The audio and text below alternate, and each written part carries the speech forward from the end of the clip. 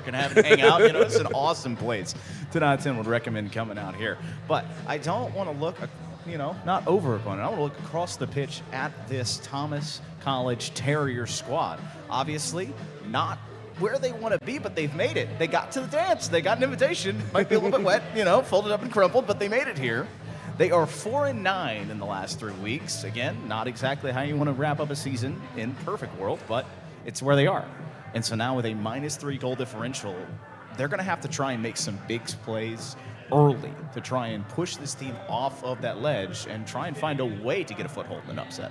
Yeah, this is going to be a challenge, and no matter what, there is always an underdog story, and that's what we're kind of looking at here.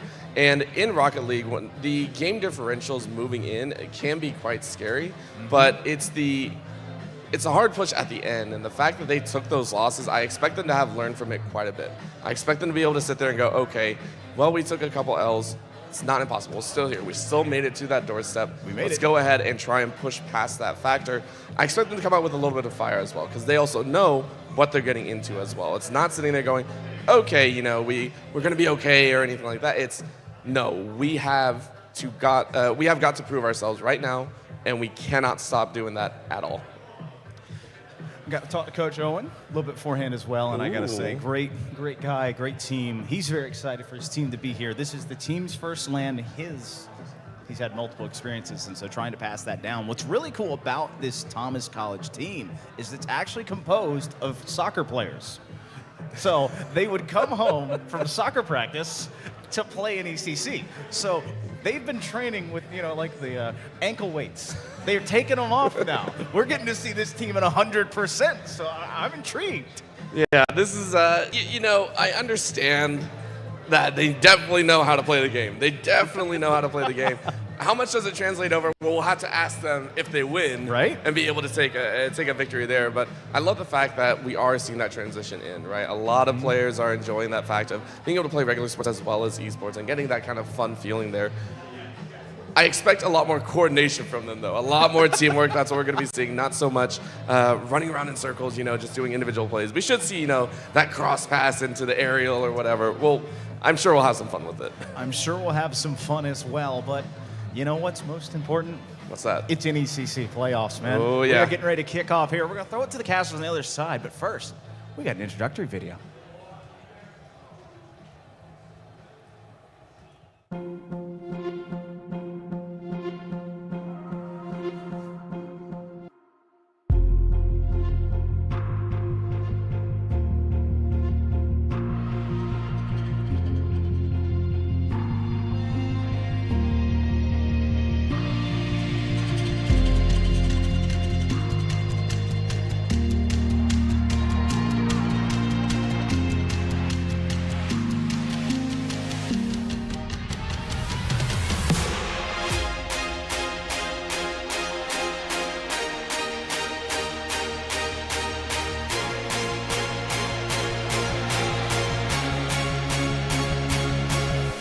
In goes a little bit of a bolt. So information granted. Who has it?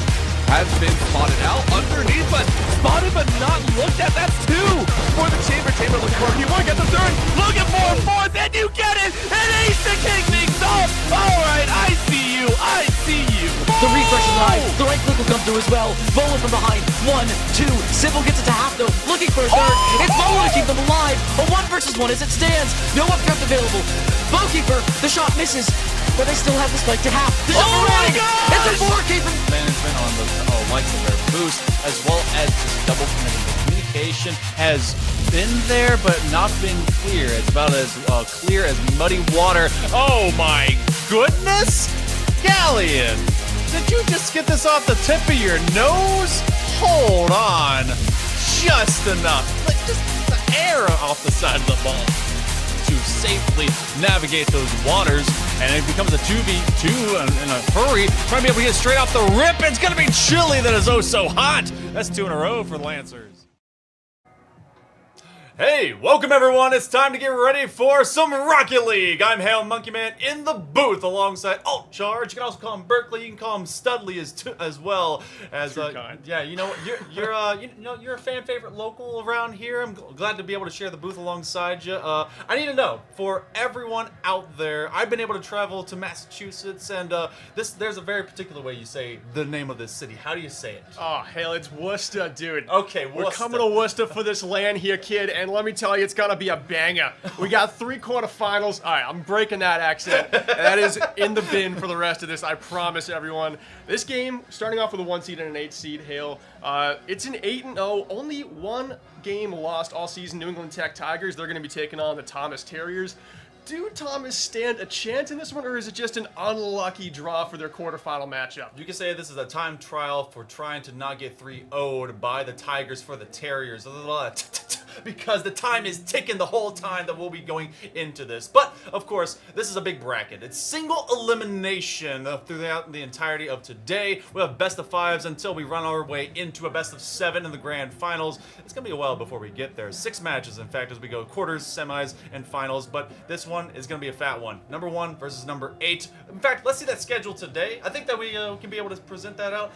How clinical do you have to be as number 1 seed to really be able to make it through this kind of schedule? Look at it! It's all over me! Look at it! It's covering them right now. I think that the number 1 seed, the New England Tech Tigers, they're the runaway favorite today. Like I said, they've only lost 1 game throughout the entire regular season. But the rest of the pack here, the 2 through 8 seeds, so close. The 2 seed has a game differential of 21 and 12. The 8 seed has a game differential of 13 and 16. So I honestly think between 2 and 8, it's anyone's game. It's just, can anyone stick up to the New England Tech Tigers and do battle with them, take them out? If the Tigers are removed from this tournament, it is wide open. But right now, they're the final boss, and unfortunately, the Thomas Terriers have to face them first.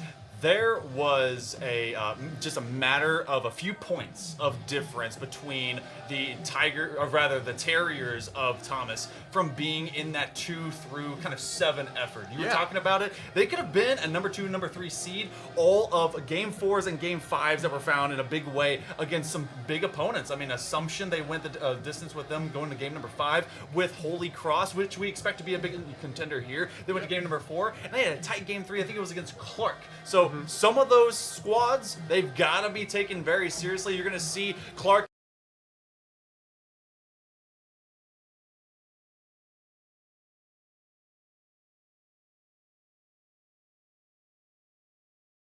more.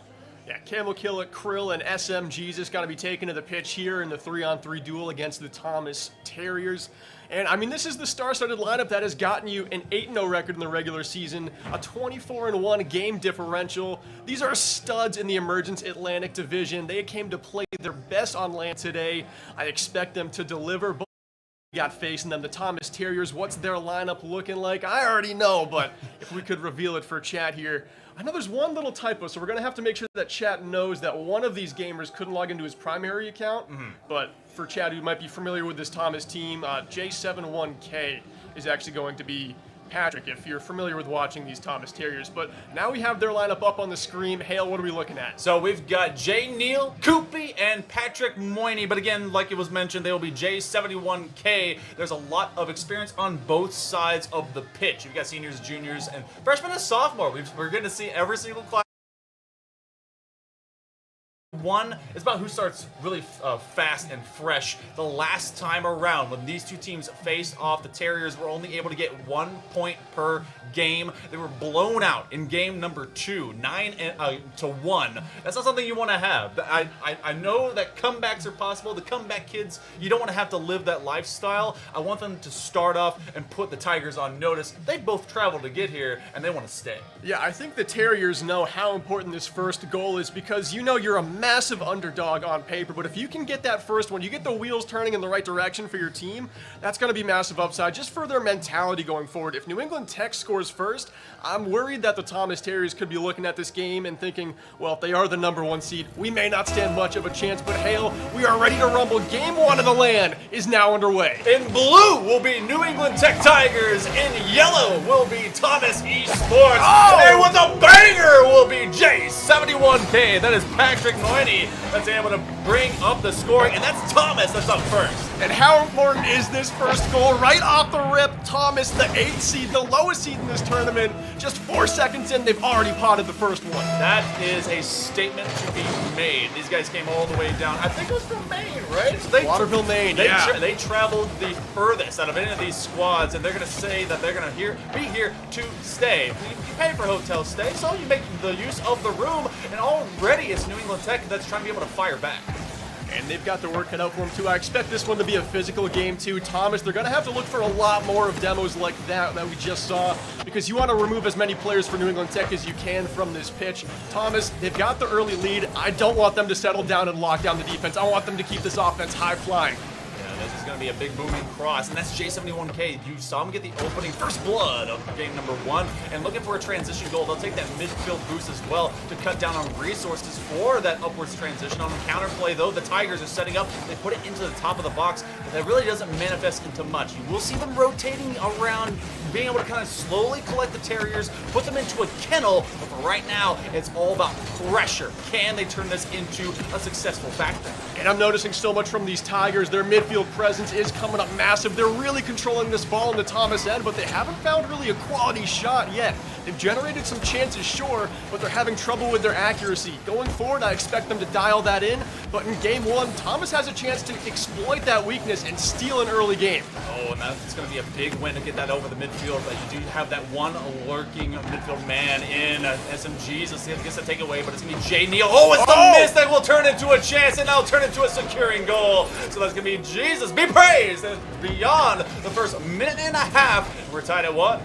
That one almost gifted to New England Tech right there. SMGs takes to the skies and lofts one easily over the Thomas defenders. We're knotted up here with 3:24 left. Thomas, anytime this game is even, they've got to search for that revenge goal quick. Koopy's got it on his hood, but he quickly turns it over. Thomas was able to start things off, get a little bit of a reminder into the back end of New England Tech that this team is ready. But Thomas, they now have to be ready to press up with their own offense. J71K brings it up from the sidewall, and that's Camo Killa that's trying to be able to stay hidden, but they run out of boost. They'll grab it from the corner. It's about cyclical nature right now as they rotate into this perimeter. A double commit. Can they take advantage of it? Every single Terrier is in this zone. Jay Neal looking to get a power flick scoop over to Koopy, but that will turn into a transition that the Tigers will be able to chase. Great defense right there from SMGs to cut into that play. That was going to be a one-timer attempt there from Thomas. Now it's New England Tech with an opportunity. This one right in the box, but it's well defended there by Patrick. He's able to kick it out to the side. Still, though, the Tigers doing such a great job at midfield to keep this in the Thomas end for the vast majority of this first game so far. Oh, this is awkward. J71K is chasing it, and that is just not going to get found. Jesus will be able to find their second goal. You see this one just become a lob from the back corner. It was Koopy on the initial challenge. That wasn't the issue. J71K, they pressed up from the box, and they expended all their boost trying to be able to lean back, reach back, can't do nothing to be able to get a smack onto it. So it's too lately. New England, beyond the midway mark of game number 1, will find their first lead.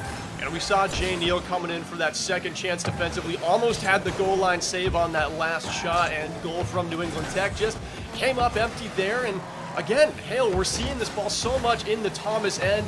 They've mounted an early goal, but right now they're having a really difficult time getting their offense out of their own end and actually getting quality shots off. And that's because good challenges from New England Tech have been able to manifest elongated opportunities. That was a big miss that does come from the sidewall, so they do not get a second. But now on the approach, Koopy does at least put a little bunny hop into it, thinking Jay Neal might need some assistance. Jay Neal again on the extension. They're able to get over the midfield line. Bit of a weird positioning because they go to near side ball rotation on this backside post. J71K, he's looking for options, and Koopy's just too far near him. So Jay Neal goes for the initial challenge in midfield, but away we go. 90 seconds remaining. And what I was noticing so far from this game is that New England Tech, they seem way better in the air, but Thomas, when they're able to get a shot, they do hit the net. Oh, here's a chance for the Tigers, but it goes wide. That was a close call. And Krill just making sure they get an honest touch onto a midfield boost gained, and Thomas is setting up for the forward approach. A double commit into the zone is more of a handoff. And this is becoming even more awkward by the moment for the Terriers, especially because they just get booped away, and that is a great save. They get it just around the post off of that next downward hill running attacker. But now with less than a minute to go, Thomas really needs to be able to find themselves on the opposite side of the pitch in a hurry. It was a fantastic save there, sprawling out across the net to keep this one a 1-goal game, but now Thomas has 40 seconds to even it up. Do they have it in the bag? They've got to generate some more shots here, Hale. They've been rotating from the corners. They actually put Jesus in a bit of a tough spot, but Krill is going to be able to save him. Save him, he will, over the midfield line. That's a big bump by Camo Killa. Koopy looking for more. It goes to the backboard. Less than 30 minutes, or 30 seconds to go. Definitely less than 30 minutes, and that's a strike that's taken away. That was a great chance there. Just difficult to get accuracy on that one-timer that was bouncing. 15 seconds left, Hale. Thomas, they desperately need to even this one up. No chance in having a goaltender back. Now they send it into the corner. Koopy?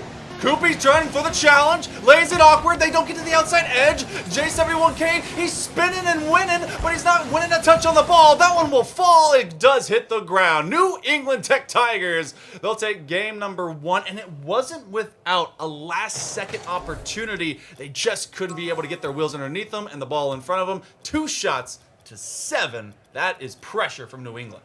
Yeah, and what I'm noticing too is the goal scorer for the Tigers, SM Jesus, also had 5 saves. An insane performance in game 1. SM Jesus came to play, has his eyes set on the prize, but of course you got to make it through the quarterfinals. And in a 1 versus 8 seed game 1, this was way closer than I think a lot of people expected. Yeah, and that, now the big thing here is that the Tigers, they know how to play just both with their food, but also into a competition where they can say, all right, this is the pace that they're going to play at, we're going to respond. That's what they did here in game number 1. They were saying, all right, early goal, that's nothing. There's still just under 5 minutes to play. We'll take control of this game and make sure that this doesn't get out of hand. They found 2. They had to grind it out, like you said. I expect game 2 to be a little bit more measured in the approach from New England Tech. Yeah, New England Tech had a handful more chances in that first game than Thomas. They were really in great control of the ball in their offensive zone. Thomas, though, when they were able to spring forward, they looked threatening. But I think it's going to take a miracle for them to actually win this series with a game plan like that. Another chance at an early goal. Could it be Jay Neal? He pockets it, and back-to-back games, Thomas jumps out in front. You know, Thomas has been able to grab first blood in both games. Double commit, no, it's just a little bit too far in that run, thinking that the initial challenge would at least get a piece of the ball, but going up a little bit higher, a little bit stronger, getting that fat bouncer, and in 11 seconds, Thomas Esports will strike first. I love that play, too, right off the face-off. They responded so well to dropping their first game. Here we do have a chance for New England Tech, but that one thwarted away and up the right side. Jay Neal going to the corner, but again, physical play from New England Tech. They're not going to give you anything free. I don't want them to overcommit into that, but I definitely want them to keep that as part of their weapon set. Part of this arsenal that's really been able to keep the Tigers saying, okay, we have to play a little bit from behind. And elevation is key. Jay Neal did that early on to challenge for. You were talking about how big it was that they had verticality in the sky, but the mind game miss. He said, I'll hit this ball. They're not going to know what to do with it, and that's going to be a tying goal. This one could have been a miscommunication, too. You saw neither player jumping for it there. I think they both thought their teammate had it. That's just an unfortunate goal, but New England Tech, they even this one up. Back-to-back games, Thomas opened it, and New England Tech respond within 30 seconds. This is going to be a nail-biter if every game goes this way. And right off the face-off, Thomas has another great chance. Oh, it hits the left side post and rings out. That's so tough because that first approach could have been able to get to the outside edge. Koopy's trying to keep this defense honest from the Tigers, so it's not exactly like they've been able to escape for free. Jay Neal's going to put some pressure into the defensive box, and this one's awkward. So we're seeing some, gods may bleed. New England Tech isn't exactly perfect, and that approach wasn't either for Jay Neal, as they will surrender that initial possession, but Thomas Esports is still leaning from their side of the pitch onto the defense of New England. I am loving how Thomas doesn't seem to get the least bit discouraged here after a New England Tech goal. Here, J71K has to make a save. Koopy comes in for the clear. It goes downfield, but up in the air is New England Tech, and they win that 50-50. Still struggling to get it out of their own end. Thomas, If they could generate another goal here, score twice, and have a lead for the second time this game, J71K there had a chance but couldn't quite win the race to the ball.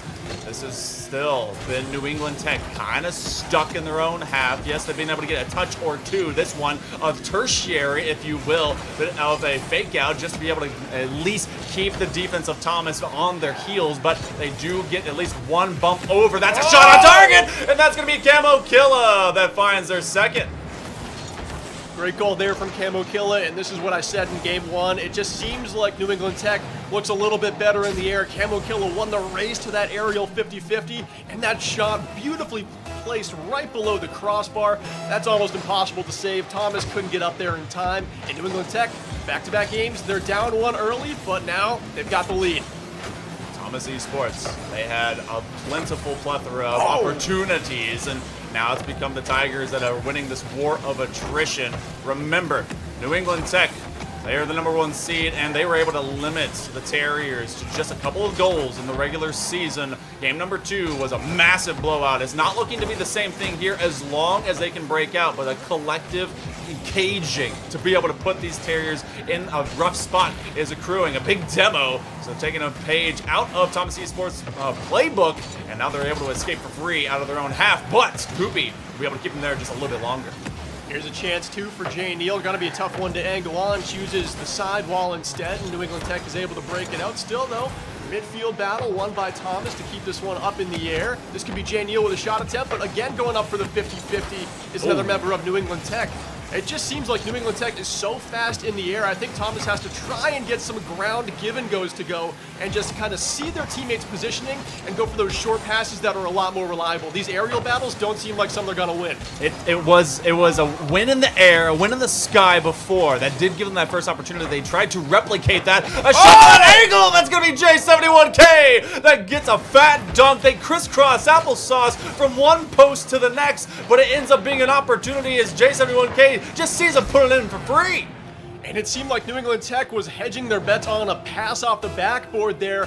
Came in for the save as it was going to be a quick play regardless, but instead, that shot was angled on in a really tough spot where if New England Tech touched it, it was bound to go into the net. And unfortunately, they went for the touch and it ended up kind of an own goal, but still just a beautifully placed sort of cross by J71K. We're all knotted up here, a minute 20 to go, and here's a chance for an opening, but Krill is going to be there for a relatively easy save. But it's still in the danger zone. They will be able to recover and get out of their own back half. New England Tech on notice that Thomas Esports is not going away anytime soon. They're here to play. They're trying to be able to make that semifinal. They want the upset over this #1 seed, which would cause chaos over the course of this entire bracket. You talked about it, 2 through 8 basically can be interchangeable. #1 with New England Tech. They wanted to prove that they've been able to muster everything from this regular season and more. 45 seconds to go. We could be seeing OT here in less than a minute. And it wouldn't even take Thomas beating New England Tech to cause chaos. If Thomas take even a game off of New England Tech,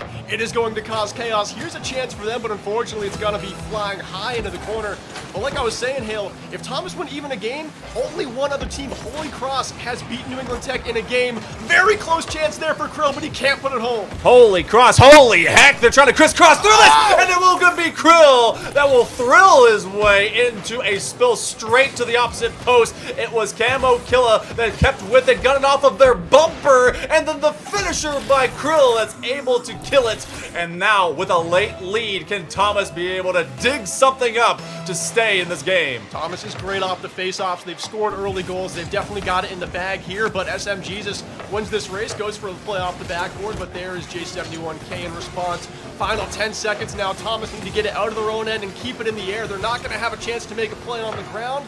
It seems like New England Tech is doing a great job killing this game too. Oh, but they just need to play air ball if they can. No touch, no dice, no nothing. That's going to be 2-0 New England Tech. It has not been easy for them, but they still are getting the job done. This is an even shot count by both squads, and when we're seeing that, that means that the Tigers are finally being met with a stalwart opponent. They had a great regular season, dropped that one game like you said, and so far that's been the only game, but Thomas Thomas is threatening them. Thomas is threatening them, and they're the 8 seed right now, so every team on paper is a favorite to beat New England Tech more than these Thomas Terriers are. So, Hale, I think that gives a lot of confidence to the other teams in this tournament because likely, if you've got your sights set on the finals, you're probably going to be facing New England Tech. They're world beaters in this division, but they look beatable today. Yeah, this is LAN. This is different. You've been all secure, calm, and you've been able to be in your snuggie. You can be just fully comfortable in your place of living in remote spheres. But when it comes to LAN, it's anyone's game. You've been able to make the bracket. The regular season is a thing of a past, but that also could be the same for Thomas Esports. They are down 2. Got a reverse sweep over the #1 seed to stay alive. Game 3 underway here. Match point for New England Tech. An early shot here from SM Jesus, but Jay Neal is able to get up for the save. A second chance try. They can't put it home. New England Tech, if they strike first, this is very dangerous for Thomas. Thomas has had a trouble keeping their leads in this game, and if New England Tech get goal 1, they've had chance after chance, looking so deadly. Oh, and the third, everyone able to hit every side of this net except the back of it. So I'm gonna have to go over to some more geometry. They finally get the angle, a bit of trigonometry to make it work out. I counted, what, 4 separate sides of the net that got clanged before this finally got banged in. Yeah, like all 4 sides, and I think there were 5 or 6 shots that were just off the post or the crossbar. So New England Tech, they know they're on match point. They knew how important that first goal was, and now they could lock down their defense. They know they're the better team in the air, but I expect them to keep the offensive tempo up. I like the communication. Koopy was looking for boost, and they were able to back pass it. That's a great late-term approach by J71K, and they're going to be met again by Camo Killa, who has been the glue for this squad for the Tigers. Been able to really facilitate movement between their players, and now for the second approach, Krill is running out of boost, so they won't be a threat, but still, this is threatening into the zone. Jay Neal will be able to move this one forward, and so far, so good for Thomas to not concede another, but they're having trouble really pushing it up the pitch for elongated amounts of time. Yeah, they're having all of their members back here. This is a chance, though. Could be on net. Great save by Camo Killa in reverse, facing the back of his own net. He's able to aerial that one just above the bar. That's a very tough angle. That's something that you have to practice in free play, or at least whenever it doesn't really matter. But this is the time when it does matter, and you can say all that practice was for something, not for nothing. J71K on the initial challenge. Krilla is actually creating a weird situation for his teammates on defense. This one doesn't go on target, but they will continue to challenge from the Terriers on this forward run. Koopy rather, will be overran. And do they have a striker? They do, but the miss will leave that one going the opposite way. That was the chance right there. Thomas was generating offense for about a minute straight. It was the best they've played in this game so far. Here's a chance. It's got to get below the bar. It's just a tad too high, and J71K can't finish it. And a great save is made by Krill to keep it in the corner. Less than 3 minutes to go. Some of these are marathons. This one feels like a sprint, and it feels like the clock is working against the Terriers. Thomas Esports gotta watch out. If they leave these for free, eventually Camo Killa is gonna put that one below the bar, and it's gonna maybe cement this win. J71K with the miss. They had to bring up the challenge, but because Krill did stay nearby, this will allow a lot of extra space to develop. We're at the midway mark of game number 3. Thomas Esports trying to not allow New England another sweep. And Thomas keeping their offense alive here. This one goes into the opposite corner. And like I was saying in game number 1, New England Tech really seems to be struggling with their shot accuracy. We've seen that halfway through this game. We saw it in the opening moments of this game as well, where they hit the post 5 times in the first 30 seconds.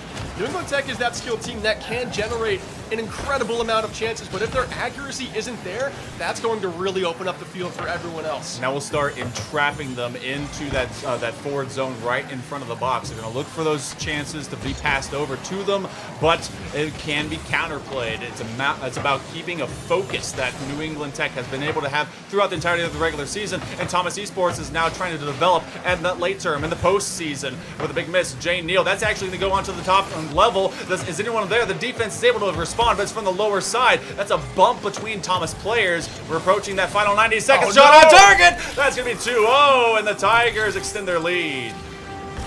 Well, Krill came to play as well. SM Jesus with a 2-goal, 5-save performance in game 1, and since then it's been almost all Krill. 2 goals in this game, 2 goals in the last game, really giving New England Tech the edge they need since SM Jesus has been quiet. in the offensive zone. I do believe that SM Jesus is the goaltender for this team if they have one. Thomas with a chance off the faceoff. They score with just under 90 seconds left. That's how you generate opportunities. A 1v2, Koopy, you were going and you had to make it go through. A nice, just finesse touch, enough to be able to lift it over the initial defender. They were crossing behind it. So Thomas, they've been able to give themselves a spark of hope, of life, but does this chance turn into more? 80 seconds on the clock. And this is match point for New England Tech. This is the Thomas season on the line in the final 90 seconds. Let's not forget all those scrims, all those games, all those hours he put into the season. Well, it could come to an end right here. 70 seconds remain. Thomas still need a goal. They've still got some light left in the lantern, but it's burning fast. Gas is expensive, and it was a long trip from Maine. Boost is hard to find, and a premium per second that ticks off this clock. Do they have enough to pay every single one of these bills? J71K got the first goal of this entire series. They're maybe trying to become that hero that finds the one that sends them to at least OT in regulation. J71K elevating, and that's a big 50 challenge. 40 seconds remaining. Thomas Esports, do you have it in your tank? Do you have that depth to be able to find it in your gut check? We got to see it now as the Tigers again go on the attack. Will Thomas have a hero on their roster, or will they crumble to the Titans that are New England Tech? So far, it looks like the Titans can bleed, but they can't be killed today. New England Tech has looked on fire in this third game, especially. Sure, the shots haven't hit the net that much, but they've had those shots. They've generated so many chances, and they continue to do it here in the waning moments. Just 10 seconds remain. Could it be the end of Thomas's season? They've got one more chance. Koopy was able to get a nose on it. They've got a nose for it. They've got to win. Jay Neal, he was the initial touch. It's a backflip. Airtime, 0-second time. It's going to die in the corner, along with Thomas Esports' hopes. Now they're chasing it. SMGs is staying underneath it. That's a kill. That's a thrill. That's a 3-0 sweep. New England Tech Tigers will be moving on to the semifinals.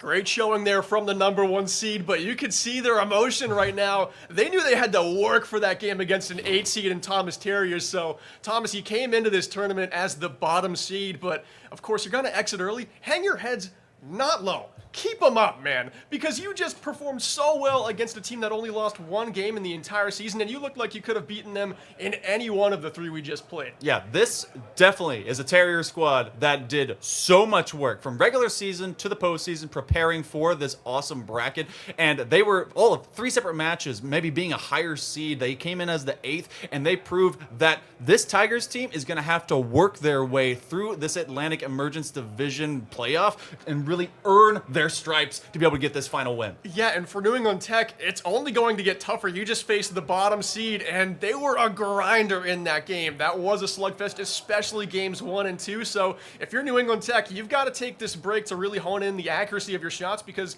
I've said it so much in this game. They generated so many chances, but they were just a sliver off the net many of the times. They looked good in the air. They were generating the chances. I think if they dial in that accuracy, they're going to look like that team that only lost 1 game. But in game #1 for them, I didn't quite see that peak performance I was expecting. It was anything but perfect, but there was pressure, and that was the key. After they got scored on, they were able to maintain all of it against the likes of Thomas Esports, and I can't wait to see what the spring split is going to be for this squad, this school, this awesome program that's been able to support their students, that they bring them the entire way to this all systems go facility, by the way. They've got great wings, they've got great pizza, they've got great LAN. Obviously, you've been able to see the setup from yesterday to today, and they're supporting all of these schools as they come in and been able to really kind of give them a good time. I had the food, and it fueled me through yesterday. I know you just got here. Yeah. We're gonna have some pizza today. We're going to have some pizza. Yeah, we're going to yeah. have some wings. I'm looking forward to it. And I hear they've got a great bar. I know we're Oh, going to yeah, have to it's wait pretty till good. after all of our games, but I hear great things about the espresso martini here at ASG. You can follow them on Twitter, too, at AllSystemsGoMA for Massachusetts. If you're local to the area, I'm from New Hampshire.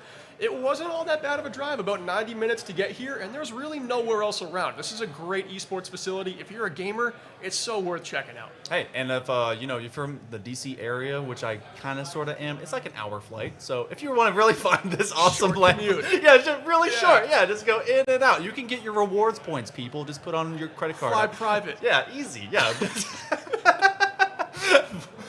If you want to be able to go here, make sure you do check them out on Twitter. Also, make sure you check out, I think it was with Sweet Chili Wings. Oh, those were so good. good. I was Is that dinner last night? Well, no, we had way more than that for dinner, but that was a good snack. It was a great snack between all the drinks and everything, and of course more. And we're gonna have a whole lot more when it goes into these next matchups. As quarterfinals already showcasing that there's some depth to this entire field. Yeah, and the biggest spread between seeds. It was a fantastic game. We are going to toss it over back to the desk here for an interview with Krill, that member who scored so many goals here for New England Tech. Looked a little shaky in game 1, but definitely found his wheels in games 2 and 3. Let's send it over to the desk. Thank you, Old. Thank you, Monkey Man. I'm Foof. This is Krill, and I got to say, Krill, congratulations. Obviously, 3-0 continuation of the season here, but you had to work for it. How'd it feel, man? Nerve-wracking completely. That was tough to do. They definitely picked it up from last time we played them. We played them back in week 3 and did a lot better. I think everyone was kind of shaky because it's in person. It's a new experience, but it was definitely a lot of fun doing it. So obviously, having 2 goals in Game 3, had 2 in Game 2 as well. You guys had to answer both in Game 1 and Game 2 when they immediately scored early. How'd you guys do that? What was the mentality of answering such a quick goal?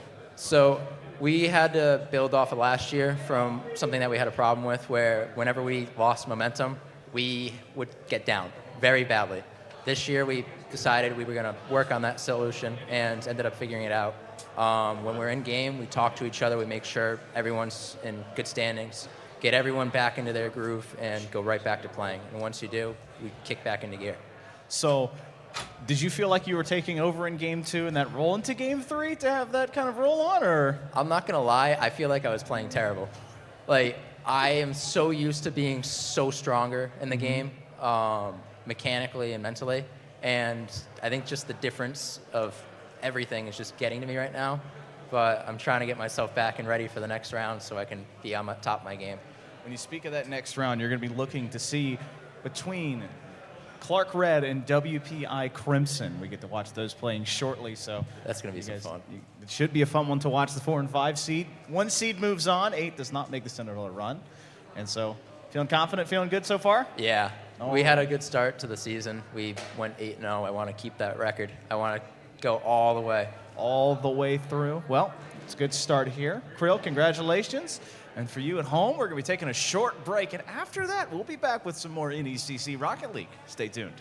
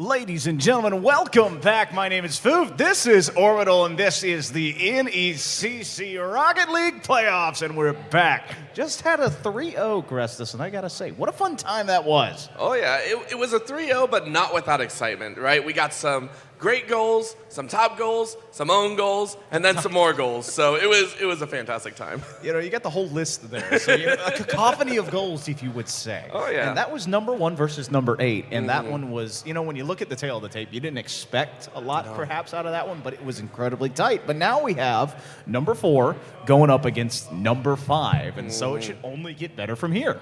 Yeah, this is one of those moments. So with the breakdown, it's always kind of interesting. And we had this a little bit yesterday during the Valorant series as well, during the first seed coming out, Champlain. They had a little bit of a squeaker match in their semifinals, and I thought it was very interesting because, again, LANs always tend to bring out some of the best and some of those almost worst moments as well, but the best almost always outshine anything else. The teams always seem to get a boost, or I swear, just a round of boost, if you will, because they come out with crazy strategies like the own goals. Those situations that can occur are sometimes the plays of the opponents just getting in your head, or some of those moments just getting to you. Anything can really happen. And I think in the 4th and 5th seed, we are going to see these teams go neck and neck. Either it's going to be 0-0 or 5-5 by midway, and I feel that either one will be very exciting. Well, it's going to be certainly something for sure, especially when you have two teams that are tied at 4-4. And we had I believe a 4, 5, 6, and 7, 4 teams tied at 4-4, and so that has been the separator. Is just goal differential and game differential, and so it's going to be an interesting mix-up here in this side of this one particular match, and the lower side of the bracket as well. I'm excited to see it play through. Yeah. But both teams 4-4, both teams now in person. One person who is now not behind us anymore is getting ready to play. That's you know what, we were privy to some secret strats, you know, like the backwards boost. No, I didn't see any backwards boosting. That would be very entertaining to see. But that's the best part is, again, all these players are also watching each other, and I think that's another aspect that brings a lot of difference to the table. You are playing not only in front of an audience and a crowd, but you're playing in front against your future opponents as well. This is live dissections of your gameplay, and it is wholly terrifying at points to be like, my mistakes are now being seen by all these opponents as well. So I'm very, very excited. But again, 4th versus 5th, and as you said, it's gonna be close. And I want to see these teams play to the absolute the tip of the top for themselves. Yeah. Well, you know, it's excitement. What's it's that? fun. It's LAN. It's us. Oh, yeah. But most importantly, it's NECC. It's the playoffs. And we're going to be talking to a short video, then throwing it to our wonderful casters in the booth to get this kicked off. Welcome back, everyone, and thank you so much, Foof, as well as Orbital, for bringing us in. We got match number 2. It's going to be number 4 versus number 5. That's Clark Red, as well as Ward. Okay, I'm going to say it wrong. You say it, please. All right, I'm going to say it without the accent, though. No, okay, but that you can't say it. Yeah, you can. Okay, say it without the accent. Okay. Worcester. Polytechnic Institute. Way to break out the accent. Yeah, it's really it's so tough. Look, I wish I could do that, but I've got Southern drawl to have to deal with. Number 4 versus number 5. This is the same side of the bracket as New England Tech, who was able to be those awesome Tigers that did take down Thomas just a moment ago. The last time that this particular matchup met in the regular season, bit of a similar story, 3-0 sweep, but it wasn't the same story. No, definitely not. And this is one that I don't expect to be a 3-0. I mean, we look at these two teams, and they both have 4-4 records, and hardly any game differential separates the two of them. I just got to check my notes really quick because, yeah, Clark had 3 2-3 losses. Of course, they got 3-0'd here in this current matchup, but they lost 3-0 against NEC, Assumption, and New Haven, which are all teams that have taken maps off of their current opponent in Worcester Poly Institute. So I do expect this one to go way more of a distance than just a 3-0 sweep. I don't think it's going to be a clean game for WPI by any means. I think we're going to have another just neck and neck nail biter to the end here.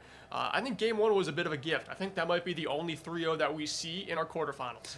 I very much agree with that one. And the last time that these two matched up, it was week 2. There's been an entire season of play that has occurred. If you haven't improved or at least changed something in like the last 6 or so weeks, then you're not doing the right thing. You're not putting forth the effort. But you also see the bracket of who's been able to advance. New England Tech 3-0 over Thomas, so they will be moving on. So the winner of this matchup is going to be going into that semifinal against them. That's already it's already a tough task to get beyond this quarterfinal because this is going to be so close. At least we expect it to be. And then you have that in front of you, but you got to think further now. Yeah, exactly. You got to think about the quarterfinals. You can't be thinking ahead to New England Tech if you're either of these teams, Clark Red or WPI. But if you're New England Tech, that's the beauty of a LAN, is it's not just watching your opponent on stream anymore. You get to watch how they're working on the booths that you just played on. You can see if they're sweating in this game against a 4-seed or a 5-seed. You can kind of build some confidence off that, or you can say, whoa, this team is really bringing it today. We have to bring our A game in our semifinal. So I think New England Tech, yeah, they've got the luxury of waiting and kind of scouting their opponent in this upcoming game, but that could be a statement for either Clark Red or WPI to make. They could make New England Tech very afraid given how this game goes. WPI, they had less games that they ended up playing out, a few sweeps against them, and the one big thing that they really can say is, hey, we had 2 of our 3 games that went against Clark during the regular season that were wins by or losses by 1 point. Opposite of that as well, Clark has not exactly finished their series early. They've played 30 games, which means they've extended, I think everyone went further and played more than New England Tech. But saying, okay, we can be able to go the long haul. We can be able to send this to a game number 4. We can also be able to send this to a kind of a barn burner, if you will. But we also got to be able to see these rosters. Eventually, we'll be able to get to them, and so we hope that you guys are having a great time out there as we hang it up, hang it high. We go to the Cougars of Clark Esports. See John DeQuist and Killstar. I'm going to try not to call you Dad. I'm so sorry. The turquoise orange? I'm pretty sure that's how we're going to have to read it. The turquoise is probably what we're going to end up calling them. We just got the starters in just a moment ago. On the side of WPI Crimson, it seems like their names look a little bit easier for us to read. The turquoise orange in all capital letters thrown right at you, Hale. I'm sorry you had that one on your plate. It was not ready. I was going to say something that was not that. But thank you for both those colors. So turquoise and is in fact orange. So that's okay, cool. But international development, that's the freshman between these. You actually have a lot of experience as C. John is the junior on the squad and Killstar is a grad student. So they've come in here. They've made sure their education is a top priority as they're going to computer science. But they're staying here in this program, and Clark trusts them enough to really rest them as one of their starters. And so I am looking forward to what the Cougars can bring. But against them, on the other side, you will also have the Ghost. Spicy garlic, a perfectly edible banana, and Duelix will be able to face off into this first match. All right, Rocket League is a fast-paced game. I don't know if we're going to have time to say a perfectly edible banana every single play that player makes. Are we going to go with banana? Yeah. All right, just for consistency so chat knows who we're talking about too. Banana? What if they choose a new fruit today?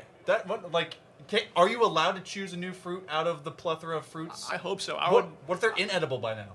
What if Yeah, they're, it's not. spoiled? Bananas go bad fast. They so do. I would imagine this player is constantly at the grocery store. Okay. And you Just know, getting one banana. I think taking a lot of time out of their day right now to be at LAN, that's risking their bananas at home. So I need to see them, show up, get a quick 3-0 throughout this entire tournament, and get home in time before the grocery store closes, because likely their bananas are not going to be perfectly edible by the time they get home. See, that's why you buy them when they're not ripe just yet, and you let them become ripe. That's a life pro trick for all of you out there. Green bananas, let them get those, and then they turn yellow. It's actually pretty great. But also, don't use green bananas in anything. It could actually be spoiled. Or don't use them in smoothies. Just I learned. This is experience. This okay? is quality banter, and I'm getting an education on bananas right now.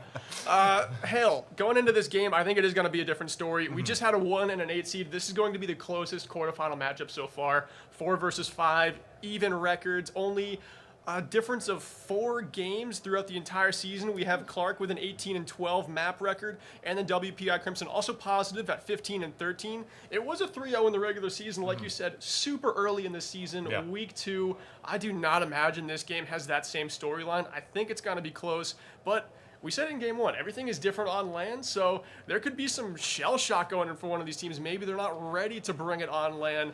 We'll just have to wait and see. You know, and as we also get into this, we have some amazing hosts that are able to join us. I need you guys. Come here. Don't step. We'll put this over here. Come on. Put this all down. Okay, so welcome. All right, so in case you did not know that these are our awesome hosts that have been able to join us, Orbital as well as Foof. Now, Foof, you want to be, like, are you at all good at the news? Like, Good at the news? Like, good at the news. Yeah. Well, you know, there is news happening around us every day, every time at the moment, but I have no news to deliver. Okay, well, you could be the weatherman then. Okay, so scoot over just a little bit. So right here, got this something planned for you Yeah, guys, this yeah. is the distance. In case you guys didn't know, between WPI as well as Clark. So I think it's Clark down here and WPI up here. So 2 different zip codes. So they're really close. So you could this is when you display your skills. You go like this. Well, you have to be careful if you're doing the news because, like, I'm going to lean forward here, get close to the mic. So, when you are presenting, especially if you're right-handed, you don't want to block the image as I'm doing. Okay. All right. So you have to step back and then See, go to the left. see, I don't have very good stage presence because I've been showing you my back the whole time. So that's my fault. Okay. So how have things been out there, Orbital? How the students doing? Oh, they've been doing great. They've been loving it so far. Actually, on a real note, all the students have been very, very happy with it. They said you could maybe go a little bit louder. I think that's all they said. Ulta's been great though. Ulta's been Thanks, amazing. buddy. Thank you. I got the good mic. I was right. gifted. No, yeah. He's having to be like a yard from it. Okay. Yeah. So look at you. Thank Later, you. guys. Thanks for stopping by the booth. Oh my goodness. All right, they've been able to have some fun out there. They get to roll around in the wheelchairs, and we get to just be kind of static and stuck in ours on our own. But look, this entire facility. I know that you guys have been able to see big shots of it from afar. This has been really cool. It's a very clean, very well kept, and very strategically used area. You have so many different LAN ports that these teams can set up into. They've got great food that will be forthcoming for lunchtime, please and thank you. And I mean, what's been your impression so far of this place? It's been super awesome. I've been to a couple LAN centers before. This one is a little bit smaller, but I kind of like that feel. You could really just come in here with a group of 4 friends, and it feels like you've got a lot of this venue to yourselves. They've got little, I think they're like 3-seater pods set up. They are 4-seaters? Yeah, so you can come in with darn near an entire Overwatch team. Almost. What is it showing? You can see the Is that the pods right Google? here on the screen. They're like the 3-seater, 4-seater pods. So you can come in here with a squad that you like to play with, whether it's Warzone, whether it's Rocket League, and you can kind of just set up shop. And it's that feel that you kind of get as, I'm 26 years old, as like an early 2000s gamer where you would go to your friend's house, you would plug into the LAN ports, and you would play like Call of Duty 2 next to each other, just eating Doritos and chugging milk. I was younger now. Here they have an espresso bar and a real bar, so if you're a grown gamer like us, you could be drinking something else. I love that no matter what age, because you just aged being like 7 years younger or 6 years younger, that's still a thing. Because we would walk around with our big tube TVs. We'd pray that whatever hub we picked out at some dad's house, that we'd be able to plug it in. We luckily had a friend who was like a software engineer. His dad at least was, and that worked out, thank goodness. And they had surround sound. But yeah, it's basically, hey, don't screen watch me, bro. Don't look at my thing and be able to get away, because if everyone's on the same thing, then yeah. But it's been so nice. They have been so welcoming. They get you in, you get an account, you're able to make it work, and you're able to just go and plug anything in. It's, I think, what, BYOC? Do they even BYOK for your own keyboards? I think I'm pretty sure you can bring your own keyboard, but I know they've got setups for you if you don't have one. And also, if you don't have a Steam account to link to these computers, of course, you can link your own profile. So you can hop into a game of like Rocket League or Overwatch, and you can have your rank on these computers. Or I'm pretty sure you can rent an account. It doesn't work for those competitive game modes to just get a random rank, but you can play games that they've got on their own setups here. So even if you don't have your own setup at home, you can come in here, get a feel for what a really nice setup looks like, and then you could ask, hey, what are the specs of these if you want to make an investment and get a setup of your own? This is a great place to kind of learn about what a nice gaming PC looks like. I know that I need a new one. I've had mine, I think mine's now on 7 years, so I may walk away with a PC. I don't know, I'm not saying anything, all systems go. I'm just, look, I love your PCs. But right now, we actually are going to be taking, I think, a short break as we get into our next quarterfinal. Everything's getting set up on the tech side, but we're making sure that that is all good to go. Make sure you stick with us here at the NECC, the Emergence Atlantic Rocket League Division Playoffs. That's a lot to be able to say, but you can be over here again right after this short break.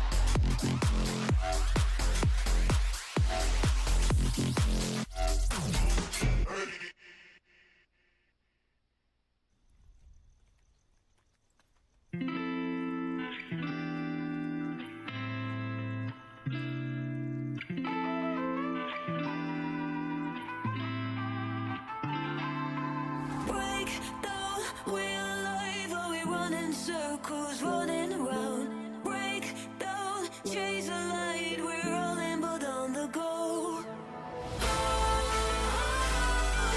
Running for my life. Feel the light. Running for my life. Running for my life. Running for my life.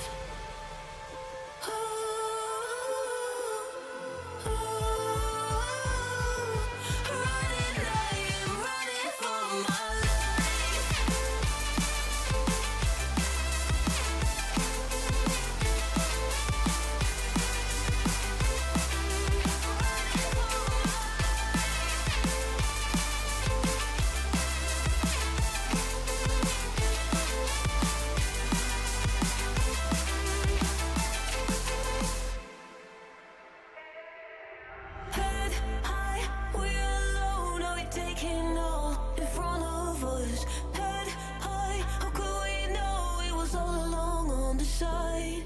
We should read between the lines, and we're on the right way to go.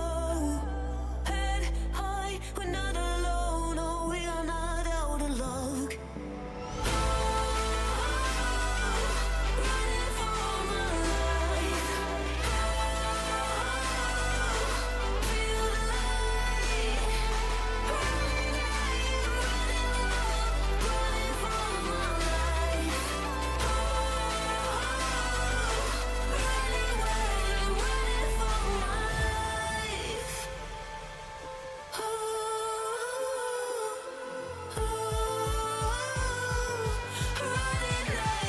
Running for my life.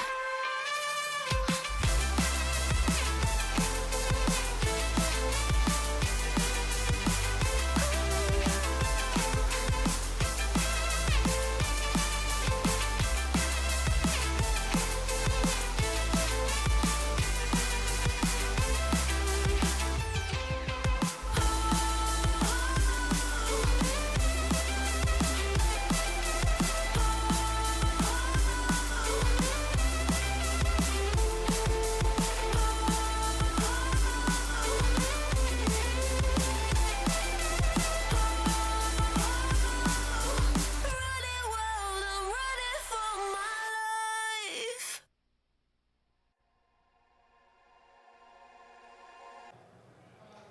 Welcome back, everyone. Everything's all set and ready to go. Updates have been made, and you know, as a fun bit of insight to some of the tech that's coming into here, we were just talking about the PCs and all the awesome setups. One kid brought a laptop, the other one has a Steam controller. So it just shows you can integrate anything into all of this network, and hopefully they're integrated and ready to go for this quarterfinal. And Hale, something I noticed here going into game 2 watching the host desk is one of the players who was integrated into the broadcast sitting right behind the host desk. know! He's disappeared. Where is he? I hope he's okay. Someone needs to find him. Well, I think he's over there. You can I see think- him right I think- now? Well, like, hold on. If I lean, hold on. You guys are traveling. Yeah, he's right there at the end. So he's fine. He's All fine. right. Yeah, it wasn't Orbital's wrath. Maybe the wrath of gravitational pull that swirled him out into outer space. So he's actually just moved over to his squad. So you guys are prepared, I hope, to be able to get into this matchup. Again, it was close during the regular season. 2/3 of those games were 1-goal diffs. It was a sweep, but can it be able to turn into something different, something more? We've already had one sweep today. That one was pretty close. This one, we could be expecting it to be close because we thought that would be a blowout. Maybe this will be the blowout. Who knows? Exactly, and it's already underway here. Opening kickoff has commenced. We're 5 seconds in here. WPI going to be your yellow team. Clark Red, the blue team here. WPI gets that nice hit out of their own end, but waiting for it there is the turquoise. And it seems like right now Clark Red just collecting themselves, going up as a unit, and trying to run a set play here. I like how they're hanging some players around midfield. They're letting a striker just kind of linger in their breakouts. I think we could see a one-time shot from them at some point. Yeah, this is all about just making sure you make use of space when it exists. It does not exist for very long, and they're getting challenged almost immediately. WPI, that's Worcester Polytechnic Institute. If I keep saying it at least near correct, you guys may eventually accept me, but they've really been kind of close together. They're looking for the counterplay, and it's a perfectly edible banana that's able to bust out of the bunch, and they're able to break into the net. Love the goal here. Here's the replay right at midfield, able to keep this shot up high and just under the crossbar, right over Killstar's head. Tough one to save, jumping straight up like that with almost no boost. WPI, they jump out in front, 1-0. And that's just a kind of boomer ball. We've seen that breakout play between these squads early, and that may be all the difference of who makes that mistake and who just kind of rotates up aggressively. What a flick, and that's going to be Duelix that's able to extend this even further. 4:05, we're inside the first minute of play.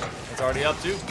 Yeah, Duelix here, right from the side, lofts it over, so nice with that flick, and gets that extra touch near the net to make it a sure thing. WPI right now, they're bringing their game. Clark, you need to wake up right now. You need the next goal in this game. Clark University, remember, this was the squad that beat WPI in the regular season, but WPI says, man, stop talking about it. That was week number 2. We've done a whole lot more since then. The turquoise orange gonna be able to get a big clang. That one looking for the negative angle play from the backboard, but it will not get a touch. So instead it becomes an opportunity for WPI to press downfield. That's a great strike, and it's Spicy Garlic. Every single player has been able to get a score so far. That's massive too, especially in a LAN environment where you're probably nervous your very first game. You really haven't played in this kind of setting very much if you're these players. And for every single player on WPI to score early in this game too, within the first minute and a half, that is massive for their momentum. WPI is in complete control. I think Clark is already looking to the next game, but still, hell, there's plenty of time on the clock for Clark to actually make a comeback here, and they've already got the ball down in their own offensive end. Unfortunately there, C-John doesn't quite get the right angle on that shot, and the follow-up is weak from Killstar. He almost slams it home, but still it's threatening. WPI need to break this one out. He definitely killed the momentum on that ball, but kept the dribbles happening. That's a shot and a half, but Spicy Garlic is able to steal the spice away from it. Another touch, and you're seeing the priority from Clark. They're trying to elevate and be able to dominate. Killstar will find it off the deflection of the goalie. They were able to make it work. It just took some time and an extra challenge. They were able to make it work, Hale, and they were able to make it work early too, and that's so important. 3 goals is a big deficit to be down, but they get back within 2 with 3:10 to play. Again, still plenty of time. WPI, they had a ton of insurance, but now it's starting to look a little bit shaky. If Clark Red get the next one, WPI can no longer have any confidence in this game. If I was playing ranked and I was down 3, my teammates would have already quit the game in ranked. But this time around, it's less than 3 minutes to go, and Clark Red has been able to get at least one to keep hope alive here in just our first iteration of the second quarterfinal. Turquoise orange with at least a bump up to keep that one high and elevated. That's going to force WPI to burn some boost. They're getting really close together in that collective to try and get a clear. They get one, and they immediately are pressing the attack. 2 defenders there commit onto that save, but it's a nice clear downfield. One-time chance for Killstar. Doesn't have what it needs. It's awfully close to the post. Too tough to angle in for C-John, and they come up empty on that chance, but still, they're keeping it alive in their offensive end. WPI keep having 2 players at the same time commit to these saves, and they're scrambling right now in front of their net, but now they finally look a bit more collected. They wanted to force making sure that they secure that score, and so they send 2, but neither one had the angle nor the boost to really get it in. So less than 2 minutes, or 2 minutes and now a little bit less to go. Clark Red still in the 2-goal deficit against them. Trying to be able to catch up. WPI, they're going to have that leniency for some more defensible rotations, and they can put a bunch more numbers in the net. If you saw the U.S. lose against Netherlands, this is exactly what they were doing, and they're able to press for the counterplay. It seems that WPI is going to take a few notes and run with that same style. And Hale, every moment since it's been 3-0 WPI, this game has been completely controlled by Clark. Clark's had it in their own offensive end. They've generated chance after chance, gotten the goal back in this contest, and they've only had to make some easy saves like the one we just saw to clear this one back and get control in the offensive zone once more. WPI was pretty good in the air. They were generating a ton of chances early, but Clark has responded so well. Here's a chance for WPI, and they pot it. Oh man, that is a big one to run with as well, as you got to see WPI take a 4th, and it's Spicy Garlic that finds their 2nd goal. Everything has been spread of the wealth between all these players, but extra efforts. I think they hit that ball at least 3 times, and the last couple were right inside the defensive box. It's been easy saves at times, but gaps have presented themselves, and Clark is going to succeed a 5th. Duelix gets his 2nd of the game too, and right now we're seeing WPI start to run away with game number 1. Clark Red, they were able to respond great being down 3-0, but now, Hale, this one might be out of reach. It's very close, but not really. A minute and 11. The only player that's missing 2 goals is a perfectly edible banana. They were trying to find one immediately from the kickoff. So the GG Go Next might feel a little bit more real here with a minute remaining, but that doesn't mean that you ignore the progress and the process that you have made here in game number 1. WPI, they came out a little bit faster, a little bit stronger, a little bit more ready. That one will bowl its way through. Turquoise Orange will make this one look a bit more respectable. Such a high-scoring game, too. We did not see this in our first series. Now it's just Sejon, the lone player in this lobby who doesn't have a goal to their name yet. The Turquoise, Killstar, Spicy Garlic, Banana, and Duelix all have at least 1 goal. Duelix and Spicy Garlic both have a pair. There's a minute remaining. It's a 3-goal deficit for Clark to tie this one. Again, a great face-off play, and they cut it to 2, and Sejon has his first. You know what? It's anything but over as long as there is time ticking on the clock. Rocket League is still left to be played. You elevate and you trust in the pass. You see it lofting from the corner, and you have to jump on it as soon as it's crossing right in front of the pipework. That's how you do it. Clark Red is anything but done here in this first game. It's a high-scoring venture right now. So high scoring, Hale, and I said this one was just about out of reach, and I think Clark heard me say the word about, and they were like, oh, we'll show you. You're going to eat those words. WPI right now break down the pitch, but with 30 seconds left, Clark able to get this one back in their offensive zone. They've got great boost control here too, Hale, to end this game. They could generate a couple more chances, but it's still going to take that first goal, and they're only hoping to tie in regulation. I'm not sure if they have the seconds left. They're going to have to get one with time. Doesn't matter how much time, but it's going to be some time. That's a big bump, and that's on the teammate. Killstar is going to let the Turquoise Orange go up first, but they've been able to recoup and recover because they did not respond in that moment to punish. There will not be enough time to get 2 unless you count the fact that they could be able to get 1 from all the way in distance, but still, we don't have multi-goals. We just have the 1 goal, and that's for the win. WPI Crimson, they'll take game number 1, but it's not without some earnest effort from Clark. Yeah, and so many saves on the side of Clark, too. Sejon with 4 saves. I believe it was Killstar with 3. So this is a team that's working really hard in their own end. And a lot of that game, too, they were controlling the ball in the offensive zone. So their team is making saves, and the breakouts are fast. They didn't come up with the win there. They lost by 2 goals. And now, Hale, I believe that WPI is 4 games up on Clark Red on the season. They had the 3-0 sweep, and they win game 1 here.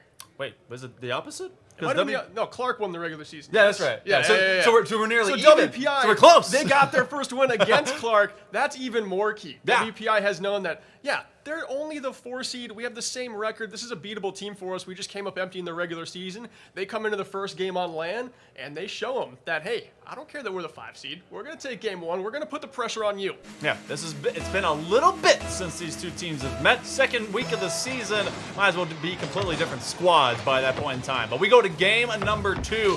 Clark Red needs to stop the bleeding early. It went down 0-3 in game number 1 before they found their first one. They got to make sure if they do go down, they find a response very quickly. Yeah, game 1 was almost out of hand within the first minute. Clark Red need to kind of keep their defense locked down and not let WPI set the pace of this game. WPI right now is passing very fast, going for these long crosses through the Clark Red zone, but their one-timers aren't quite there. Clark Red breaking out along the sides. They've got their members a little tighter together, it seems, so they could go for a short passing play to generate a lot of shots. But right now, I like it.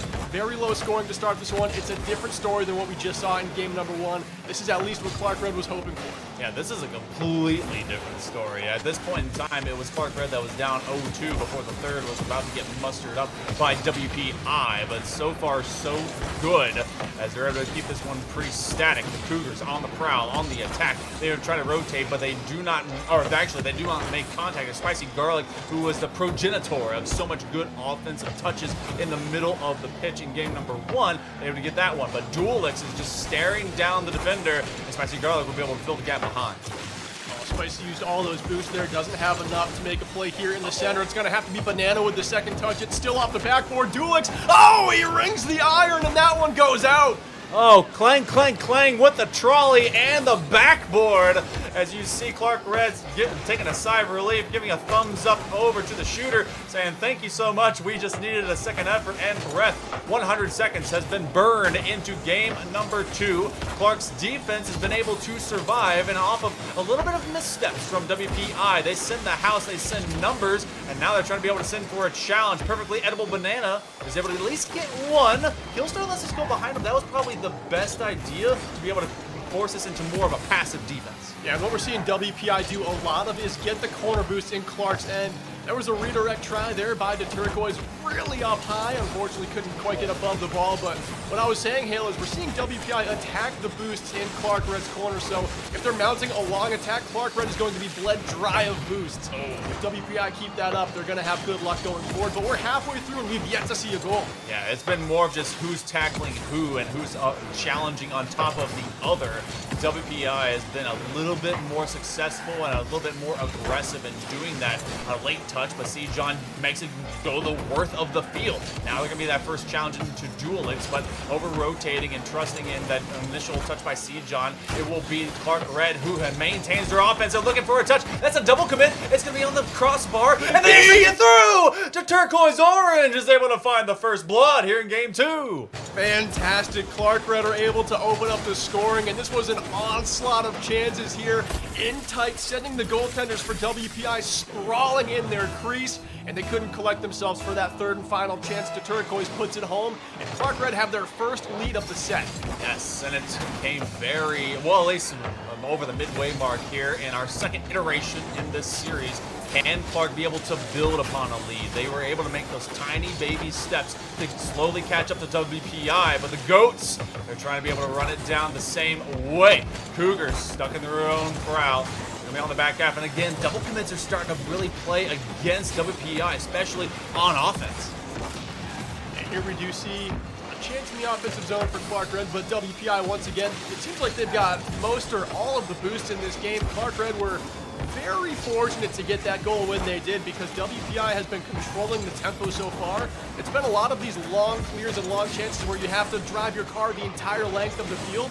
And if your team is controlling boosts, then you're really taking a lot away from Clark Red. Clark almost had a great chance there, but now WPI break out. They could have a chance. Oh, but a save and a redirect try. Banana can't put that one in the net. That was a great chance, but will be just short, and that's going to go to the backboard. Are they able to elevate? Not quite. Killstar looking for a kill to get themselves a second goal for the Cougars, but Clark is at least maintaining one, but it becomes a counter play. I want to see the replay on this one, because Duelix basically found an open net for free. It was Perfectly Edible Banana that created that space, and just over-committing onto the challenge. They were chasing it down, couldn't find it. And that's what boost control gives you. Killstar went into the corner for the boost there because he needed him. He knew he couldn't get to the ball anyway because he had absolutely no boost. And we saw that Duelix, they were working with 100 on that long clear try. They could send it full throttle down.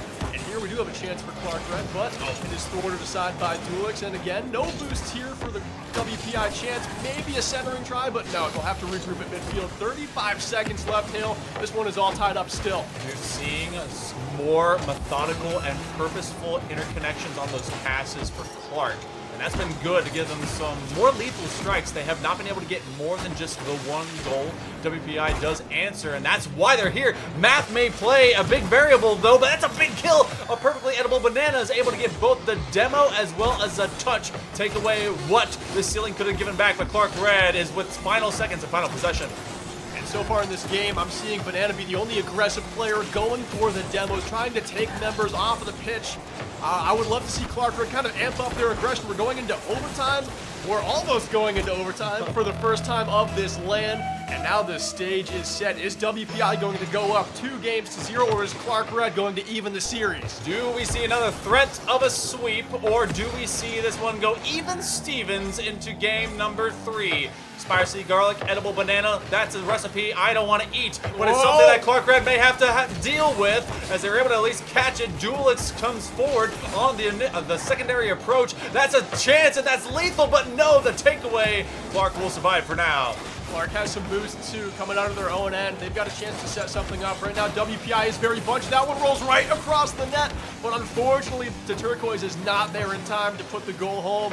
38 seconds have gone by in overtime. Clark Red controlling this one, but Banana breaks out. A nice move there to get by Sejon. Banana needs to make a play from the corner, but Killstar puts an end to that. Oh, a nice demo. That was a big demo. That created so much space, and now the Turquoise Orange wasn't expecting the second miss, though, and that was Killstar on the first charge of it. So tip of the spear is a little bit off target, but both these teams, 1 minute has elapsed here in overtime. It's been WPI with the majority of pressure, and Clark has been able to do just enough, but just enough may not be enough to last the entirety of this to get a win, and the loss may be forthcoming. Oh, if this one's on net, it's trouble. Sejon luckily there in time. That one wasn't credited with a save. It seemed like it was just off the mark.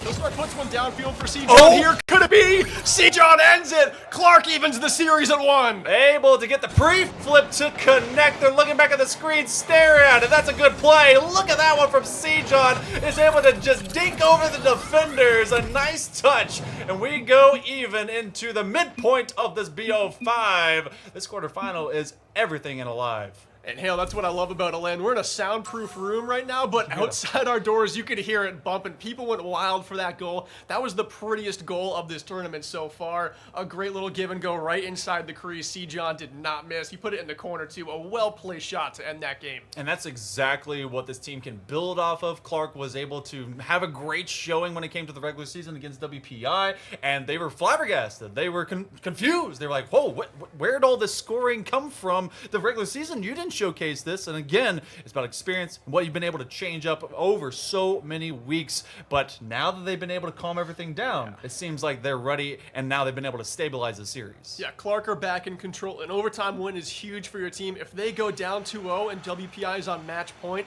they're probably scratching their heads pretty bad. They know they got the sweep in the regular season. They did not want to be down 2-0. Instead, it's all evened up. Game 3 now underway. 5 minutes on the clock. You're guaranteed another game in front of you, regardless of what happens, win or loss. WPI would love to get back into control. And honestly, when we were looking at it, they looked like they were in control for the most part, for most possession, pressure, pushing, demos, and everything, just like we see with Duelists right now. And you were talking about Edible Banana makes the win in front of Killstar. 20 seconds in, WPI is up. That's a really nice goal by Banana, too. Up in the air on the 50-50. Take another look. You can see a couple defenders there to Turquoise, just not able to get a touch on it. You can see to Turquoise ran out of boosts right at the end of that aerial, but Banana still had plenty to put it in the back of the net. WPI, they've got a lead in game number 3, and it's awfully early. This could be similar to game number 1.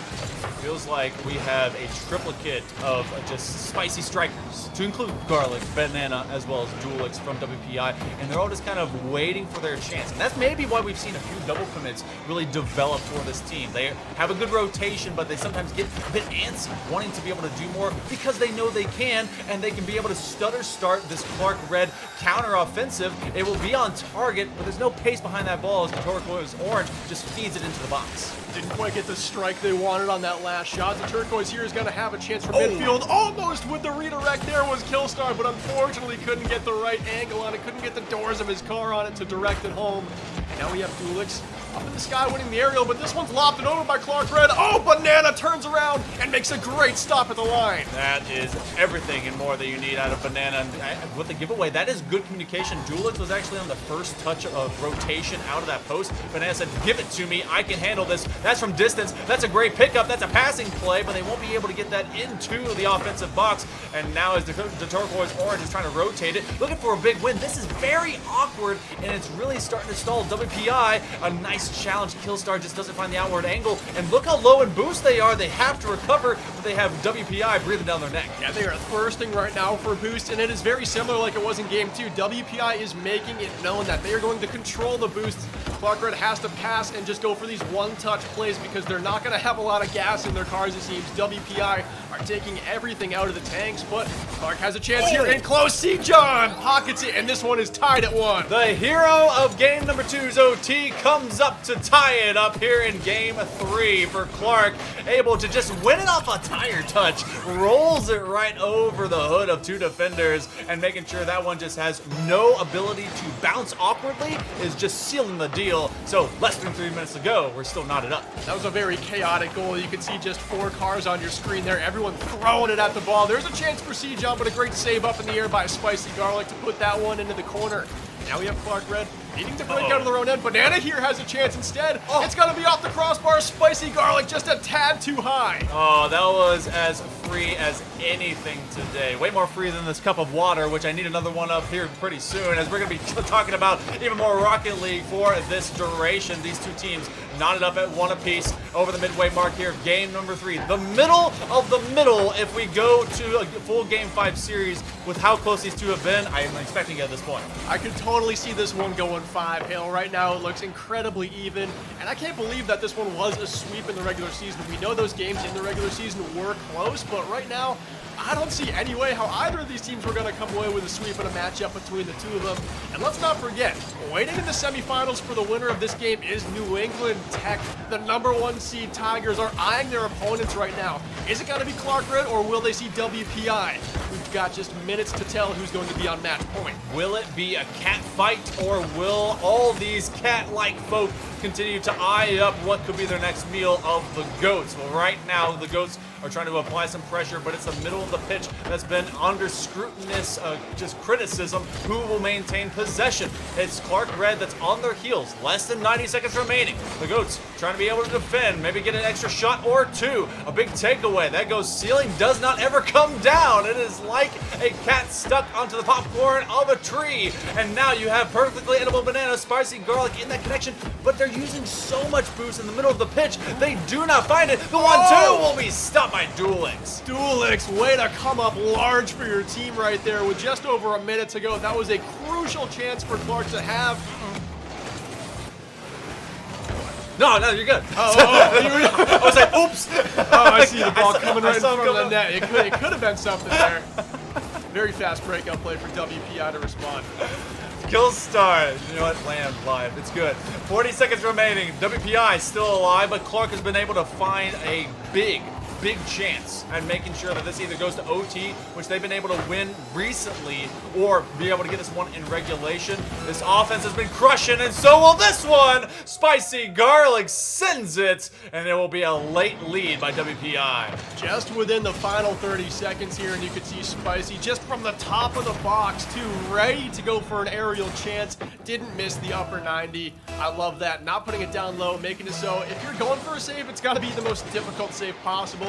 That's another well-placed shot from Spicy Garlic, and that's what I'm seeing. We have seen some free chances, but all the goals we've actually seen come to fruition are on some incredible shots. Yeah, there's nothing that's been easy or for free. It's maybe a time or two that it's been open, but these teams want the highlight reel. They want to be able to get a clip, but it's going to be Clark Red that has to dip into the tank, be able to find something coming out of their own back half that's a little bit too slow. Sejon puts it to turquoise orange in a rough spot. This one can still be on the ground. Perfectly edible banana will get the kill.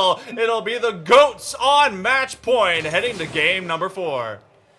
Well, going to game 4, WPI up 2-1.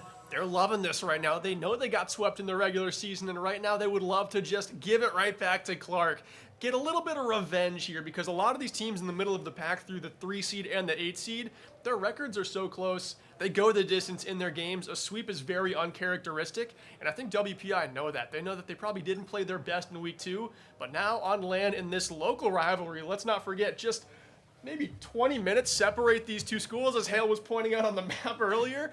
I mean, you might see these people in like a McDonald's or a Subway or the grocery store and just know that, hey, I got you at LAN. Yeah, you know what? You, me, 1v1 down the street. Let's all go to All Systems Go. Which, by the way, if you're not here, get here. It's pretty great. This has been a fun venue. You can be able to hear them from outside of our booth, from down on the court, down on the pitch we go. It is WPI, that's Polytechnic Institute for Worcester, that is trying to be able to get some revenge for the regular season loss. They're at match point, less than 5 minutes remaining. We've seen early goals in 2 out of the 3 games so far. WPI has a chance here. Banana shot blocked by the Turquoise. And now Clark Red, they've got some boost to work with, but they're unable to break it out very fast, and now they're all drained pretty low. WPI, they've got to make a save here. That's a great shot by Killstar, below the bar and in. killing it like the Death Star. They're able to send this one high. Both defenders run up. Duelix was actually in that midfield position, but because it went so high so quick and they were not expecting it, there was no challenge. So unaired was the run up by Killstar. He just had a free net, had to take his chance, got a shot. That was maybe the hardest and best shot of the game we've seen so far. Like we've said, all of the goals have been pretty flashy, but that one was a bullet right below the bar. Clark Red, they jump out in front, and I do believe the last time they had a lead in a game, they won that game. That was game 2. It ended up going into overtime, but still Clark Red was the victor. So first goal in this game so far, 3 games in, has been incredibly important. Is it going to make a difference here in game 4? It depends on the defense of WPI can be able to keep focused. They've had to double commit to get at least extra touches on the ball. Clark Red hasn't exactly been clean, but they have been at least more calm about their touches and approach to Turquoise Orange. As I talk about it, is going to have to fill in the gap after a big miss by C-John. Duelix from midfield as more than a minute and a quarter has elapsed here in game number 4. It's going to force WPI, the Goats, onto a defensive sprawl. Kill will actually leave it. That's going to go to the Turquoise Orange, which, by the way, you know, with off that miss, they have an orange on top of their car. I like it. I do like it. And the turquoise goes very well with their team's color right now. Clark Red, pretty much turquoise. Yeah. Looking pretty nice. Thematic, if you will. Aptly named for this event. Oh, nice chance there. Not able to put it in. Off the near side post. Rockets from one edge to the next. Bit of East Coast, West Coast. Got to go a little bit more north and south. Clark Red has been running it down as much as they can. They're going to challenge this to the sidewall. Backboard play not there until Duelix will be able to fill in from behind Killstar. We come into this kind of small, kind of just calm in the middle of the storm of game number 4. WPI, plenty of time, have not been able to get themselves back into this game just yet. Yeah, definitely. It's really settled down since the Killstar goal to open this thing up. And I think that is just kind of Clark Red's plan. If they score first, we saw this in game 2. That was a 2-1 overtime game. If they score first, they like to lock it down. They like to have 2 defenders back instead of 2 forwards up. There was a great chance, but Banana's able to win the race to the ball. That was a great, just slow down shot as he put it to the backboard and then was able to just kind of waterfall down. It's been WPI that has to answer. Redirect to 10. Another shot forthcoming. That's going to tumble, but it is not fumbled by Spicy Garlic. As they're going to make sure that falls away from the goal line. WPI has been under immense pressure. If you're going to see your opponent at McDonald's, you want to know that you have the glory. You've got a little bit of that pride to back it up. Clark Red, they're looking for another, but it's going to be a miscue. WPI will get another. What a gift for WPI. Take a look at this replay. You're going to see 2 members of Clark go for this save and bump each other off the ball, and it goes clean into the net, unredirected. I mean, WPI, they even this one up. And very similar to game 2, Clark scored first, and this one is very low scoring, 1-1 in the final 2 minutes. A chance, but Banana takes it off the goal line. All right, well, the sprint is not rewarded from the kickoff, but when it becomes a war of attrition, it usually becomes who makes that greater mistake. And so far, recently, Clark Red did that on the challenge. The Turquoise Orange will be able to pick up the ball where they could not on the previous defensive effort. Passing play is going to go to the wall instead of 2 of their players. It will be C-John, though, that eventually does fill the gap as they realize their error, and so they step back into the rotation. Less than 90 seconds to go. WPI Crimson, the Goats, trying to find something good and nothing bad, but that's a shot that goes a little bit too high. Perfectly edible Banana on the opposite counter corner. Turquoise Orange just looking for a piece of it, and they get one. Banana up here, the lone goal scorer for WPI after giving that gift. It's Spicy Garlic with a nice save in their own end. Another chance here for Clark Red. That one just too high and off the mark. C-John just wasn't attempting. C-John now with the bowler. He's trying to keep it near Spicy.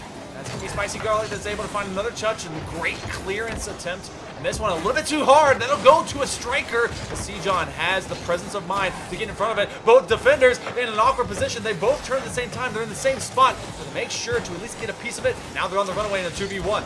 Yeah, it's an odd man rush here. This is a good chance, but the Turquoise not able to bring it downfield quite fast enough.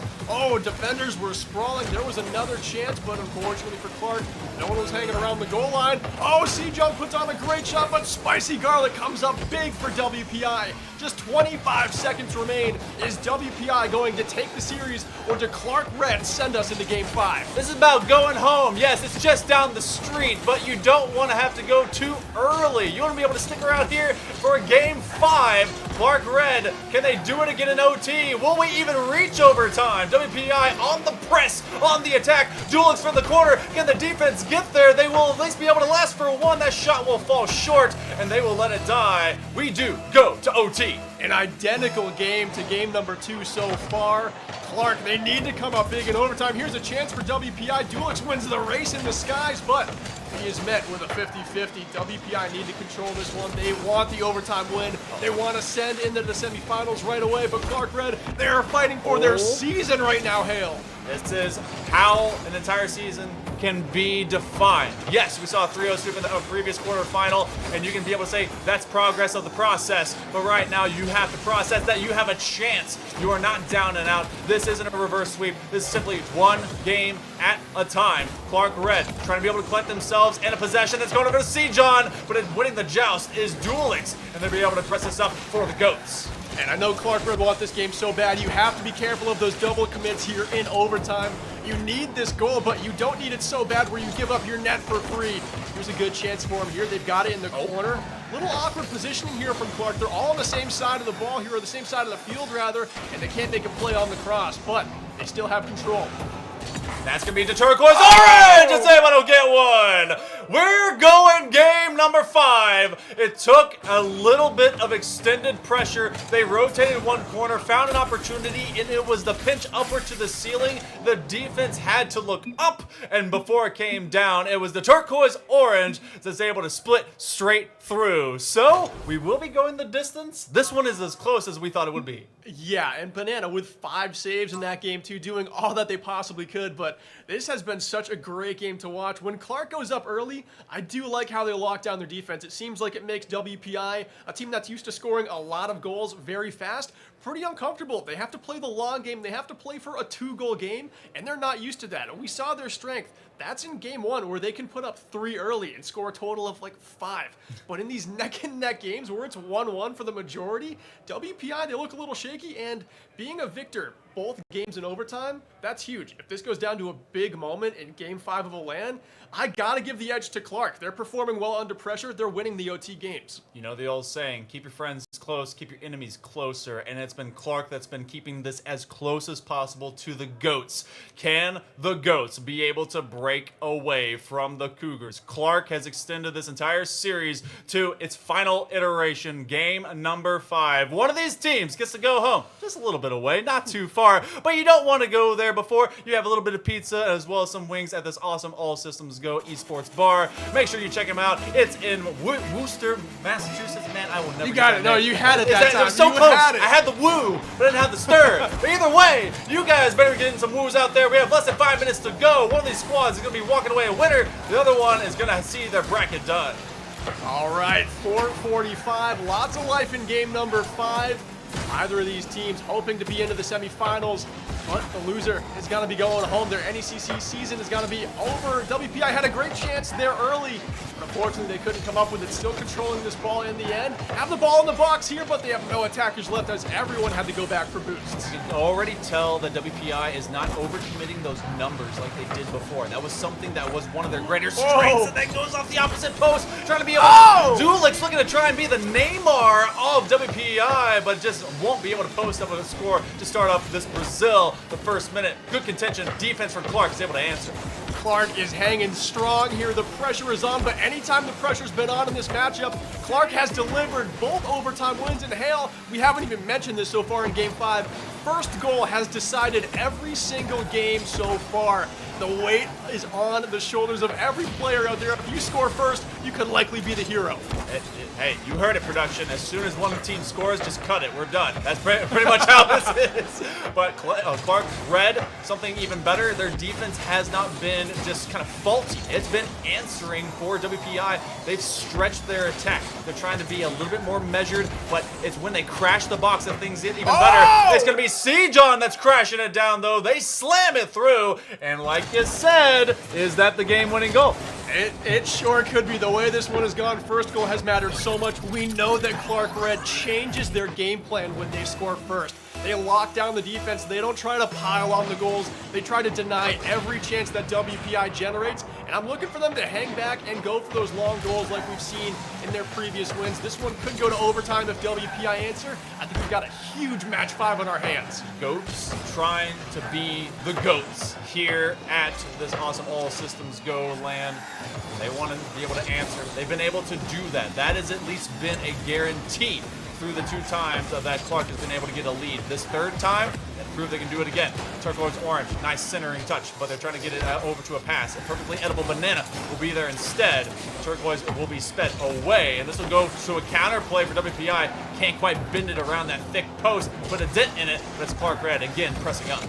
Clark Red's defense has done such a good job turning these saves into offense here. They're going to be challenged. It's at the goal line. What a save by Clark Red! Oh my goodness, that was all of an inch before getting completely done. That one's going to go over the head of another. And defense is answering for Clark. They're staying alive. They're thriving. They are beyond now the midway mark of game number 5. WPI, they've been putting the shots on target. They've been floaters, and that's allowed the moments to just manifest. And they send 2. Crashing the box just isn't panning out for WPI. Clark Red lives for these LAN moments. They love when the pressure is on, coming up big with saves and huge goals. Sejon has the lone goal in this game so far. It's 1-0. Clark Red is just 2 minutes away from punching their ticket to the semis if they can hold on, but still lots of life left in this game, and WPI have done a great job generating offense in the last minute especially. See John go. Here, John, go. You got to beat John if you want to go from Clark Red. He's going to rotate, but he's going to get bumped, and so they're trying to get a little bit more physical. Less than 100 seconds remain. WPI here on Neo Tokyo. This map in particular has been the one that separates the best from the rest. Can Clark Red be able to join the rest? Oh, big save as the Turquoise Orange finds on the goal line. Another counter play for the defense of Clark Red. How much is Clark Red going to make us hold our breath in this game with these insane saves? That's 4 times now that right on the goal line they've knocked one away that looked like it was definitely bound for the back of the net. Here's another chance too. Awkwardly ringing around the corner. WPI, they still have control. That one though goes high over the net. They've got to generate a secondary chance here. Everyone is late for the Goats. They have to have their second and tertiary members there. A big chance will be saved. That is perfectly edible banana. They get a piece of it. Sejon trying to be able to double up in this game. They've got 1 goal, looking for another, but no, it's banana overtaking it. Goes to the sidewall. Can Killstar find it? That's going to be going through another defense. Oh my God! And then Sejon again. What a defense, Clark Red, you are insane. Such a deserving performance here, knocking 5 unbelievable saves away.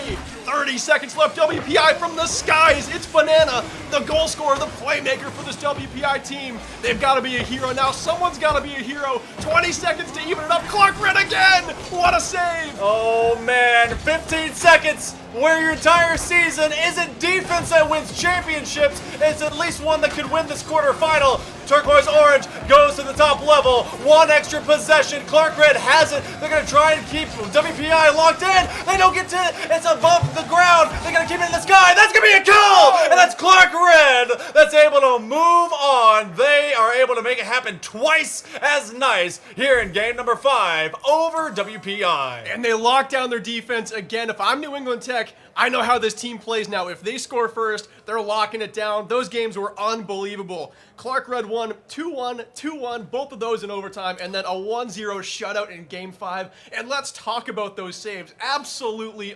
unbelievable defense. Yeah, that was dig after dig after dig. You see it in soccer, you see it in volleyball, you see those moments where you think, all right, is this the inevitable? Is this just going to go through? Is this just going to be like, all right, fine, we'll play from an even Stevens? No. Clark got that first goal, and then they never succeeded any of those chances that the Ghosts were trying to press up with. But kudos to WPI for finding them in the first place. They just couldn't be able to finish them off. Yeah, and WPI in that Game 5 too, I know they scored no goals, but they absolutely played their best. They could have easily had 6 goals that game if it wasn't for the best defense of the LAN we've seen so far. Clark was insane in their own end of that game. WPI, just with the chances they generated, that game was theirs if it wasn't for just miraculous hero plays right in front of the goal for Clark. What a Game 5, Hale. How much do you think of that is just like the energy that you're here? You're living in this moment. You're literally, we got computers, we got all of them hanging out everywhere. You get to see and feel the cheers, the jeers, everyone being able to support each other. And you just know that you're going to go that extra effort, especially because your players are right next to you. Yeah, and Clark, I mean, they performed so well in overtime, and this is a LAN situation. This is college playoffs for the fall here with the NECC. The pressure is on, and I think this is a great sign for Clark Red. In every game where the pressure was incredible, in those overtime games, in a 1-0 shutout Game 5, this team delivers in the moment, and the moments are only going to get bigger from here, Hale. The biggest thing, too, is especially before we are getting into our big interviews to kind of review all of this as well, now you get to see, all right, a measure of the tape. This is live war room material for New England Tech. The Tigers, they're staring down the likes of this squad and so like, okay, this is the Cougars. They're very defensively minded. We can maybe press up with some of that pressuring attack, but they definitely fill those gaps. Can they put up this kind of defensive effort again in that semi? Yeah, it's going to be such a fun semi to watch because we know the Tigers are the best offensive team in this LAN, and the only reason that they didn't get the cleanest of 3-0s in their first game was the accuracy and the pace of their shots. They weren't quite hitting the mark. They've had a little bit of time to take a break, get, the lay of the land. Some of the pressure is off their shoulders now. They've probably calmed down. If they come in ripping shots on target, this is a great defensive Clark team. We are going to see just a battle of two different strengths with two different teams, and it's going to be such a great semifinal. Yeah, going to the interview. If you could interview anyone from this Clark team, who do you think came up the biggest for you? It might not be the interview we get, but who was Clark's player of the game in your mind? So it started a little bit late, but I think they were the most consistent. I do like C-John. C-John was so good. I mean, we were talking about him filling in the gap when it came to defense. They were able to get the one goal that mattered in that clutch moment in game number 5. And I think that they were able to kind of really fill that gap between everyone on Clark Red. They were so good. Turquoise Orange, I want to ask him about the orange, too, if we get a chance to do that as well. Like, did he know he was going to have a blue car with an orange on top? Like, it certainly worked out well. I mean, it was meant to be. The uniforms right now were just made for the Turquoise Orange. I think his jersey sales are going to be through the roof after this LAN. Stonks. Yeah, exactly. The Turquoise Orange stonks going way up right now. We are going over the desk. We are ready for an interview. What a game 2. Our final third and quarterfinal is going to be right after this interview, so stick around. But here we have the desk again with the interview. Welcome back to the desk. I'm Foof. This is Turquoise. The Game 5 shades are out, and you take it the whole distance. How you feeling? I'm feeling pretty hyped right now. We were not expecting this to go to Game 5, but I mean, we knew it was going to be a close one, but we weren't expecting it to be this close, 1-0, having to make the tough saves, but we're here for it. Shout out to WPI. They played a great game. We played them before. Great team, great guys. Really good fun. So you already touched on it. It was a pretty offensive start to this whole series, an 8-goal game. And then it comes down to Game 5. You score the opener, right? And then you guys are stuck in this defensive. I mean, it was trench warfare. You guys were hemmed in, just had to survive. What was that like in Game 5 there? I mean, that's just everything we've been working on these last couple of months is just we need to make sure we're keeping calm on the defense. We're just going one after the other. We're not double committing. And we kept it completely locked down, making those clutch saves when we needed to. It really was just like a culmination of everything we've been preparing for. So it was kind of nice to have it come full circle like that. So I was enjoying keeping track of the offense when you guys played the first 3 games. Every single goal was assisted.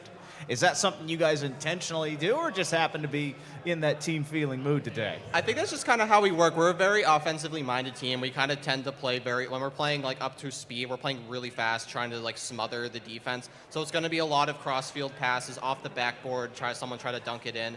So we really just try to like make sure we have enough pressure. Someone on the other team is going to make a mistake eventually, and we're going to have that second or third man there to put that shot in. Well, it showed in force. You see it in the numbers. You see it in the scoreboard. You see it in the results. Yes. Now we have the table set for our first semifinals. The Cougars, the Tigers. So, important question. Are Cougars better than Tigers? I would say 100%. Not even a question. Not even a question. Well, you heard it here first, folks. We're going to be taking a short break, but we'll be back with more NECC action and hopefully more Game 5s.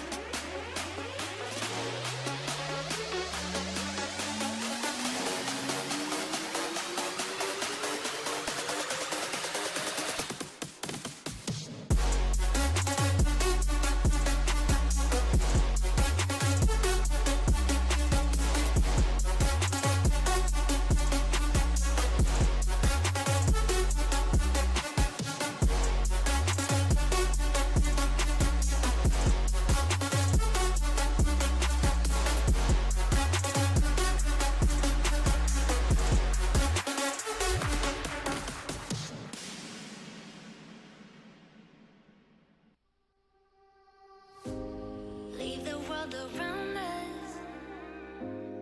They don't need to know. Come find me where the sun sets and say you'll never let me go. You're the one I want. Say you need me. Hide away our love. Don't let go. I know you feel the same. Say you need me. 'Cause you'll always be my broken love.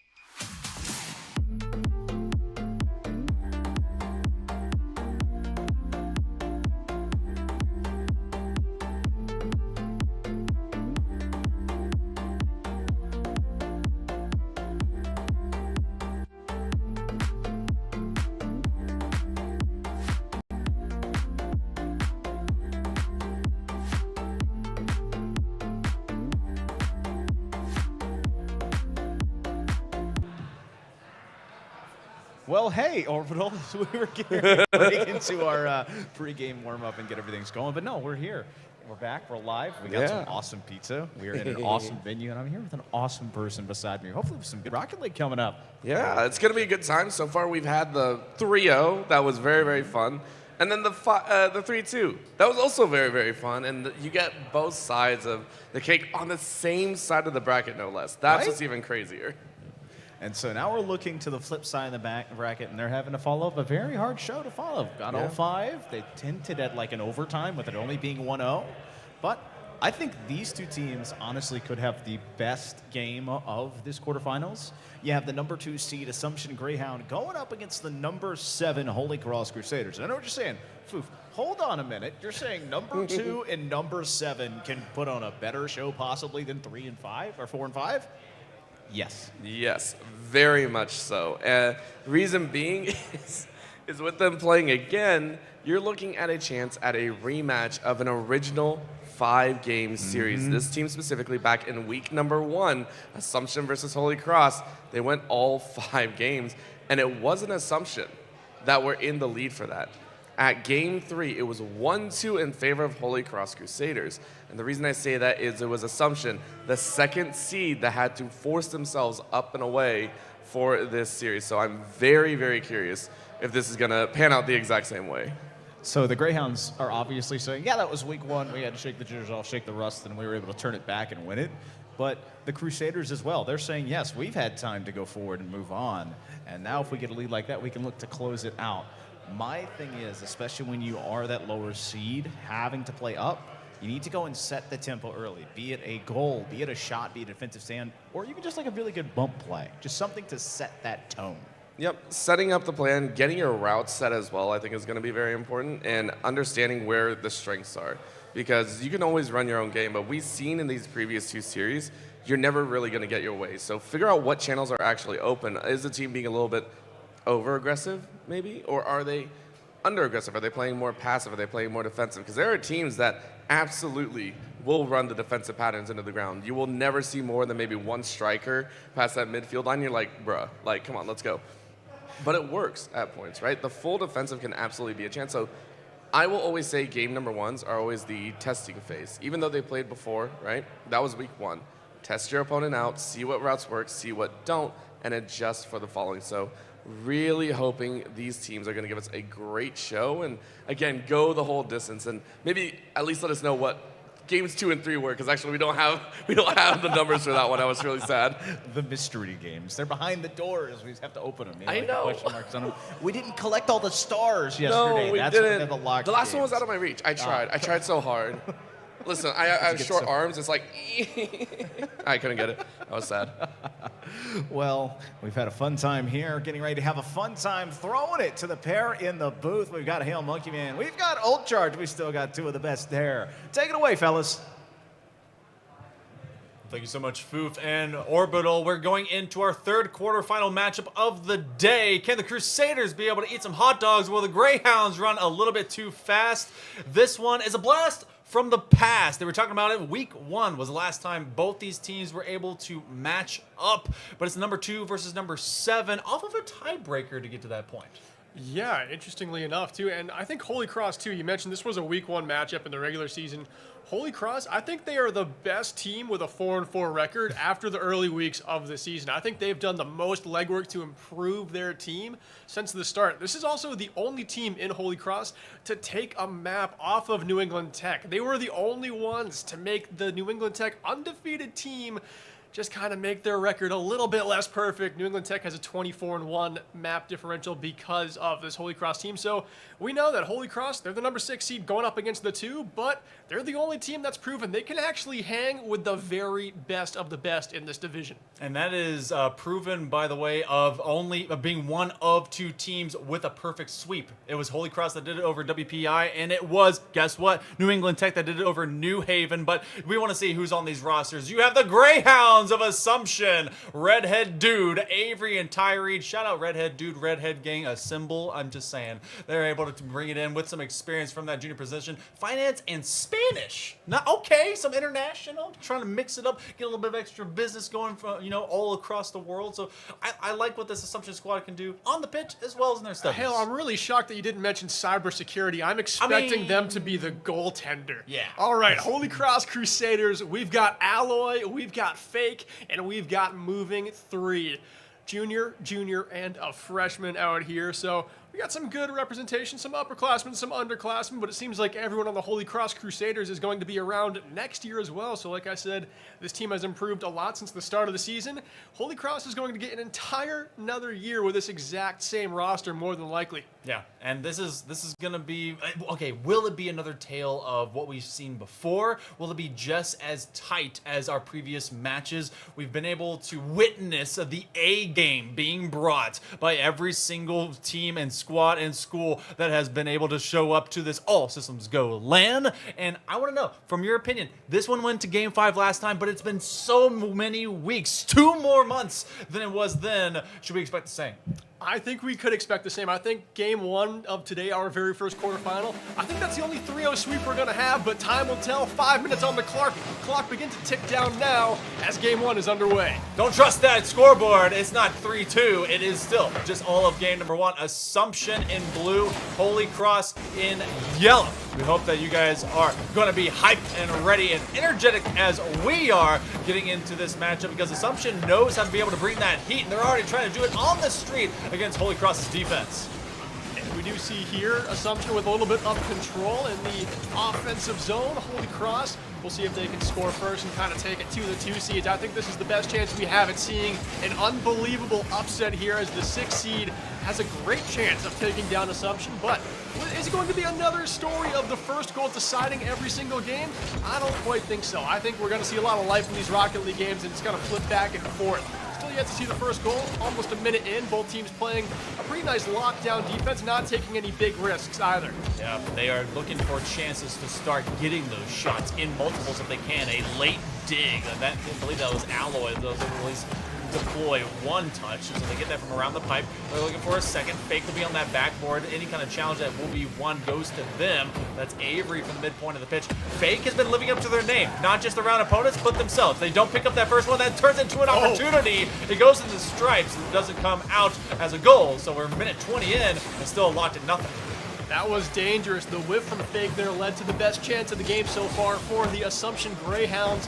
And they're still doing a great job controlling this ball in the Holy Cross end. They're sending their defenders back, just waiting for Holy Cross to feed them the ball so they can generate another chance. The ball right now in the middle of the pitch. Alloy doesn't have a lot of boost to work with, has to dish it off to Fig, who gets it across the pitch. Holy Cross has really just been contained for the moment. Assumption's been able to run a lot more north and south, and Holy Cross has existed between their back corners. Not a terrible thing as long as you're maintaining focus so they can go to those big boosts and start setting up for the counterplay. Well, now this is some extended offense. Fake is going up. That's a big demo, but they don't come down with a shot on target. A great chance set up, and they're going to try and do it again. Holy Cross here trying. Oh, that was a good chance there. Moving 3, not able to keep that attack going for Holy Cross, but still, Assumption, they're having to dig this one out of the corner. This is 3 tries in a row now that they haven't been able to get the clear. Still working it along the right side. Alloy comes in for the contestation there. And not a lot of shots so far in this game even, Hale. It's been very quiet offensively. Yeah, there's not been much that's been directly on target. More of just trying to strain the sides, be able to get to that perimeter and see what can happen from that outside angle. That's going to be moving 3, that's moving 4. They're able to get it over top, and that's moving 3 that finds the first one. Great goal there for the opening one by moving 3. Gets the second touch in the air right there after a nice little spinorama. Is able to get that one over Tyree's hood and into the back of the net. Holy Cross halfway through the game has a 1-0 lead. Assumption, the 2 seed. They've been battered and bruised so far. Not a lot of shots, but the one that counted is on the side of Holy Cross. Individual effort so far for Holy Cross. They've not really been able to find those interconnections, those better passes to be able to get more manifested out onto the midpoint of this pitch. It's just single touch and go, and now this one becomes an awkward position, but because they're able to find at least a single bit of the backside of that ball, Alloy keeps that one from being an immediate counterplay. Assumption looking for anything with 100 seconds remaining. Alloy, they got dunked on, but that's an extra approach that goes to the corner, that comes underneath the crossbar as Avery knots us up at the 101st second remaining. Very nice goal here to even it up. A nice soft touch here. Well placed too. Touches the crossbar and tucks right under it over everyone's head. Assumption with a minute 41 remaining has evened this one up. Holy Cross, you know, they got the first goal. They could come out here and get the attack going, but already Redhead with a great chance, and it's in. Redhead gang unites. They're able to find a second one in a hurry in this fight. That was a 2v2. Alloy pressed up. They couldn't have flip in time to recover, and moving 3. They will make way for the third goal scored here in game number 1. What a response from Assumption. Great response too. Down 1, and they get the offense going. They come off of the face-off off of their own goal scored, and they keep the gas to the floor. Alloy with a nice chance off the backboard, needs to settle this one, but in the nick of time, Avery is there. Moving 3. At least send this one to the side. Now looking for a bit of a pass. It's a handoff over to Avery, as it was just a press up by Ty Reed. Really force the defense to do much, and again, this is still just individual effort. Holy Cross has been able to find singular touches that's extended the pitch for him, but nothing that's really been more methodical on running on up. That is a quick kick. That goes to the crossbar, and the second effort still is just a little bit inaccurate. Holy Cross's offense there was buzzing, but unfortunately both of those chances well off the mark. One was pretty tight to the crossbar, but still, that was a shot with a ton of steam on it, one that was very hard to save. And now we've got a big demo and a chance for Assumption. Top angle, and he puts it home. Tyree makes it 3-1. This is an interesting development, though, because Fake was at the top of the stripes. They went back to defend. I think they were looking for this to come out and make a read. They didn't think that Ty Reed would already be up for it, and so when you see your defense rotate away to the perimeter, you got to keep track of the numbers game. Holy Cross, holy heck, you've let 3 go in a row. 40 seconds to go here in the first game. Yeah, Assumption letting us all know why they're the 2 seed here. They responded so well. They didn't get boomed from the early goal, and they have taken a 2-goal lead in the final 30 seconds now, and every player on their team is active on the score sheet. They've all got a goal, and that is huge adjusting to a LAN environment. Ty Reed takes it to the corner. You got to be able to get 1 goal with time remaining if you're Holy Cross. But one individual effort by moving 3 does not an entire game make. Maybe a slam, but nope. Avery will be able to push it out. This one should seal the deal as we go through game number 1. Assumption, they were able to come back, fight, and make it easy. 3-1. They'll be taking the lead in this series. Well, this is what we expected here, a 3-1 game for Assumption to open it up. Holy Cross, a very well-improved team that comes in as the 6th seed. They still have a great chance at making the upset happen, but Assumption, they let everyone know why they're the 2 seed. They responded to that early goal with a quick burst of 3 goals and locking down the defense, not letting Holy Cross get anything else on the board. I think Assumption, they have a chance to really threaten to go to match point after game 2. Holy Cross, it is very important that they take this next game. So, I honestly, whenever we were looking at the entirety of the regular season and how that developed, and then these guys haven't played since week number 1, I was looking at Holy Cross, especially with recency bias of how well they were able to do against New England Tech. But with that opening round, I know 1 game does not a series make, but gotta shift some of this focus. Assumption, they're the number 2. They dropped all of 1 series to the Tigers. Maybe they are here to shut this down, not have that same extended narrative. Yeah, I think that is the case. I mean, Assumption definitely has their eye on the prize. We've said it so much how there are so many teams that are 4-4 in this tournament. There's 4 teams with the same exact record. Assumption has set themselves a little bit ahead of the pack here. They are 7-1. They're not undefeated like New England Tech, but they know they're a final contender. They do not want their tournament to end with an early exit in the quarterfinals. Apparently, we're also going to be having a sub in, as Scythe is going to be replacing Ty Reed. So, what do you think about that, Mark? What, like the marker of maybe change necessary to find something new? What a sub right after game number 1. Yeah, and when you win game number 1, it's a bit of a head scratcher for me too. Ty Reed had some great saves and a goal to their name too, so maybe they're just trying to get every single member into this game, see how their team plays on LAN, because Quarterfinals, this is a game they expect to win. It's going to be challenging. Holy Cross won't make anything easy as we are 30 seconds into game 2 already. Don't blink because you might miss something here. Is it going to be Assumption making their way to a match point game, or does Holy Cross even the series? Hey, you know what? Maybe Ty Reed had to go get some of those awesome wings that you can find here at this All Systems Go Esports bar. Make sure you check out Worcester, Massachusetts, and be able to come in here and get yourself not just some game time, but also some food and some good drinks, as well as all the support into this collegiate esports flair has been able to get them a lot of great competition, especially today. More than a minute has been burned off into game number 2. Holy Cross, holy heck, they drop it in! Fake, doesn't fake that one, they get it, 1-up. That is a great goal from Fake, too high in the sky, and keeps the shot above jumping distance right below the crossbar. That one was a beauty hail, but we've seen Holy Cross open up the scoring in a game earlier. Game 1 went exactly this way. Does Assumption answer with a very fast offense and a few goals? We'll see. Holy Cross needs to really step up on defense in these next few minutes. Yeah, they've got to make sure they maintain that pressure. Holy Cross was so good when they were just challenging the right way and with timeliness. Don't let the open middle of the pitch become claimed by Assumption. That is a miss by Avery. Put a little bit of extra English and finesse onto it, but the pressure's still there. They're running downhill. Avery with a shot that's going to go to the crossbar. Comes off there looking for the dunk. The finisher's not there. It's going to finally be Scythe that lands on top of it, able to just adjust their car just enough. Coming off the bench, getting the first goal for Assumption in this game is big for Scythe. You always have to adjust when you play your first LAN, and Scythe delivers. Finally got the monkey off his back too, and very early gets subbed in, scores within a minute and 45 seconds. Assumption even up the game once more, and this is exactly what we saw in game number 1. Does Assumption keep this offense incredibly high tempo? They've got Holy Cross on their heels already as this one gets sent into the corner.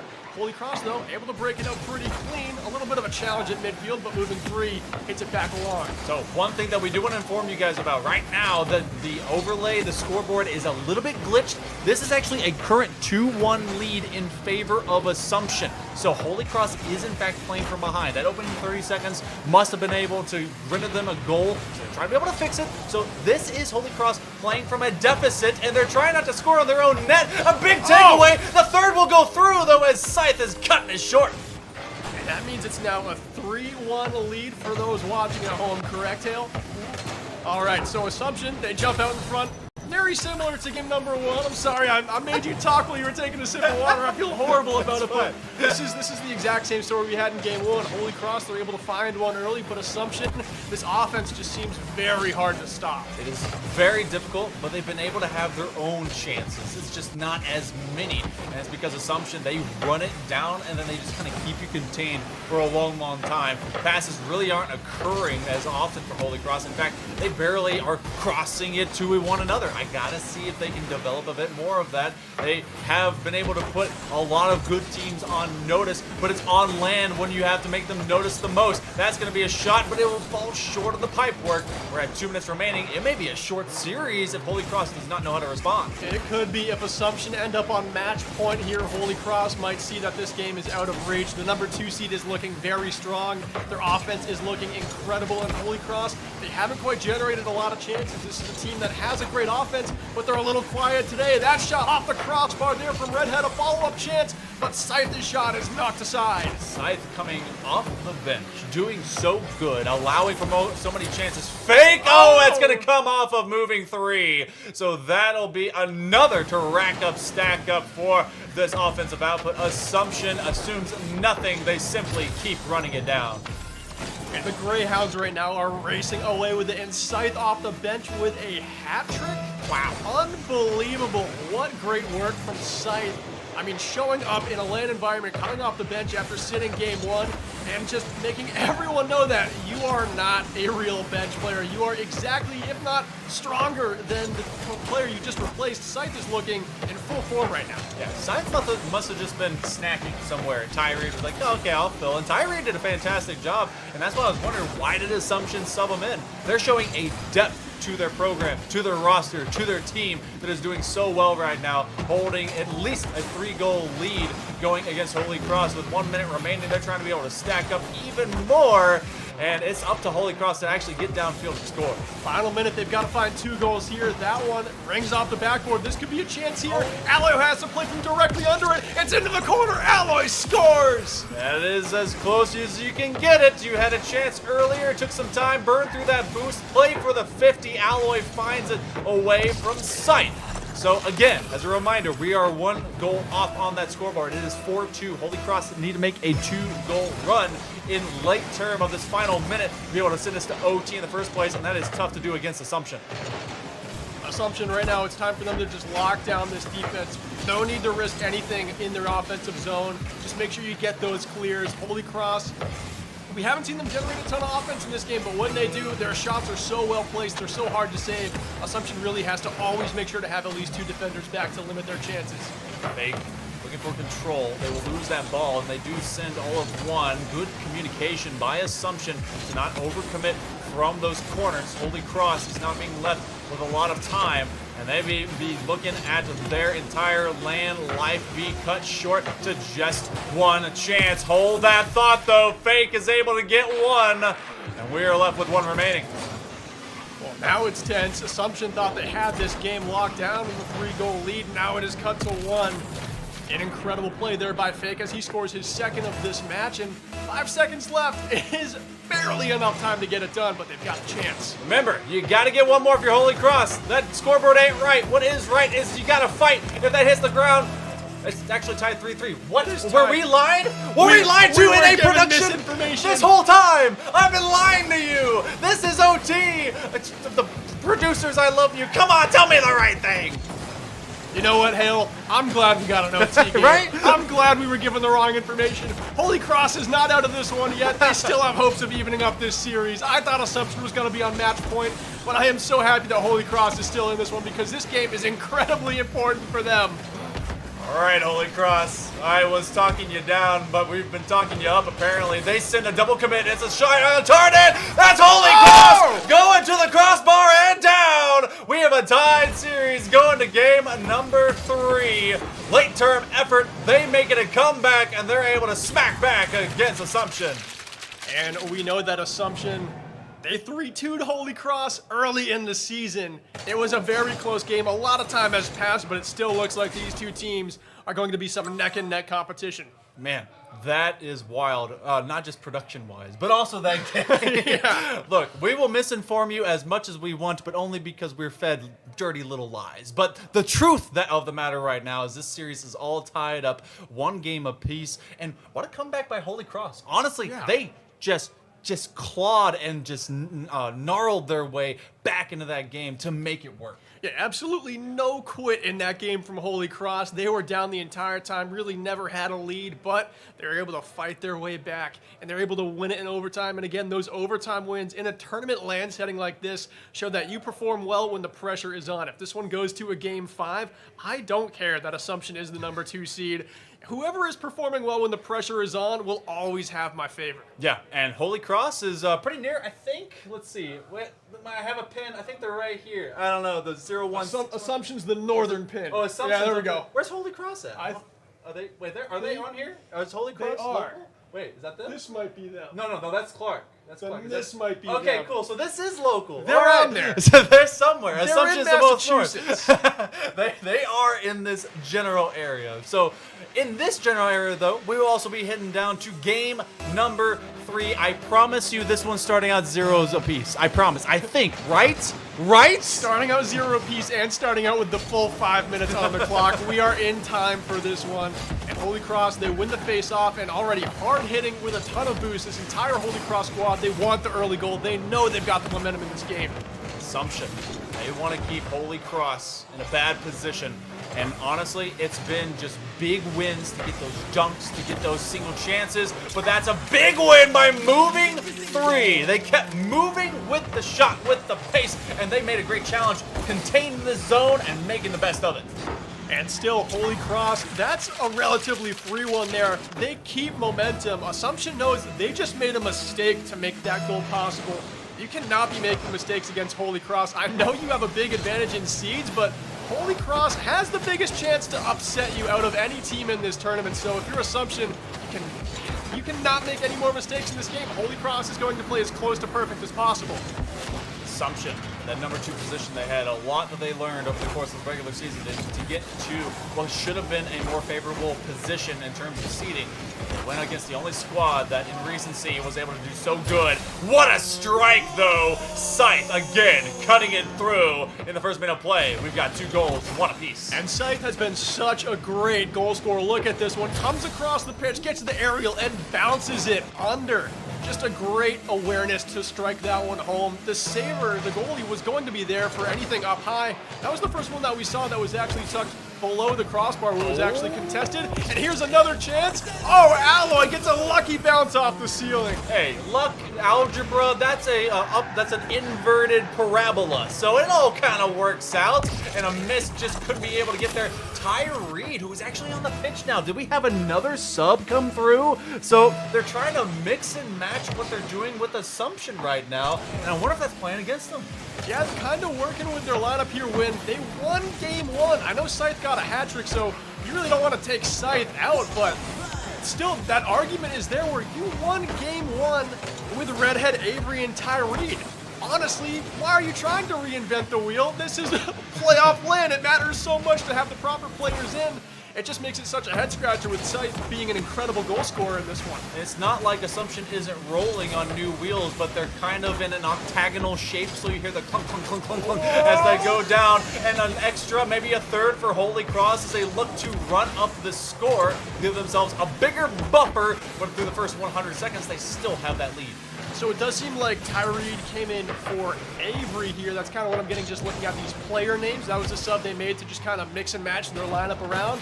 And Assumption is having trouble here. Holy Cross, another chance, and Alloy makes it 3-1. Alloy, maybe it was good fortune, maybe it was math, but this time around, it's all pursuance and want of the back of the net. They strike it in. The defender couldn't be able to get their car in front of it in time.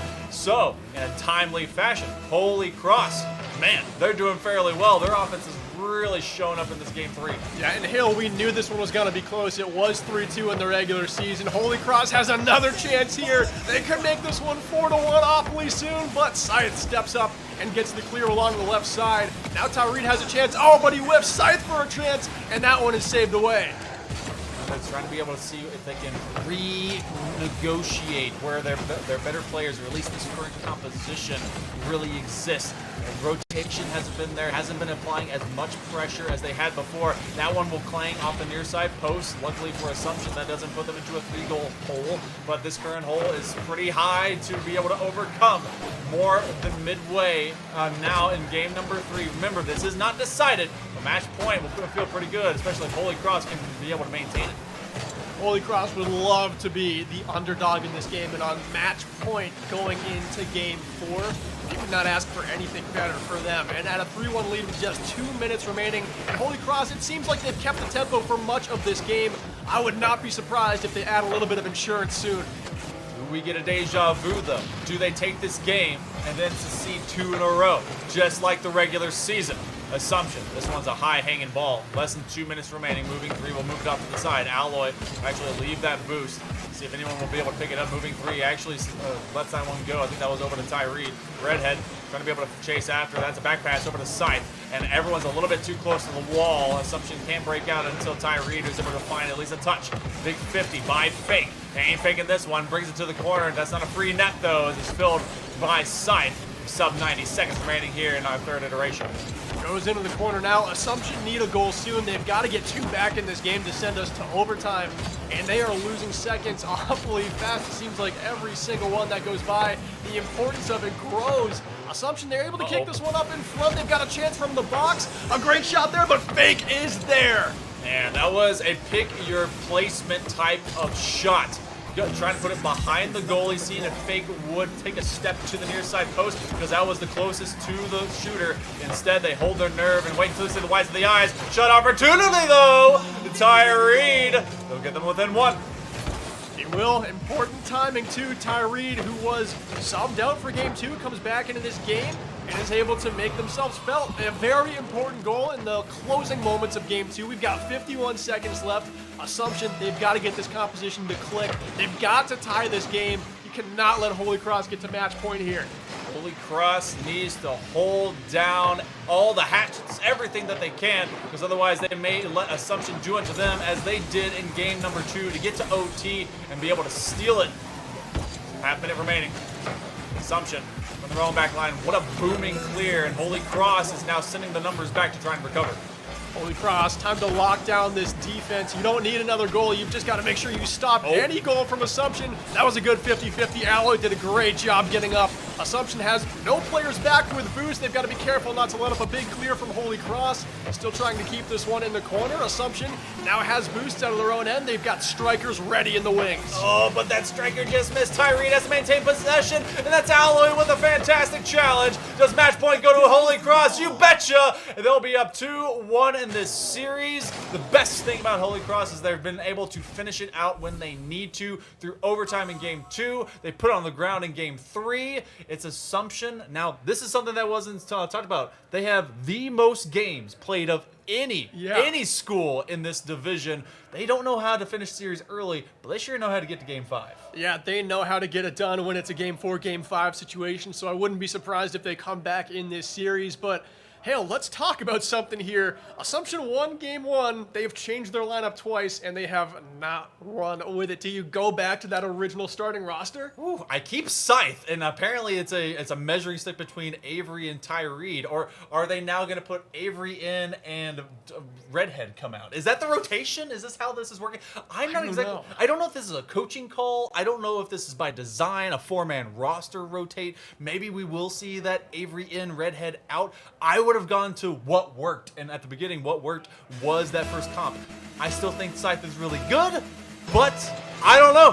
What will we see going to game number 4? Holy Cross trying to punch their ticket into the semifinal, and we shall see. Can Assumption make the stops, or do they get it done?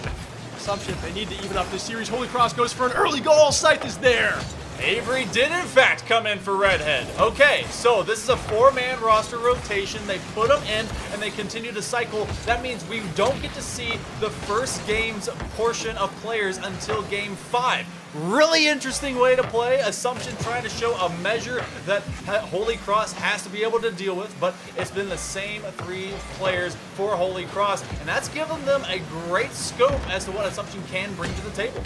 Yeah, and I think for Holy Cross, they got a lot more comfort right now going with the same lineup every single game. These players don't suddenly feel like they have to go cold on the bench and then suddenly have to bring it when they get subbed back in. I think Holy Cross just has the benefit of comfort in an environment where there is a ton of pressure, and I think that is a great thing to have going forward. Assumption cycling their roster like this, yeah, everyone gets a little playtime, and clearly everyone on this roster can play fairly equally, and Scythe is an incredible goal scorer, but this is playoffs. I think you're going for the win. You got to go with what worked. That's a great save by Alloy. Oh, and this is still dangerous. This is hopping into the box. We've seen double commits. Everyone's away from the box. We're going to have to chase it from the near side post. That's a quick flick, but that's going to be Alloy that's able to get at least a piece of it. They bring it to the corner. They're able to start moving up, and that's moving 3. That's taking a shot. Avery finds it. They've been waiting on the bench just for all of a moment. They come up, and they are able to get the stop that keeps Assumption going. Alloy already has 2 nice saves in this one to keep it knotted at 0. 3 minutes, 20 seconds left, and Assumption just backing off here. They're going to play these long clears from Holy Cross. Just let the ball come to them and then set up the offense off of a booming clear just like that. All playing on the same side right now, though. They have to pressure it a ton at midfield. Alloy wins the 50-50. It's off the ceiling. It rings off the bar. Oh, another chance off the corner. Oh, no. That was such a big chance. It's tough angles to take those immediate shots. But Assumption, they're lucky that Holy Cross just wasn't in that direct lay, because that was a layup, that was in, that was free. Now Assumption that's trying to be able to make the break, the jailbreak to get some freedom. That's a shot on target, moving 3, 2, deep in the net. A Scythe will be able to find first blood here in game 4. How impressive has Scythe been, too? What is that? 5 goals now in just 3 games for Scythe. The hat trick in the first game they had off the bench. Scythe is really bringing it, and I think with the cycle coming up, Scythe is going to be on the bench if we head to a game 5. I don't know if that's how they play it. Now, this is going to get really interesting if Scythe sits down. Yeah, I can't think that they would stick to that constant rotation, but that's in their game plan. This is something that we've been able to just view. Maybe they're going to change it up on the fly. They'll have seen every type of composition through this series if they make it to a game number 5, and that's a coaching call at the latter end. Strike will be taken away as Alloy does extend it. Fake looking for one extra. They can't navigate to it. Moving 3 puts it over top, and Holy Cross trying to be able to lock this down into some offense for the latter 2 minutes. 2 minutes to go. Holy Cross needs to get the offense moving here. Moving 3 hasn't neared the side wall, but a little double congestion there, and now Holy Cross has to get some defenders back.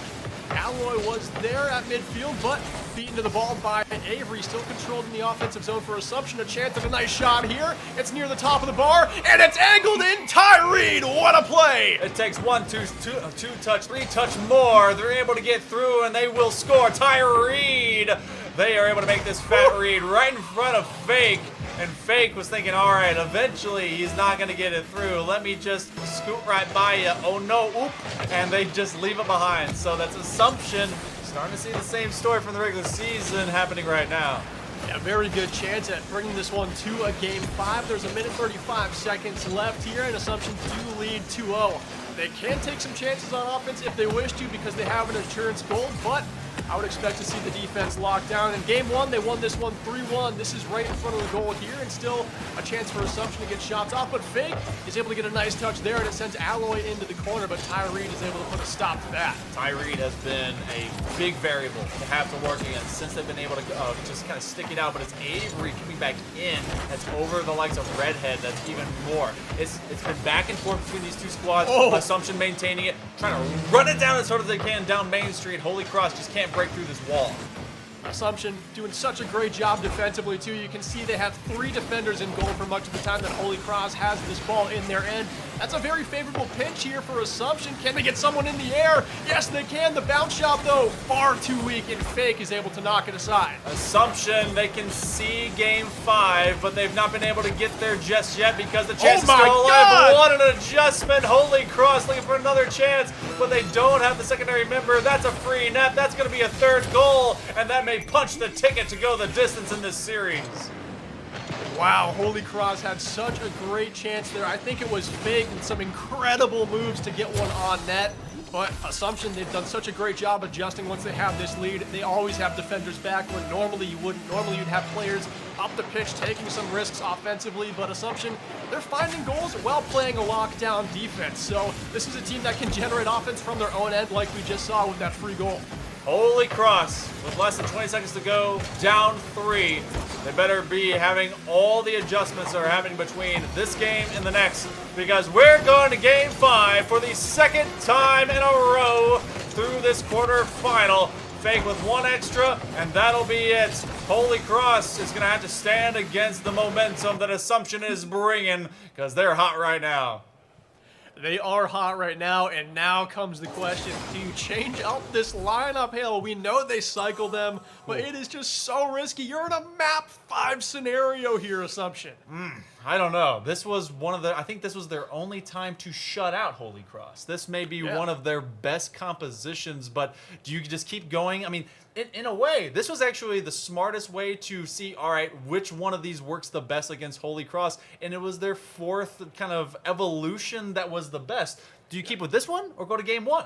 I mean, both of them won them the games. It was a 3-1 game and a 3-0 game. I don't think they're going to give up very much either way. So I'm not too pressed about the change here, but still it's something that you're going to have to think about, especially if Holy Cross come away with a match 5 win.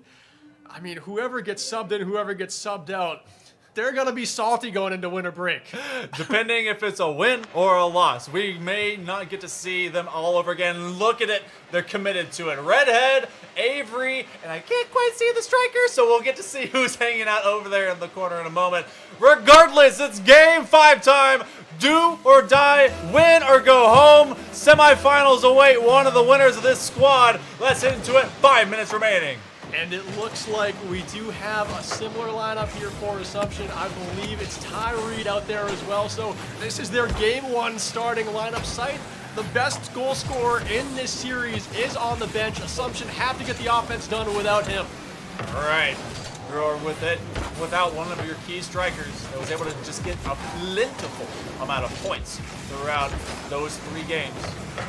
We're able to do it without him in game number 1.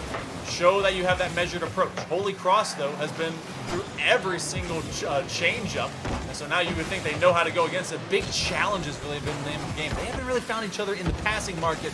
They know how to create some space. No, we haven't seen those very fast give-and-goes, those down-the-field one-timers like we saw in Game 2 a lot of.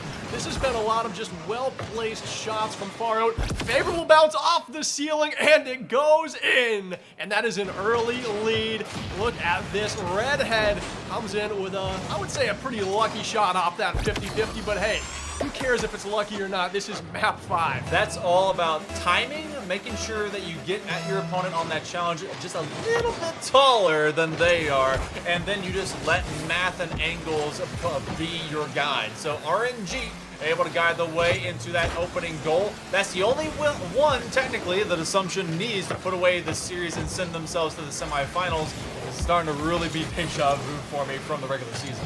Yeah, and Holy Cross, I was really hoping they would score the first goal here because they've had trouble getting the offense going, shut out in game number 4, and they're already down here. They know they're the underdog in this game, but they've still got a chance. You just have to respond soon. You don't want this one to go deep and without a lot of scoring, and you especially don't want Assumption to get the next one. The war of attrition favors Assumption. They're able to really burn time and burn out any of their opponents in front of them. Holy Cross. They get a nice touch. Fake is without boost, so they're going to have to rotate into a very tight situation. That one, moving 3, trusting in the dive of that ball. And now everyone's diving at the net. That one goes between 4 different players. The breakaway, can Fake be able to get it? It's not a very on-pace touch, and that's not an on-target shot. Holy Cross missing out on a transition goal. That was their chance too, but you could just tell every player flipping to the ball. No one had the boost. It was just very awkward there for Holy Cross, but that was absolutely their best chance so far. Now with 2 minutes 50 seconds remaining, Fake kicks it up the right side, has to battle in the corner against Avery. This is a dangerous spot for the ball to be. Assumption and are able to get it out, but Alloy wins the 50-50 at midfield. Trying to extend it from side to side. Tyree planning and playing for that boost. Moving 3, they have none, and Assumption has really been thieves about that. They have been bullying Holy Cross to burn through everything. They cannot adjust in time. They go from the far side post. What a shot on target, and as you flip off of that, you lose that spacing, and that just had too much pace. Alloy there with a desperation save coming off the wall. Gets a good hood on it, but unfortunately just a little bit too late to it, and it has the angle to end up in the Holy Cross net. Assumption with this 2-0 lead with half the game remaining. They can lock the defense down, and this lineup has not given up more than 1 goal when they've been out there. Holy Cross, more than halfway.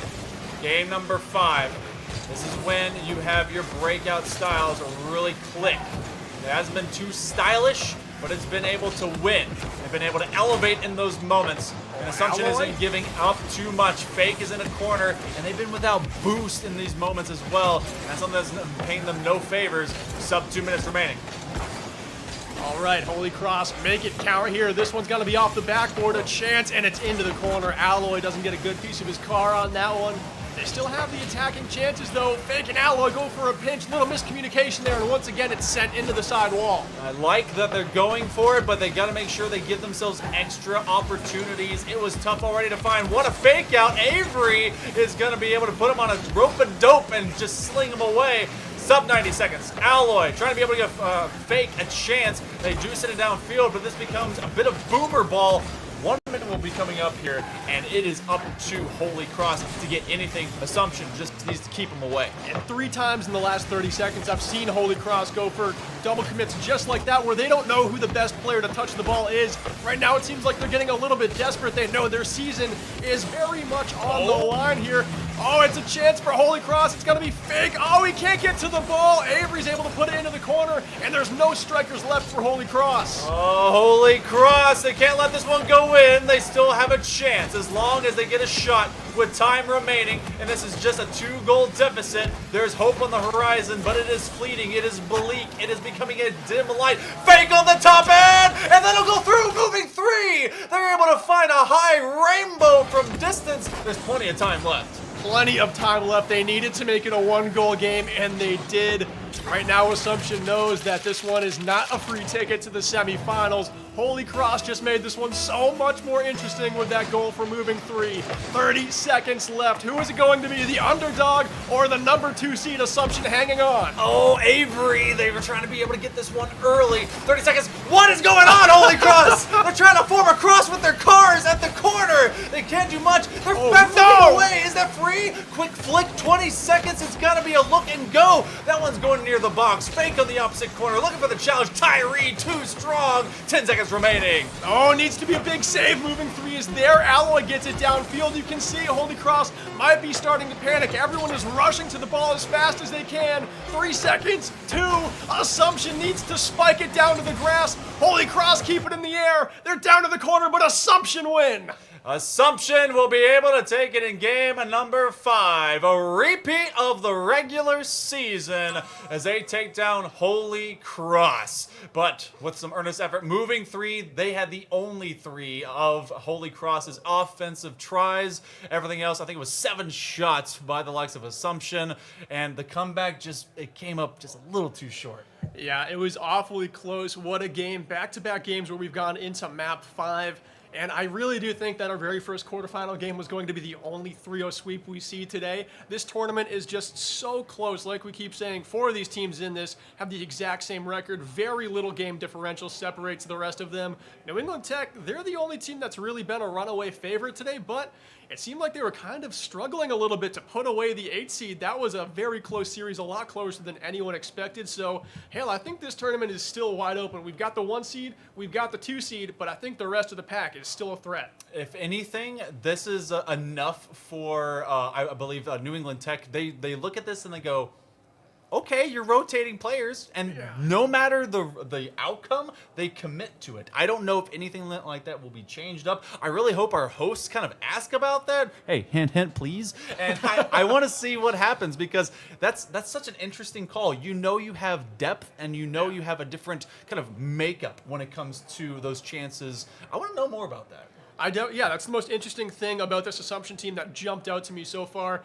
I mean, you can expect to see that in the regular season where games don't have this kind of weight, but this is a playoff LAN where your season is on the line and you're going with this cycle of rotations. To me, that is definitely the standout thing about Assumption. Do they do that against a team like New England Tech, who you really can't take chances against, but it seems like the depth of Assumption, all of these players are at the same skill level. No one really jumps out to me as someone who's leagues better and does not need to be subbed out. I think their depth is in a very equal spot where they can cycle without it being very risky. Yeah, the one kind of not misnomer but variable that really stood out was Scythe in the striking. Yeah, that was like, oh, Scythe's on, keep Scythe on. Scythe staying, right? He didn't stay. He didn't stay. No. He didn't stay when the Scythe whole was way. out there, though, you can tell. Of course, they score a lot of goals, but it seems like the team gives up something defensively, because Holy Cross, when Scythe was out there, they scored 4 goals, which was the most goals in any game of this series. So Scythe, yeah, an incredible goal scorer, but I think Assumption does take a hit defensively, and that's going to happen when you have a player like Scythe taking risks in the offensive end like that. But we are ready to send it over to the desk, find out a little bit more about this Assumption team. So take it away, guys. Thank you, and what a series we just had. You know, I hate to say I told you so, but I called this one being well. Game 5, and the shades are yours to wear any time today, because we went the distance and you win it. Now, Scythe, you heard him talking to you up a little bit before, had an offensive explosion from you, and you've got the rotation. You talk about sports, and usually you hear it called team sports. This is team esports. You guys are rotating in and out and are able to do it with the team. So has that always been the plan for you guys? So it actually has not been. More recently, I was the sub on the team, and I have been working very hard in order to take myself from the sub spot and put myself into the main roster. And recent talks with my coach, we've been having a lot of talks with the whole team, and we all agreed that it would be nice to have a 4-man rotation, so each of us play equal amounts of games, because we're all at the same level right now. So it's really, I've been blessed to just be working really hard, and just I finally got here, you know? It's been quite a journey, but I'm here. So coming off the bench as the quote-unquote sub to ignite a fire and help turn a team now into a semifinalist as you get to watch the team that you play, how does that feel? Feels incredible, you know? I woke up this morning, I'm like, it's time to kick some butt, you know? And I come here, I start calm, collected, I know what I need to do, I know my job, and I did it. That is incredibly humble. Now, important question. At what point in that series did you just go, yeah, we got it, we're winning? I actually have a personal connection with Avery 8. Me and him have been friends for a pretty long time. I've been playing Rocket League for a little over 2 years now, and I've been playing with him for over a year now. So me and him have that special connection. So whenever I play with him, that really starts to ignite a fire. Like if you saw in the game where I played with him, I had 3 goals, he had 3 assists. Yep. We just kept going back and forth, and the connection we have is amazing. That's incredible. That's impactful. Always having like not only just a team to work around, but that one person you can work with almost in like a duos and then a third to wrap it all up. That is always amazing to have, and you can really see it flow onto a field. And so, big offensive game for you. You now get to watch New Haven Academy and NECC Red play together, so you get to see. And you got any ideas on that, or? Well, I hope to play the best team so we have the best game. I hear you. Well, congratulations on this one. Enjoy the break a little bit. Watch these 2 competitors play. I'm Foop. This is the NECC. We'll be taking a break, and we'll be right back.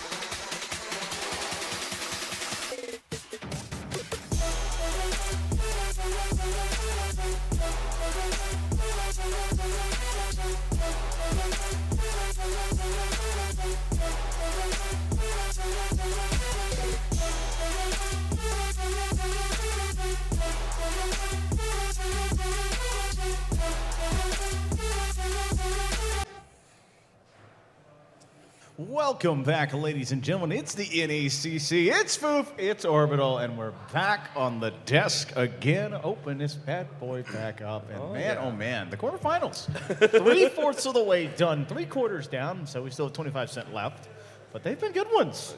Yeah, there's at around this time of the day, most people are like, "Oh man, we're probably in the semifinals, right? We're ready to go, and maybe a couple 3-0s, maybe the 3-1s or something." Nah, we just decided we like Game 5s a lot. I gotta say, we just I'm really a fan like of this them. Game 5, so it's certainly made my day for sure. And I think this one also gives us a chance to do this as well. Another fun one. This is a 6-2 team playing host to a 4-4 team. This is part of that 4-4. I'm gonna call it a collusion, honestly. I think they just wanted to give Michael and them fits in the background with tiebreakers. Yep, it's been crazy, and the fact that all the numbers don't mean anything anymore. Like, we are literally seeing, it doesn't matter if you're fourth or fifth. I know, the numbers, Mason, what do they mean? It doesn't matter, right? And that's exactly what I said all the way at the beginning. I love the fact that playoffs tend to cause a little bit of chaos, and there's more than one reason for that, and I really want to point it out. It's the fact that you are in the same room with your teammates. That is a thing that I think really needs to be exemplified, because we've heard some cheers here. We have heard some cheers, some screams, some yells, and it's crazy the energy feeding that you get from each other, right? Some of these players may not have met each other in quite some time, and they're just like, man, I actually get to play alongside you. And, usually I just hear you blowing out the intercom, just yelling. Now you are right there beside me, and it's like, it's getting you hyped. So we're seeing some of these upsets specifically come about just because the teams are getting super hyped with each other, and they just don't stop rolling, and I'm loving it. Well, it's all about getting to start rolling, but neither of these teams having played a single game yet and having to sit and watch 3 series back to back to back, 2 of which have been 5 games. The other one tempted us a little bit further. And now it is their time, their one chance, possibly one shot and or moment to move forward. Yeah, this is also, I would also like to point out, this matchup between the 2 teams was also a best of 5 back in the regular season, so it's going to be close. The fact of the matter is, though, New Haven came out with a victory. They came out with a less total gore skull than on NEC Red, so that's also a crazy thing going on here. It was 7 to 8 goals, and New Haven still won it out there. So I just like to preface before we send it anywhere. Listen, the math worked somehow in the end. That's all that really matters. And working in the end will be us as we're tossing it over to the casters in the booth, ready to take it away. So, boys, lead us into this series. Oh, hello. Sorry about that.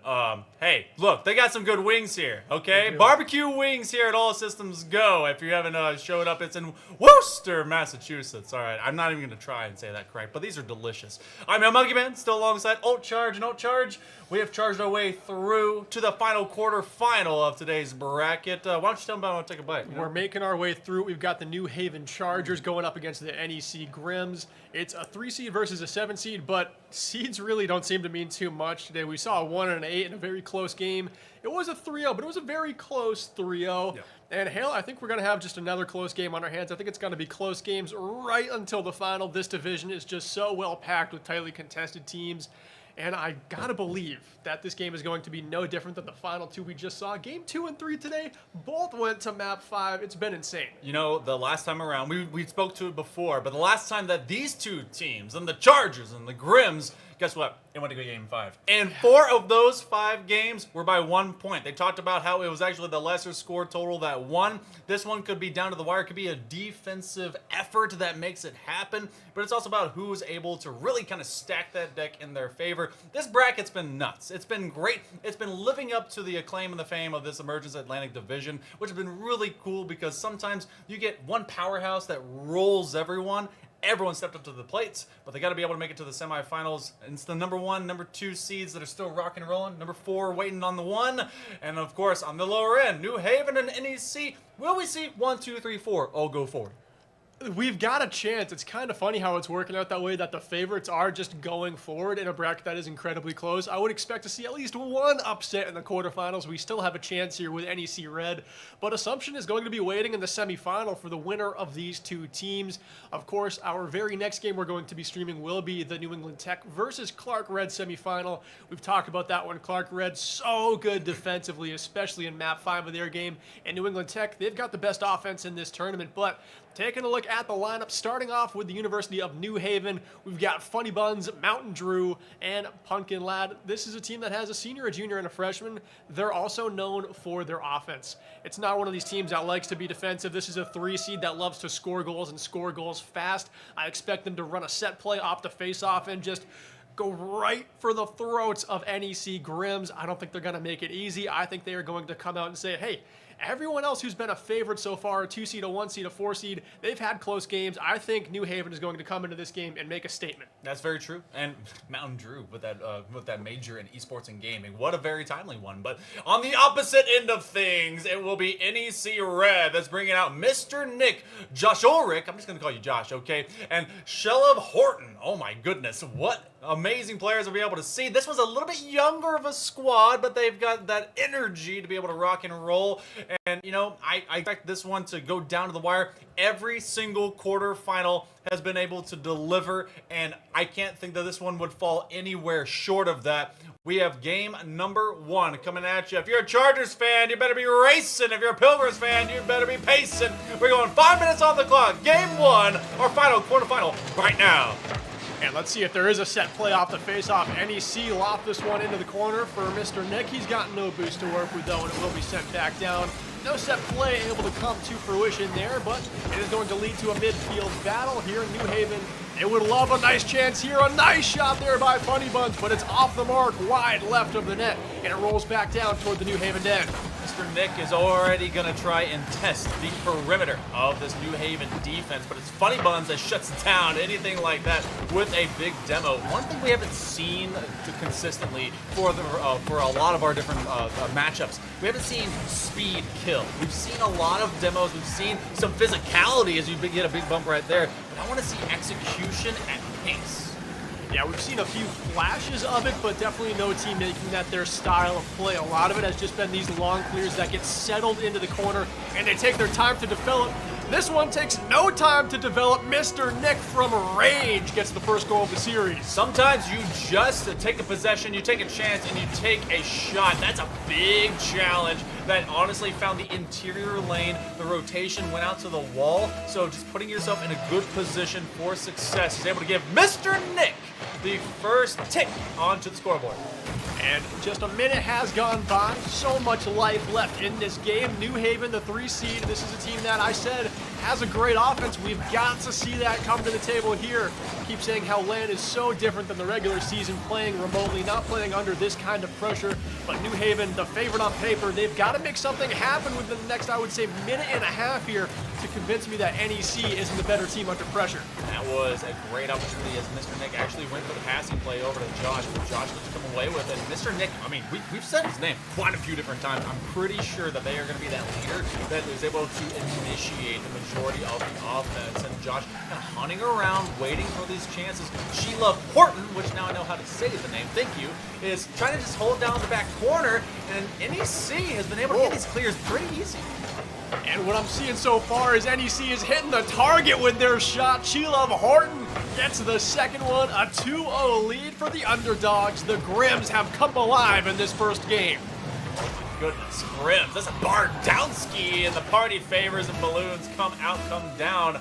New Haven, a little bit of shell shock. We did get to see this in a couple of early series about the early seeds not being there, but this is NEC that is there in triplicate as they're able to continue building this lead. Wow, the underdogs in this game, the Grims on fire, the 3-0 lead very early in this game.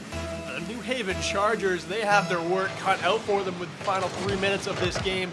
Do they even get back into it? Can they get back into it? It seems like face-off after face-off, NEC get the ball in the New Haven end and just look threatening with chance after chance. We haven't even really seen a shot on target for New Haven yet. There might be the first. Mountain Drew, they put that wide, and Mr. Nick is already going to be in a challenging position, and that will go over too. Mr. Nick continues to just push him back, and that'll be NEC that finds a fourth. It's just it's a runaway train.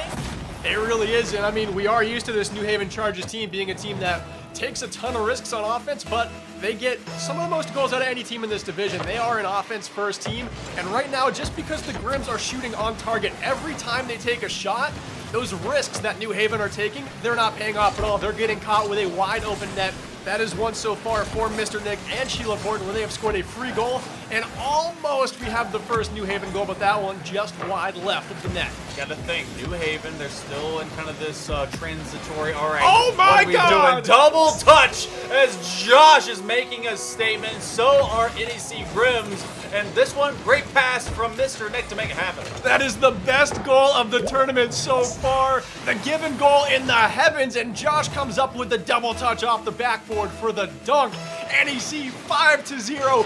What a statement in game number one. All right, guess who wasn't ready to play? New Haven. You guys got to stand up, do a few jumping jacks, maybe just kind of shake it out, get the blood back to the fingers because you've gone absolutely cold, and it is NEC, the Grims, that are red hot. Funny Bunny, a connection to get it over Horton. That's going to be Mountain Drew looking for a redirect. They can't get around the ball. A shot opportunity will go up, and that's only one of, what, two they've been able to actually get around the net? Around the net, yeah, and with NEC, we're seeing them not just on net, but in great spots of the net. Tough saves for New Haven to make. A lot of them they haven't been able to make. The accuracy right now is not there for New Haven. They have to get that going. Honestly, they have to start this game, even if they don't have a chance of coming back. They've got to get it dialed in so they have a hope in this series because NEC, they are tuned into this game. They came ready to play, and they are ripping shot after shot on target. Now, that's one of the few moments we did see Pumpkin Lad that pushed through, and that was one of the few moments the defense did bite a little bit too hard for NEC. So you start looking, you store that in the back of your noggin if you're New Haven. This game may be gone, but this is something that we can look for into the next. They're still going to be trying to create this mold and be bold and do something that they usually don't, but it's really just containment. NEC's done the work. New Haven needs to do more. And one thing we haven't even seen this game is NEC develop a goal from the corner. They like to cross it before the corner. That gives you such a better passing opportunity for a one-timer. They like to get shots out of the sky, going for crazy aerials like this one here from Mr. Nick. No, you didn't. What a save there! 3 will be committed, and that's how heavy the forces must be for New Haven to keep Mr. Nick from getting another goal to add to their ever-growing collection. But Josh is going to find another from distance, up close or far. NEC can't miss. Every player on NEC has a pair of goals. Josh, Nick, and Horton, they've all got 2 goals. It's insane right now what NEC is doing. Assumption is looking at this game, probably already shaking in their boots. No one in this tournament yet has put up 6 goals, and NEC are doing it as the underdog against New Haven in game 1. Demolition of expectations. New Haven coming into this with so many lofted upon their shoulders, but it's NEC Red that has been a bit better, at least in game number 1. One game does not a series make, but it's a statement that is in fact being made right now. With waning seconds in game number 1, it's been done for a while. NEC, the Grims, will be taking game 1 and taking an early set in this series. They're loving it. They're red hot. Hey, this was the first game we saw that was not even close to being close. NEC made the biggest statement of the quarterfinals so far. They're looking like world beaters. If that shot accuracy keeps up, and they're putting some serious MPHs on these shots, they're the best shooting team right now in the tournament. If they can keep that up, they can go the distance. That was an incredible game. It was. That was 10 shots to 5, doubling the output and just consistently putting this New Haven defensive on notice, and they were unable to stop most of it. One thing to mention, there's, again, 2 perfect sweeps that happened through the regular season. One of them happened by New England Tech over this squad in New Haven. They got to be able to come back because mentally, that was recent too. That was a season. That was a week 6. They got to bounce back and in a big way. Yeah, I'm worried that New Haven is one of those teams where they could get in their own heads and get in their own way if they don't win game one, or at least do well in game one. You have to take a moment. You get a couple minutes here, just calm down. Yeah, it's a LAN. Yeah, it's playoffs. Everything's on the line. There's a ton of pressure, but you're the number 3 seed for the reason, New Haven. You are a great team in this division. You can totally take it to the Grims. Of course, you've got to dial it in. You've got to calm down. Your shots have to be more accurate. Game 2 is underway. Let's see if they can adjust. NEC Red. Grims start off so quick. Need to see if New Haven can find profits from early challenges, be able to contain them for the greater duration of that entire first game. NEC was playing with so much speed, it was tough to be able to respond. Josh hit maneuvers himself, kind of gets stuck in the corner, but again, it's Mr. Nick that starts it off big. Big save, though, to keep him from going in early. Great save there. Pumpkin Lad able to knock that one into the corner. I'm seeing NEC just win race after race on these 50-50s high in the air. If you're able to control aerials in this division especially, that's a big skill difference that can help your tempo a ton. NEC scored so many goals in that first game from the sky. Ooh. New Haven has a great chance here in the box, but Nick knocks it aside. This is a much better looking New Haven. They've been given a little bit of extra time in the sky to go and get a shot, and it was near lethal. They do have a chance. It does fall off. That was on the tip of the nose, and they kind of roll out, which means there was no pace behind the ball, and it just kind of falls into the stripes. The looks are there, and New Haven has been able to keep this scoreless for the first minutes and more. Pumpkin Lad on their own goal line sends one down for Drew. Loses the race to the ball, though. New Haven still has chances, though, as this one goes high off the backboard. They've got a member there, too. Drew is ready to hit that one in, but still, the NEC defense, yeah, they can score goals, but they also defend in their own end incredibly well. Surprised to see this one scoreless through 90 seconds, but that's what we've got, Hale. NEC has not had more of those free looks. You remember how Mr. Nick was always going to the sky, always being able to get that first strike and then set up either Josh or everyone else. Horton had a chance from those outer corners, but right now it's 1-2, and the first lead for New Haven will come about on that 1-2 passing play. They needed it so bad. They needed some life in this game, and Funny Buns gets it in the right spot, down low angle on the net, but right where they needed to be to put that one home. New Haven, not just their first goal, their first lead, a very important one to get the monkey off their back. It looks like that we actually may have a Tech Core pause of play that's going down right now. Josh does call it out. Actually, it was Mr. Nick as well. So we will be waiting it out. We're going to see exactly what was up. We're going to be at that exact marker. I think it's around the 3:10 mark. But you have that goal, and now it's about, all right, how do we respond? We had 6 up on them. Yeah. I've seen teams get that many goals to nothing and then kind of get nothing else going. Yeah, you can build up too much confidence in a game. It happens in every single sport, not just Rocket League. If you get a little too much confidence, then you're going to run into some serious trouble. And I'm hoping that's not the case here for the NEC Grims, because they put on such a show in game number 1. Their offense has to know that they have it in the bag to click. Nick is looking on fire, Horton as well, and it seems like we've got something a little crazy going on in the booth here. Orb has This is our from the floor analyst. In case you didn't know, they were this Rocket League actually happens under the table. Hot Wheels cars just being zoomed around with our feet. Our shoes are in the shape of cars. So So I do apologize. I actually kicked out some monitor wires. It was very unfortunate. So I'm gonna go fix it real quick. Okay. Okay. Thank you. We'll see you, Orb. Let us know how the game goes down there, and we'll keep it in tune up here. So, like we were saying, Hal, the offense for NEC was insane. They haven't scored a goal yet in this game. They need to click. They need the next goal, and they've got to get their feet back under them, because they know they came to perform. They performed so well in game number 1. It's really tough to keep that up in a series, and it's really tough to strike back after going down a goal. I always call it DLC goals, because maybe they bought a bunch of extra goals that really aren't just going to turn into more throughout the rest of these games. Because remember, when this happened in the regular season, it was a full best of 5, went to game number 5, and 4 of those 5 were 1-goal differences. Maybe they used up a bunch. They were just ready to go for the word go. And you also get a different mindset when you are in that position of like, all right, I've been scored on 4 times. Yeah. Cool. I'm trying what I can. I'm just not going to get much more.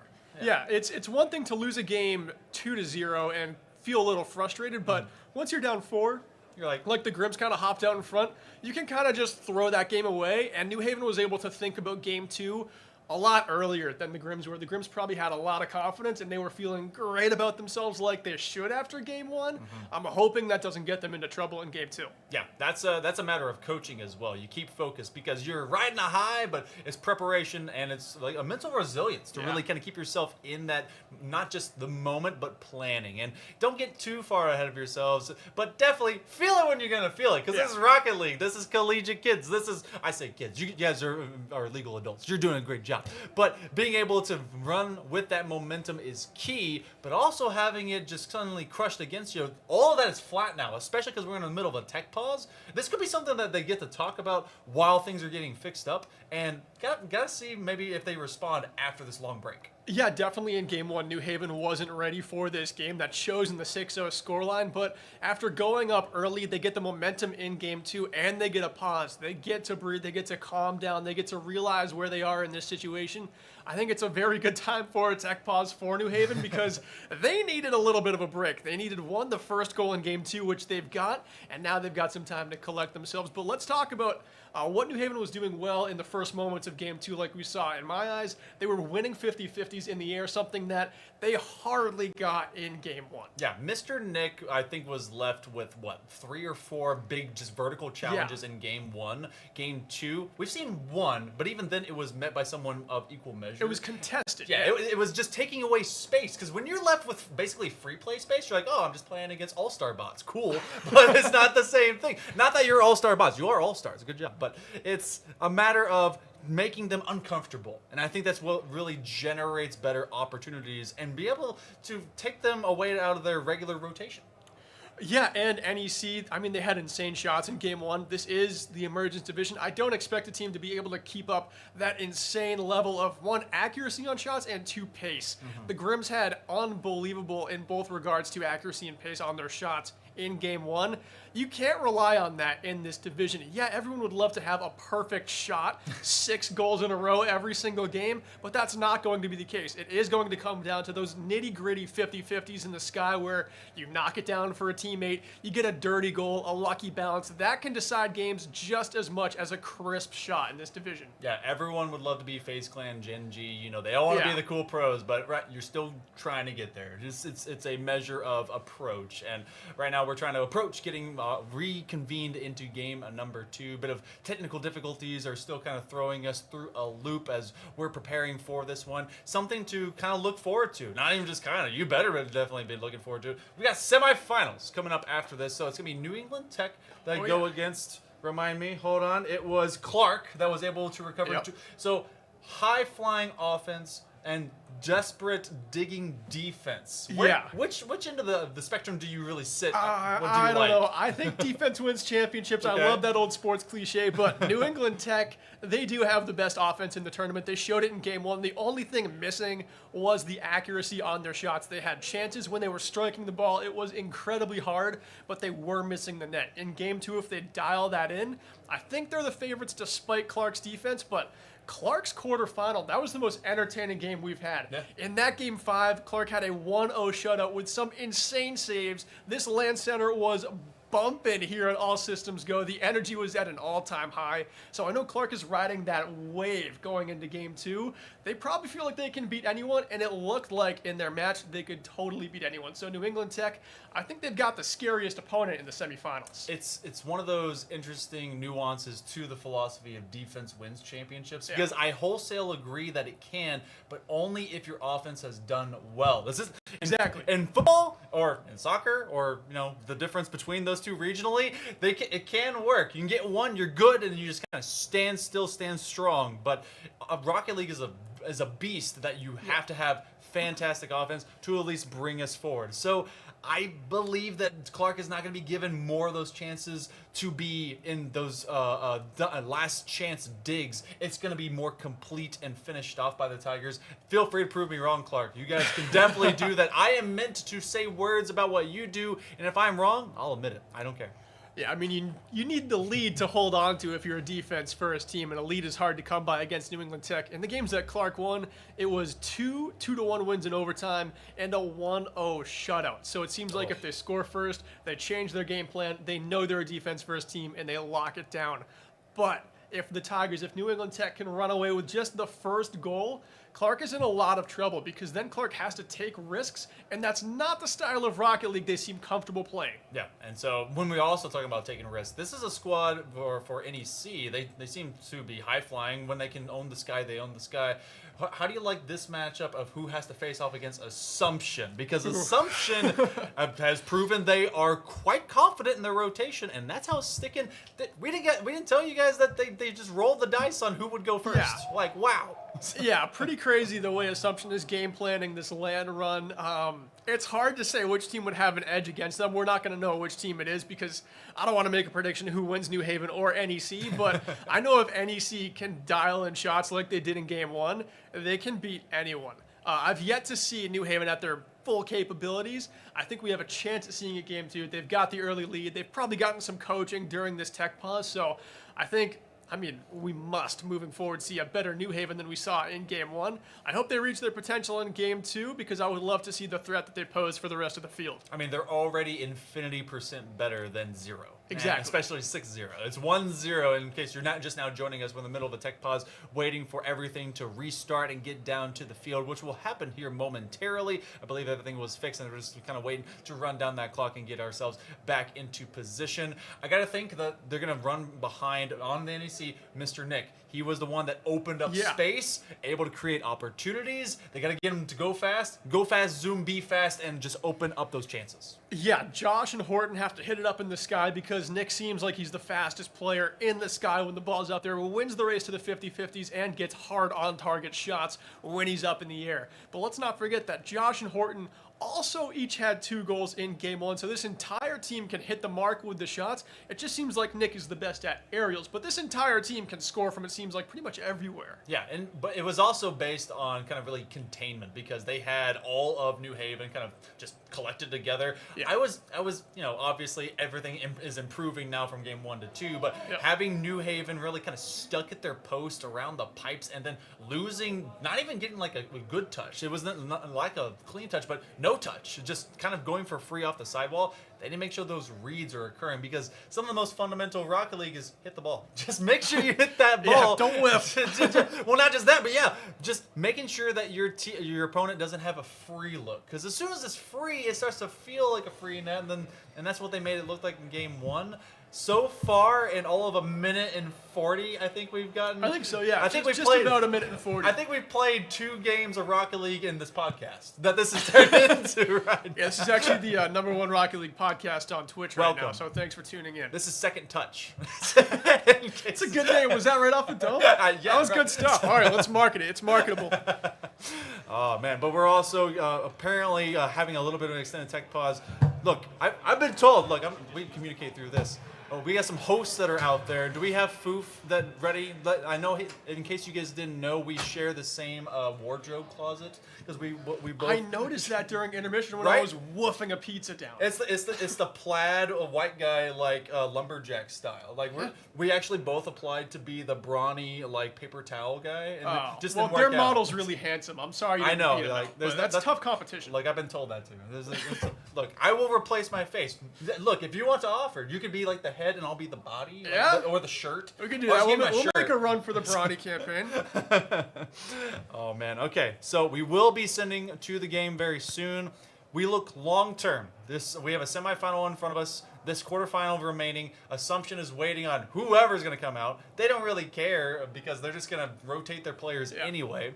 And apparently, when I went out there and learned, Scythe is actually their second highest player. It's, I think, Tyreed that was their highest. So Tyreed was doing a ton on both sides of the ball. It's very obvious when someone jumps out as a goal scorer that they've got some skill, but I think Tyreed was definitely making a ton of plays that generated offense from their own end. Tyreed was finishing chances too. It doesn't surprise me that he's the highest rated player, but Scythe scoring 5 goals in 3 games pretty insane. And a hat trick first game off the bench. This team's got some talent and some depth. Yeah, that's what you got to do when you were on the bench in the first place. Like, okay, coach, I drew the short end of the stick. I don't get to play every single time, but he played in the meat and potatoes of that match, and so proved that they can be able to do so much from any angle. And it develops weird whenever you go against other teams. I gotta wonder if this becomes a number 1 and number 2 versus each other in that final, if it will come out something similar, and if they'll continue to rotate.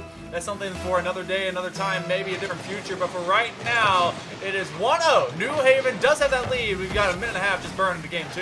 Yeah, thank you for tuning in to the Second Touch podcast, everyone. But we are back with what you came here for. Game 2 is underway with 3 minutes, 20 seconds to go. New Haven are leading 1-0 in case you forgot. And we're going to see if they can reach full form here. Currently controlling it in the NEC end, but Nick is right behind this chance here. Wants a one-timer to kick out to him, but instead it's going to be New Haven with a clear. And a nice second touch in the air from Drew. That was almost a chance, a good shot, but Horton is able to get up at 50-50. Like we said, those are going to be so important in this game. It's those battles in the sky. One player that basically was invisible to me whenever I was looking for more was Pumpkin Lad, and it's Funny Buns that was able to be the enforcer in game number 1. They come through in a hurry. Mountain Drew, a great takeaway. The defender had no idea they would be able to win another touch, and the put away by Funny Buns finishes it. And the shot, too, right in the corner, the lower left corner of the goal. Left nothing to chance there. No capability of getting your car to that corner in time. That's a great put away by Funny Bun. And a 2-0 lead for New Haven. We haven't seen them reach their full potential yet. We haven't seen the flashy goals like we saw NEC get in game number 1. But New Haven looking so much better in game 2. It is NEC right now. The Grims are being out kind of maneuvered on their challenges. Look how many times we've seen the last 2 instances of this ball going near their half or over the midfield line. New Haven has been able to just get it in a timely fashion around a NEC attacker. So New Haven has done quite well of maintaining control of first touch. But it's going to be Pumpkin Lad. Oh no, leaves it for free, so it becomes a foot race. This will still fall wide. Still fall wide. You still have a chance to breathe if you're the defenders, but NEC are threatening here. There's 2 minutes to go. NEC need a pair of goals. We've seen what this offense can do when they come alive. I'm sure they've got it in their bag to actually erase this lead and maybe even win this one still in regulation. There's more than enough time, but New Haven, their defense is hanging on very well. They're not miscommunicating. They're not double committing on saves or aerials. They're staying very composed in this game, and they keep winning challenges like that. They do have some depth at their lateral rotation, and NEC is trying to be able to break away from that, create more counter pose so they can be able to get a pass to one another and have some pressure on it. That's a 3rd big win as Funny Buns is able to get not just a demo but a chunk of that ball, and another big challenge as this is New Haven crawling all over the Grims, and another setup, another takeaway. This one will fall off target, but you got to think New Haven is just making mincemeat of these NEC challenges. Oh, that's a great shot there. Nick gets up for the save and hits it into the corner, but still, I got to harken back to this. New Haven knows who should be the first touch on the ball. They're not double committing. This is some of the cleanest Rocket League we've seen so far in the quarterfinals. They haven't made a mistake at all this entire game, and if they can hang on here, they'll even up this series. It is a deja vu, but just a mirror kind of result right now. A shutout that was 6-0. NEC went balls to the wall, was able to just get anything they felt like would hit, and it did in game number 1. Game number 2 has been clinical. Oh! A big takeaway defensive stop by New Haven as they keep this one still 2 up with seconds ticking down. Josh just had the best chance of game 2 here for NEC, and now it looks like the clock just has a little too little time left on it. We need a goal right here. 15 seconds left. NEC, can you get it done? New Haven's goaltenders are hanging on. NEC, they're trying to peel back the onion of defense that New Haven has put up, but that stinky smell is oh so sweet to New Haven. They won't have enough time to get back to it, and it'll be New Haven that does take game number 2. So lessons were not learned any different over the course of that long tech pause, and it will be a tied series before game 3. Yeah, and both games result in a shutout. We do see the New Haven defense lock it down, and their offense finally comes alive. And you gotta keep mentioning that NEC, they had 6 goals in game number 1. Where was that offense in game 2? You gotta bring it back for game 3. I need them to score the first goal. It's over there. I I think the goals are like on the printer. They It's just at the espresso bar. Oh yeah, in case you guys didn't know, why am I looking here? Espresso bar. Look, I need to have one of those apparently when these quarterfinals are done. So go ahead and make that. That what was it, cookies and cream? I can't wait to get that. Yeah. That sounded good. It's looking really good. Some white chocolate. These guys though are playing oh so sweet. This final quarterfinal has been all tied up. So the Grims looking to bounce back as New Haven. They were able to post the most recent shutout. They're trying to be able to post up a score early. New Haven has woken up after game 1. Their offense is high-flying right now, chance after chance in the first 15 seconds of game 3. NEC, wake up. Your time is now. You could be on match point or you could be against match point. You're playing for your season. New Haven right now is playing at the top of their game. Imagine we go game 5 and every game is just a shutout of some kind. That'd be some magical stuff. I don't know if it's going to happen. You guys feel free to prove it right or wrong. But New Haven, this one a little bit better for NEC because they have not succeeded at least one early goal that happened around the first minute and a half of play. New Haven trying to rotate forward and they're trying to contain the Grims, but NEC, they're launching up. Again, it's these kind of open challenges. It's New Haven winning touches before NEC even has a chance. Yeah, we didn't see New Haven nearly this quick to the ball in game 1. They started to do it in game 2, and now they're winning those aerial 50-50s by a lot. They have a chance to actually get clean shots and make plays off of it because they're winning the race to the ball by such a big margin. This is an awkward rotation in the middle of the field. Mr. Nick and Sheila Horton, trying to be able to deke him if he can, but it will just be challenged out and be taken away. Josh looking for some reinforcements. That will be taken out as well. Shot on target. No. Mr. Nick will make sure that never manifests. So, a lot of midfield play, but New Haven seems to be an advantage to it. NEC with a breakaway. And we still haven't even seen a double commit from New Haven this game either. They're still playing a very disciplined Rocket League offensively and defensively. They're not getting in each other's way, and that is so important. We've seen teams get a little desperate for offense and bump into each other a lot in some of the series we've watched so far. New Haven, they're playing so methodically. They're playing the exact way they want to ever since game 1 ended. They're just waiting to Oh, bait. no! All that discipline doesn't add up to nothing if it turns into an own goal. Sheila Horton saying, you know what? I'll take that one. And it's just the defender, Funny Buns, acting kind of funny on that far side. So, hey, you know what? That's a great shot, Funny Buns. Good job. That was actually pretty great. Well, that is not how I thought the first goal in this game was going to be scored. Oh, that is a rocket shot headed for the corner. It's under the bar. Mountain Drew makes it an even game. All right, so Mountain Drew hitting them with the dewdrop as that one from distance, the snipe downtown. Sheila Horton couldn't be able to read it, so we're all tied up, and no longer will there be shutouts in every single game. One apiece, more than 2 minutes. Bird into game number 3. Inconsistency, though, is starting to show its ugly head. Yeah, it definitely is, and I think the own goal kind of opens up the possibility for mistakes to be made. Now these teams know that the pressure is on and mistakes can be so incredibly costly. I do expect to see more mistakes going forward. I think New Haven and NEC, their defense has looked far too good for far too long. I think we're going to see some more openings here. Pumpkin with a chance, but it's knocked into the corner. Nick, who was so good offensively in game 1, has been on top in net. Oh, it's another goal off a defender, but Funny Buns with a great shot there is able to score one. That one at least had some pace to it. That one, if it's coming off a defender, you are having to deal with some speed, and Josh just couldn't get all the way to the backside of that ball. So they turn into a backboard themselves, and that'll deflect inward. New Haven finds 2 recently. Technically speaking, NEC hasn't scored a goal yet in this game, nor since game 1. Yeah, their offense has been very, very quiet. I mean, they've scored a couple, they've just been in the wrong end. That's true. So, New Haven, they've been able to maintain everything, and a great redirect with just a little over 2 minutes left. Funny Buns is making it 3. That's Funny Bun's second goal of the game here. Scored in the last game as well. Funny Bun starting to really get their wheels under them for the offense. And New Haven with a 3-1 lead with 2 minutes to go, and the NEC offense still nowhere to be found. It's likely that New Haven hang on. NEC really need to get it together. They need some of that magic they had in game 1. The miss in open field, Mr. Nick with a good challenge. NEC still hasn't been able to get really their own goal rather than from an own goal. So they're looking for something to add to their collection, keeping it contained, but no. Great challenge up. Can they find the next touch? They will give it away, and that's Mountain Drew. They'll bowl it between the uprights and defenders. That's 4 in a row.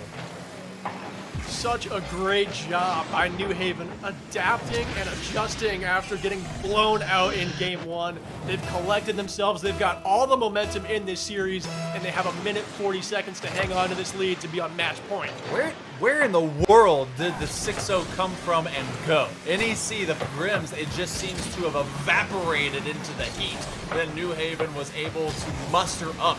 Need to see that confidence and the sure and just good touches start to develop, and that's going to be a 5th for New Haven. That's for Funny Buns. That is a rout right now against NEC.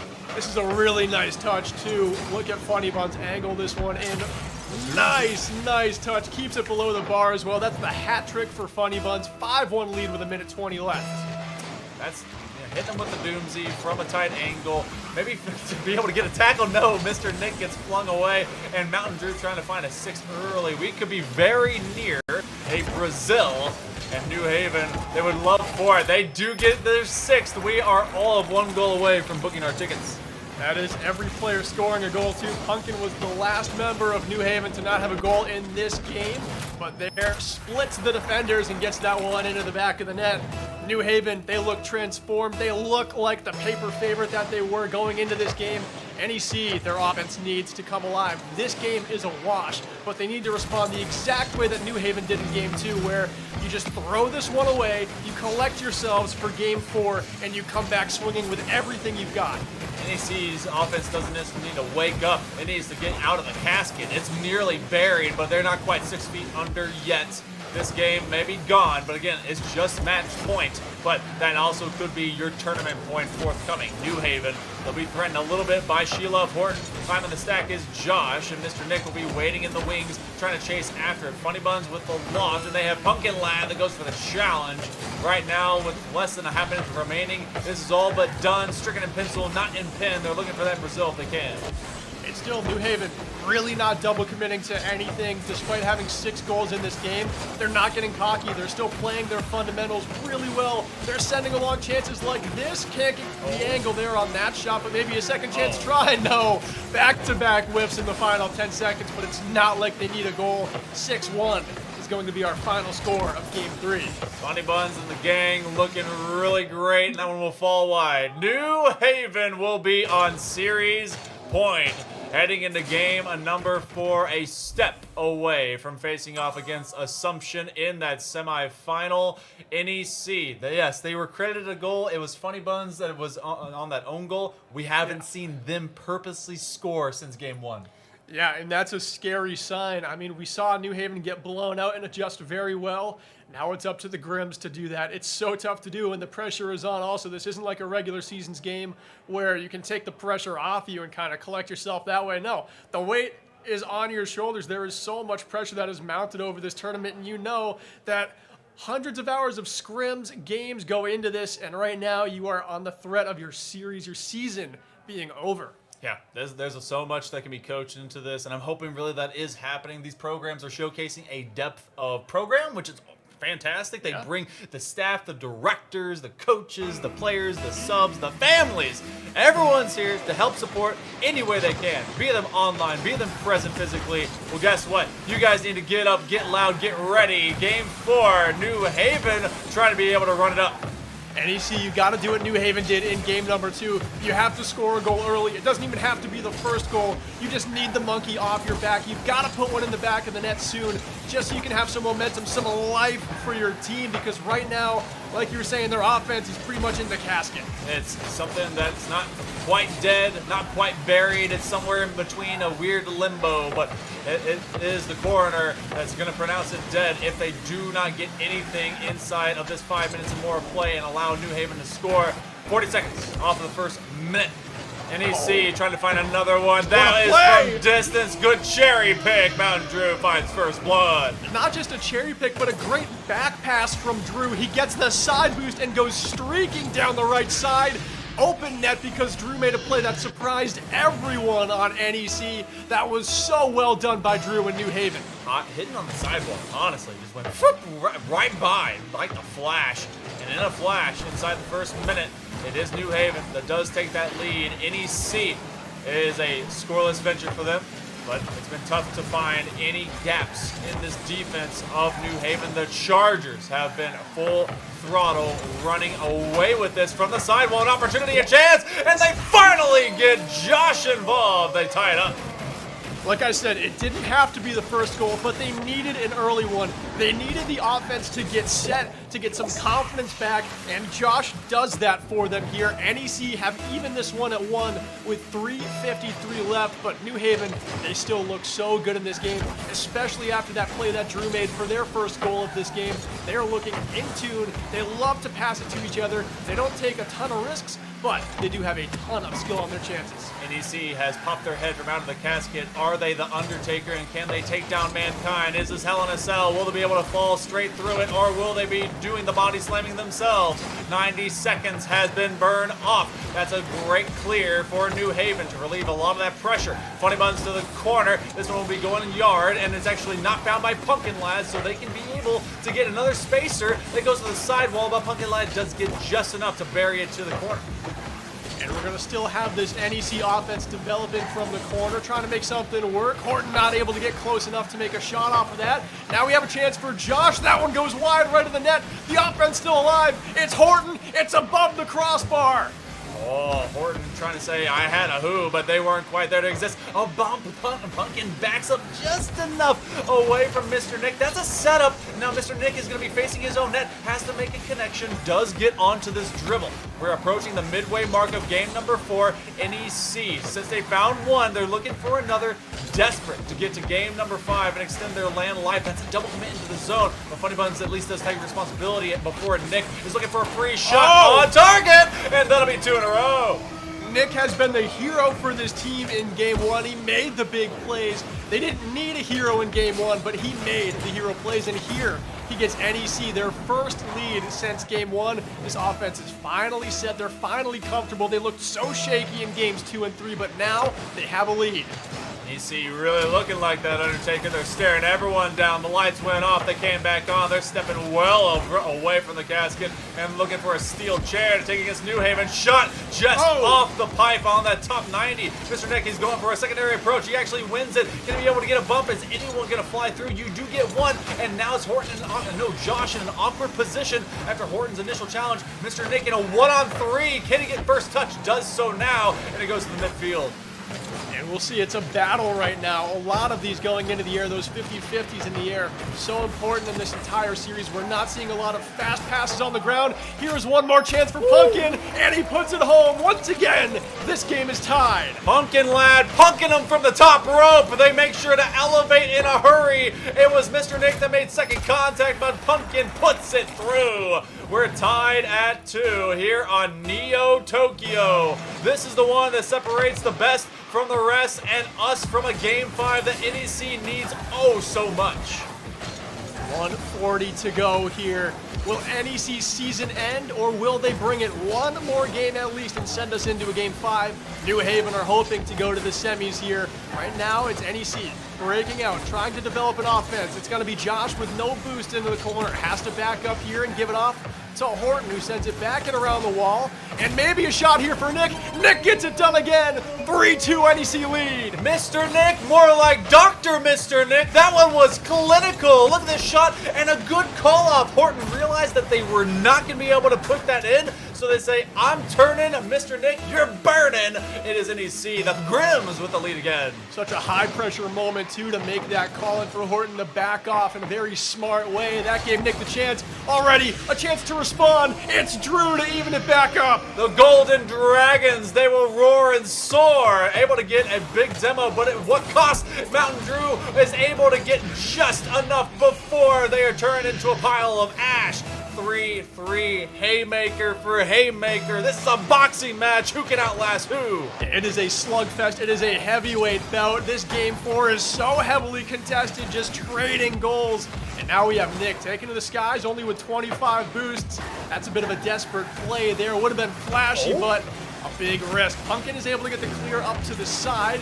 Drew and Pumpkin both along the right side have some touches, but Horton cuts off that play.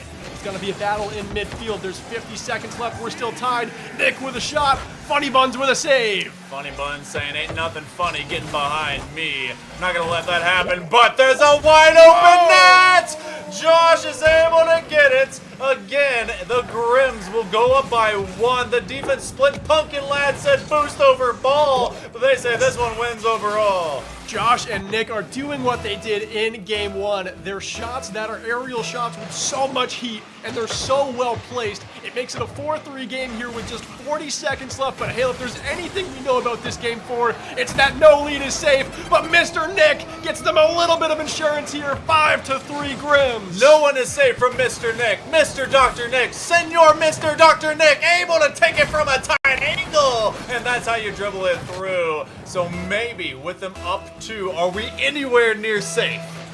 I don't think we're safe yet. I gotta have 15 seconds go by before we're safe. Already we have New Haven in the attacking end. Funny Buzz couldn't get there in time for the chance, but Drew keeps it alive. Good play there by Josh. The 50-50 in the sky, and the Grims are on the attack in the final 20. Someone's trying to call the patient line of Mr. Dr. Nick. They say it's an emergency. They say they need you to stay cool, calm, kosher, and collected. They're looking for a final chance here for New Haven before we go ultimately to game number 5. Another shot! Mr. Nick is sick with it!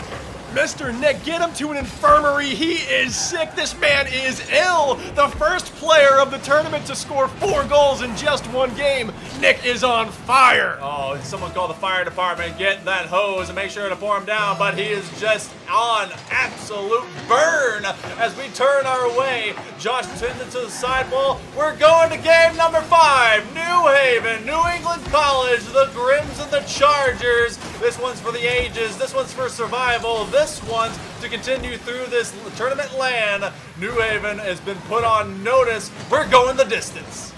So insane has this NECC tournament been. Back to back to back quarterfinal games going all the way to map 5. What an incredible competition just to start this stream. And hell, we have seen 3 games now with 6 goals in this contest. This is the highest scoring series we've had so far. It's been such an entertaining one to watch. It's been wild, honestly. Yeah. This was Mr. Nick being able to get their identity back. We saw this in game 1, the challenges, the freedom of movement to go forward, but this time around it was made possible because they were working off of both Josh and Horton and just running downhill with purpose, realizing, you know what? If this ends and we're behind, it's done. We gotta fight. And they brought that fight. And not only that, NEC, they are the only team in this matchup right now with experience playing with their season on the line. New Haven, this is the first time you've actually been dealt with this. Your season's on the line. It's scary times now. The pressure is as high as it's been all semester long. You've got to perform at that level you did in games 2 and 3. Game number 5 of our final quarterfinal begins right now. We go to Champions Field for the final time in a quarterfinal segment, and it will be the final time that these 2 schools and teams will be able to see it in a LAN atmosphere in this semester. Hopefully, one of them is able to create some great memories. The other, they have a lot of work to do. Regardless, the first 20 seconds, this has been a return to form for New Haven. They have been able to get some good pressure, and they're trying to maintain it against the Grims. And I wonder if this is going to be one of those games in this series where the offense explodes for one of these teams, or if we have a relatively scoreless game, because when your season's on the line, you tend to favor your own end. You don't want to give up a ton of chances, but we have seen some insane striking this game, so I wouldn't be shocked if this one blows up. Yeah, tensions are high. Either it's going to be all the cracks suddenly bust open and let loose, or it's going to be a 1-0 venture. There really isn't a lot of in between. First minute of play has favored New Haven a lot of different times. Chargers trying to break into some of those cracks. The defense does show them. Mr. Nick is able to get it upfield, but it's Josh that's looking for numbers. They're streaking across the stripes, looking to see if any defender is going to get in their way. Horton lets it go. That's a passing play. 1-2. It will go high. NEC gets away for now. There was a double commit there on the defense for the Grims, and now it's a free chance.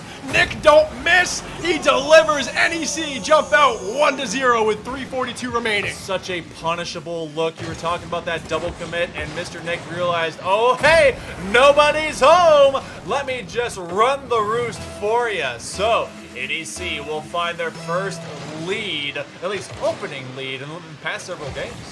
Yeah, and I believe that was a free goal for Nick, but the second player to that ball would have been Josh, so NEC was going to score on that last chance. Now, though, New Haven respond off this face-off very well. They've already got 2 shots since the face-off. Make it 3 there. NEC's defense, they had to get back, and they delivered 3 quick saves.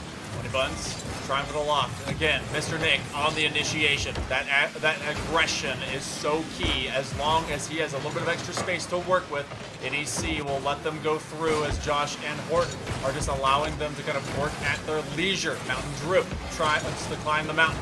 But right now, the mountain to climb feels oh so steep, even with only a 1-point deficit. 2 minutes are gone. 3 remain in this game 5.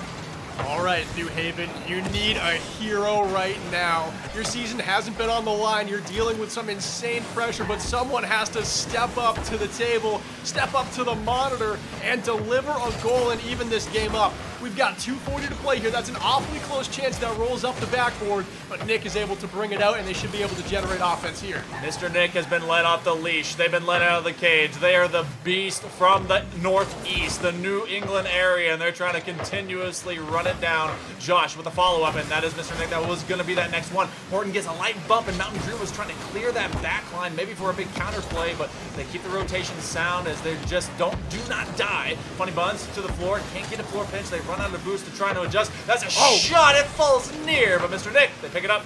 That was a good chance there from Drew. New Haven is able to keep it alive, hitting one hard off the backboard. Drew comes in for another chance, and we're seeing NEC defenders kind of scramble. They've gone for a couple double commits within the last minute, and that's starting to scare me. They need to hang on. They need to go one at a time and figure out who needs to be the one who is the first touch on the ball. Mountain Drew and Funny Buns both got caught in the same rotation, getting the boost and then actually cut off the next juncture. Mr. Nick, he decided, hey, that one's through, take the shot. I'm not going to be able to respond. He goes over the head so confidently, bumps off the inner bar, and look, they're overrunning each other. New Haven's in full panic. New Haven is in full panic. That can happen, and like we said, NEC, they've already dealt with a game where their season was on the line. I expect them to have a much more level head right now than New Haven, and it is looking that way. New Haven certainly look a little bit panicky, but they played such perfect Rocket League in Game 2 and 3. If they can do that in the final minute and 15 seconds, they've got a great chance. I like that they're still confidently sending the second man, but it's going to start becoming not just a try, but a necessity. 1 minute approaching. Can the Grims, with only 1 goal up and 1 goal in the entirety of this Game 5, maintain their lead? New Haven, you better get up and get loud. Your Chargers need you right now. New Haven, just a little bit of flame left in the fire. We're down to the final 50 seconds. They need a hero, and they need it now. They've got to clear this ball out of their own end. NEC comes in for some 50-50s. That had a great chance of being a wonderful shot, but unfortunately, the 50-50 was contested. NEC defenders still battling at midfield. They're doing more than just getting at to it in their own end, and now we've got another chance here. NEC, they're seeing red. They're also seeing green field in front of them. A shot is shut down, shut away. Pumpkin Land, they're going up. Mr. Nick caught off. Win! Challenge! The dunk, they're too late to send the second man. All 3 players are there for New Haven. It's seconds left. They have to rotate. They've got no boost, but they must attack. No one has been a hero in this tournament like Nick has been. Unbelievable. The goal scorer for NEC. A miraculous save within the final 15 seconds. NEC needs to hold on. It's up in the air. It's one last chance for New Haven. NEC needs to spike it, and that's it. You're upset. You're underdog. Your 7-seed NEC Grims are going to the semis. Oh, man. New Haven, they were able to fight back. They shut down NEC so many times. But when it mattered the most, it was the Grims that made it look oh so grim. And look at it, 5 shots to 1. It was the one that mattered. It was Mr. Nick popping off. Mr. Nick, what a hero. We're doing an interview once we cut away from us, and it better be with Nick, because you got to have those post-game shakes caught on camera. Nick was lights out in Game 1, in Game 4, and he was the hero, not just once by being the goal scorer, but that save in the final 15 seconds, phenomenal. Oh, man, just seeing how many points went up in this series, and just the fact that it became lopsided so many different times, it makes sense that we end up with just 1 goal, Game 5, to decide the whole thing.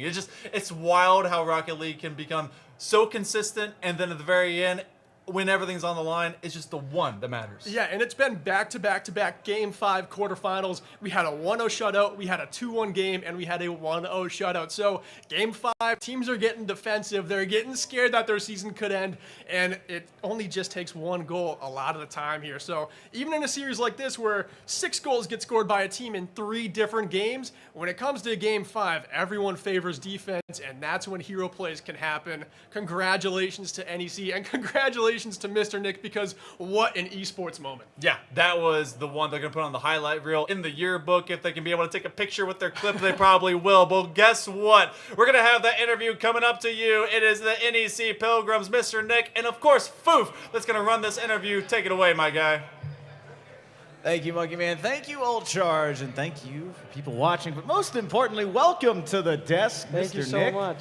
How you doing, man? I'm doing great right now. I mean, it was a hard-fought victory. You know, we came out hot. You know, they slowed us down, but we got right back into it, got the momentum going again, and we closed it out. So, I mean, let's just be honest. So, we start out 6-0, Game 1.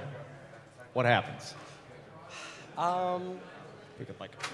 Honestly, I would say in that game, we felt really good. The momentum was going. Next game, we didn't start as hot. And then we had that technical issue in the game. One of our teammates, his monitor just completely shut off. So that kind of slowed everything down, kind of reset the momentum for both sides, I feel like. And from then on, I felt like it was a more even match. You know, we were going kind of blow for blow, back and forth, not a lot of goals from then on. But overall, I thought it was a great match, and I'm glad we could close with a victory.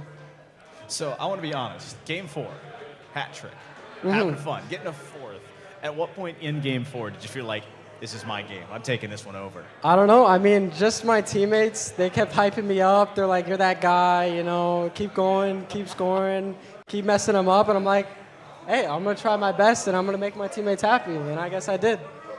And a big thing is it wasn't solo plays. You talked about teammates already, but almost all of the goals in that game for you guys, other than Josh's, was assisted on. Yes. Is that something that was intentional? Do you guys look for each other? Like the passing? Oh yeah, all the time. So when we're communicating up the field, you know, we're calling out positions, we're calling out who's where. Okay, I'm mid, you know, I'm left wall. You can pass it down to mid, and they worked out sometimes. Sometimes we get countered, but ultimately you just got to keep those comms up, keep the consistency, and you'll be good to go.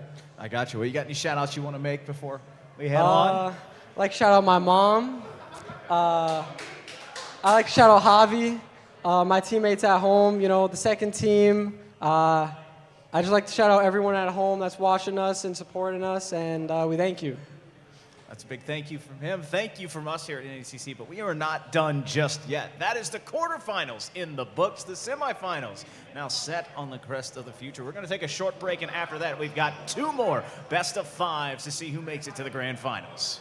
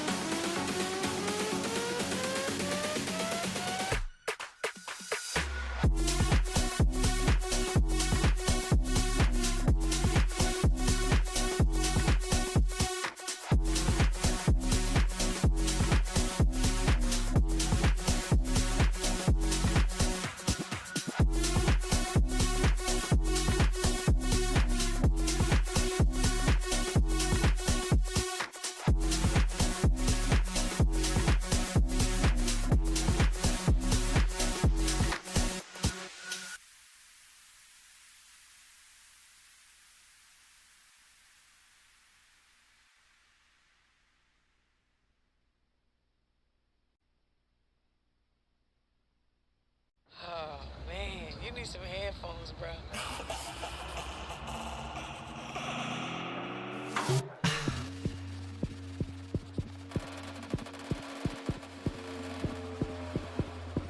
You know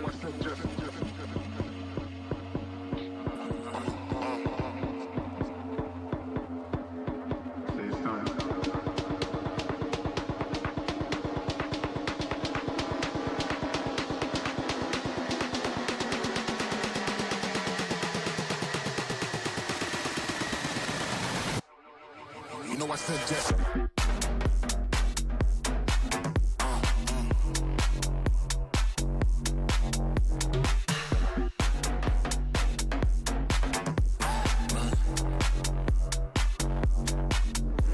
Just.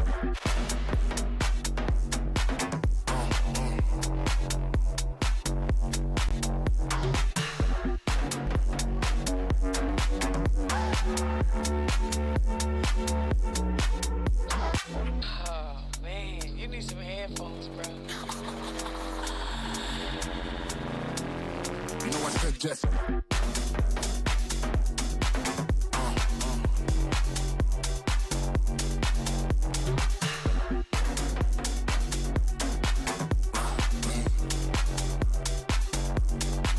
know I said just.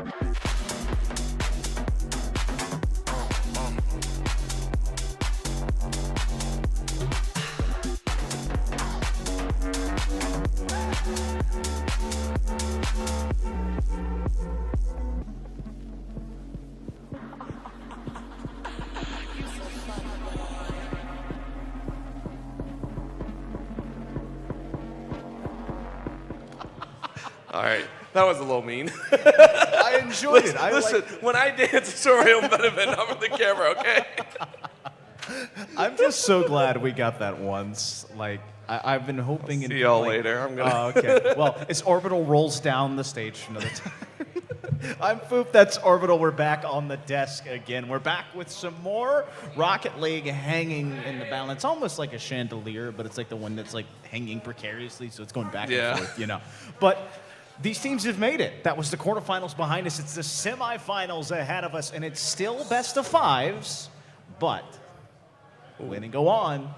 Losing, you're out. Yeah, it's been, I have to say it's been a crazy day because, again, at this current time, we started about, I want to say 11, 12 o'clock. Close to when 11, When we yeah. really got into it. And normally you would be like, okay, average about 4 games is what you're looking at. No. Out of the 4 quarterfinals that we've had here today, it has gone 3 times, all 5 games. The only match that actually only went 3-0 is the one that we are going to see coming up here shortly, the absolute Titans, New England Institute of Tech. Currently have yet to drop more than a single game over the course of the regular season, even. So this is where it all kicks off. And the big thing is the team that they lost the game to is now no longer in the tournament. Yeah.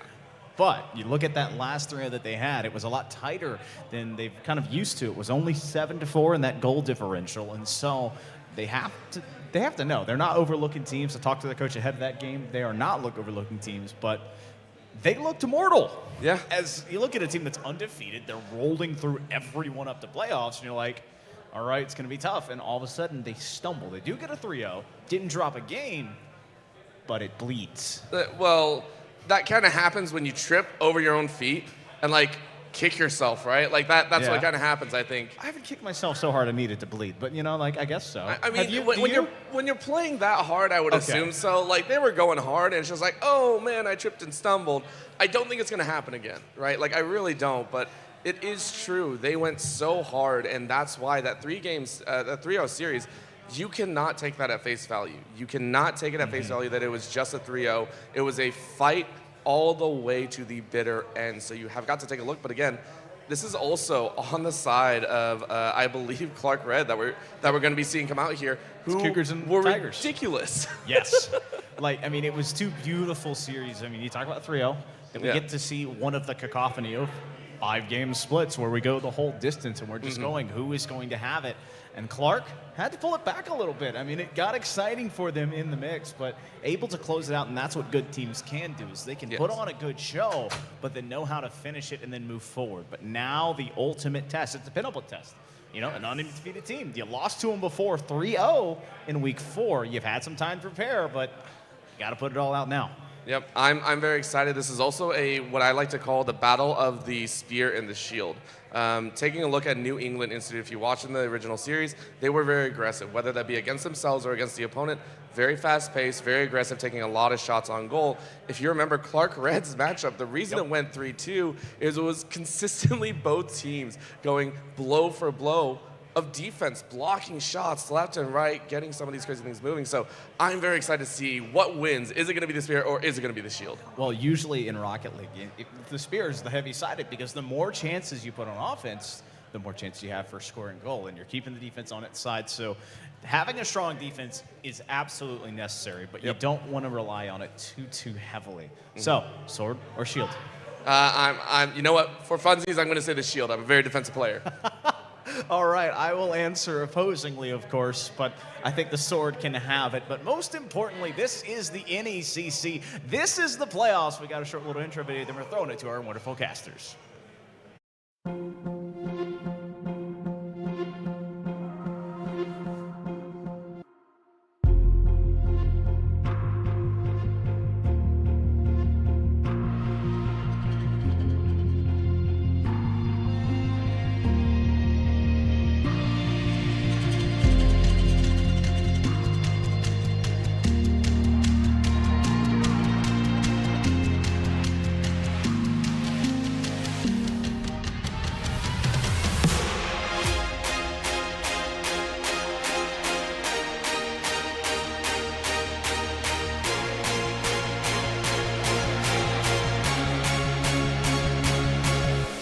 In goes a little bit of a bolt. So information granted. Who has it?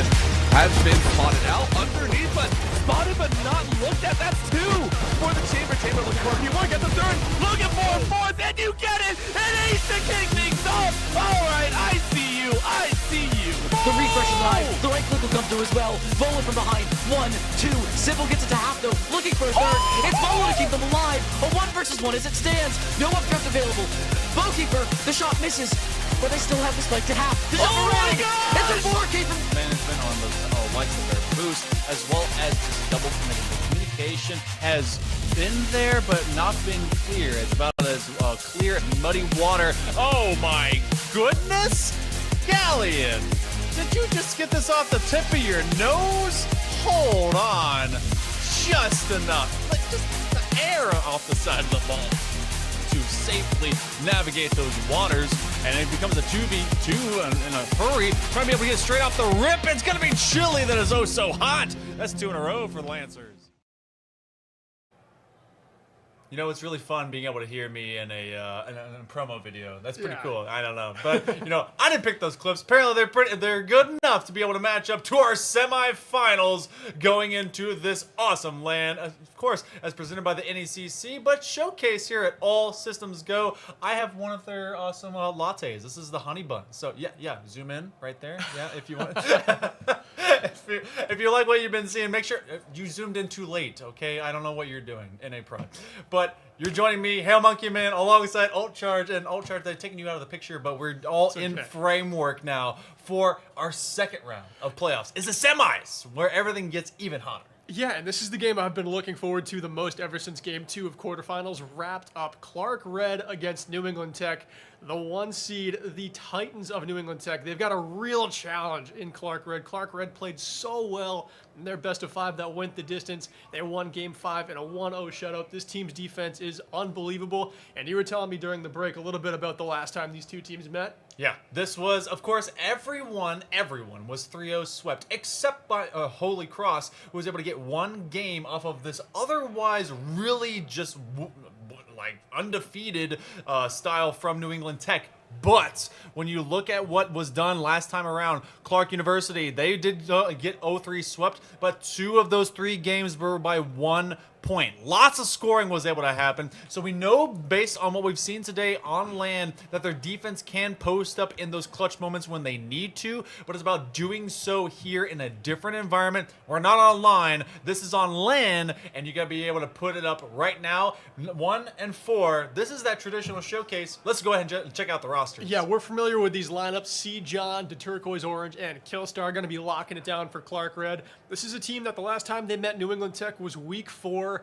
Like you said, it was a 3-0 sweep, but Clark Red, they dropped game 1 4-5, a 1-goal difference. They dropped game 3 2-3, a 1-goal difference. So even though it seems like New England Tech 3-0'd almost everybody in the regular season, Clark Red, even in the regular season and still now, are a very formidable opponent to these Tigers. Yeah, and it's going to be Camo Killa, Krill, and SM Jesus. They can be able to hit you every which way. Again, Camo Killa was that facilitator. Krill and SM Jesus, they would come in, they would get the big strikes, and Camo Killa would set them up. They would get them knocked down. Can this squad be able to overrun what was a very dire and dramatic defense from Clark? We need Clark to be able to step up to the plate again. The Tigers are just trying to make it all business. Yeah, my key for Clark Red is a very tough key. You've got to win 2 in a row. I think if this one goes back and forth, it's New England Tech's game, but we are underway with game 1 of our semifinal. We've been seeing a lot of game 5s as of recent, and the Tigers are trying to make sure nothing of the sort will occur on their run through this Emergence Atlantic Division playoff. They want to get to that final easy, breezy, and clean. They got to be able to do it right now. New England Tech will be in yellow. Clark Red will be in blue. If that's not confusing for you, I don't know how colors work. But regardless, it is going to be Clark that's being tested early. Oh, and a great chance here. It's off the crossbar. It's still hanging out in front, and it's Krill, who was the leading scorer for New England Tech. Gets the first goal here in the semis. C. John was looking for a better touch than that, and they thought that that ball would come down. They went up and get a little bit lost in the sauce based on physics. So the first 30 seconds, New England Tech, the Tigers, pounds first. Yeah, Krill was quiet in game 1 of New England Tech's first series. The only goal scorer there was SM Jesus, but Krill had 4 goals in the 3-0 series and already has his first one here. That's one of the forwards that Clark Red has to be very careful for. Krill, from a crazy angle, goes for a shot, and a follow-up chance netted by Camo Killa. I do not fault the defender on this approach because they were waiting for maybe something to come back up. It was Camo Killa, though, that dropped it right back down. It's an open net. You go to that backboard position wait for more elevated shots, and you try and respond, but because they shot it from distance, it dropped a lot earlier. So that's New England Tech. The Tigers get 2 very quickly. And Hill, we talked about what this matchup was going to be like a little earlier today, and we know that Clark, they like to score first and get defensive, but when they don't have that luxury, that's when things can fall apart. And already down 2, I know they're not playing the style of Rocket League that they would hope to be playing. Yeah, this is not comfort zone for them. They have to get a little bit more aggressive and creative. New England Tech has been able to kind of see the game, but this is one of those squads that can see themselves moving maybe through divisions, maybe even through overall just competition in later years. Right now from the fall, looking to the next year in 2023, I know that they've enjoyed their success here, and they're trying to make sure it ends with an exclamation point. Clark Red in recency seems to have had some pressure, but that's quickly just deleted, and quickly we see 3 in the first 90. Yeah, and we always talked about if Clark Red goes down, it's going to be very tough for them to respond because New England Tech, the pace of their offense is going to be relentless. They are never going to let up. Clark is really hoping to just score first and lock it down. Game 1 is not going that way. And Clark Red, they've got to find a way to take risks and stay defensive. That's back-to-back goals that the net has been relatively wide open. Krill and Camo Killa. Make it Camo Krilla. That's basically where we're at. You combine those two. They've been able to combine for 3 points so far inside of this first minute and a half. Now the first 100 seconds have been able to bleed off the clock. And Clark Red, they know that this is stacked against them. They know that they have to step up to a pace and an efficiency that really hasn't been there, at least consistently throughout their current run. They did make it past that quarterfinal, but it was on defense. They needed their offense to start being alive. And we talked about the number 8 seed, Thomas College, getting 3-0 swept. Bit unlucky having to face the final boss in New England Tech in the opening round. That's where Clark Red are tasked with now. Still yet to find their offense in this game. We know how great their defense is, but you just have to take so many risks against this New England Tech team. And I don't know if Clark Red is going to be up to snuff. New England Tech still keeping this offense up-tempo. They've controlled the ball for much of this game, and Krill gets his second of the game. And there's a big demo that happens on the front end of this too. Krill is able to finish it off, but it is a big run up. Guess who? It's Camo Killa. He's hidden in all that camouflage right inside of your box, and then boop, is able to bop out and pop you out. And so that will be 4 now at the midpoint of game 1. And we'll see, can Clark Red respond? A pretty good shot there by Killstar, but it's a very nice save by Krill, who's been active on both sides of the ball. Second chance here, but it looks like the whiff is going to be in the air.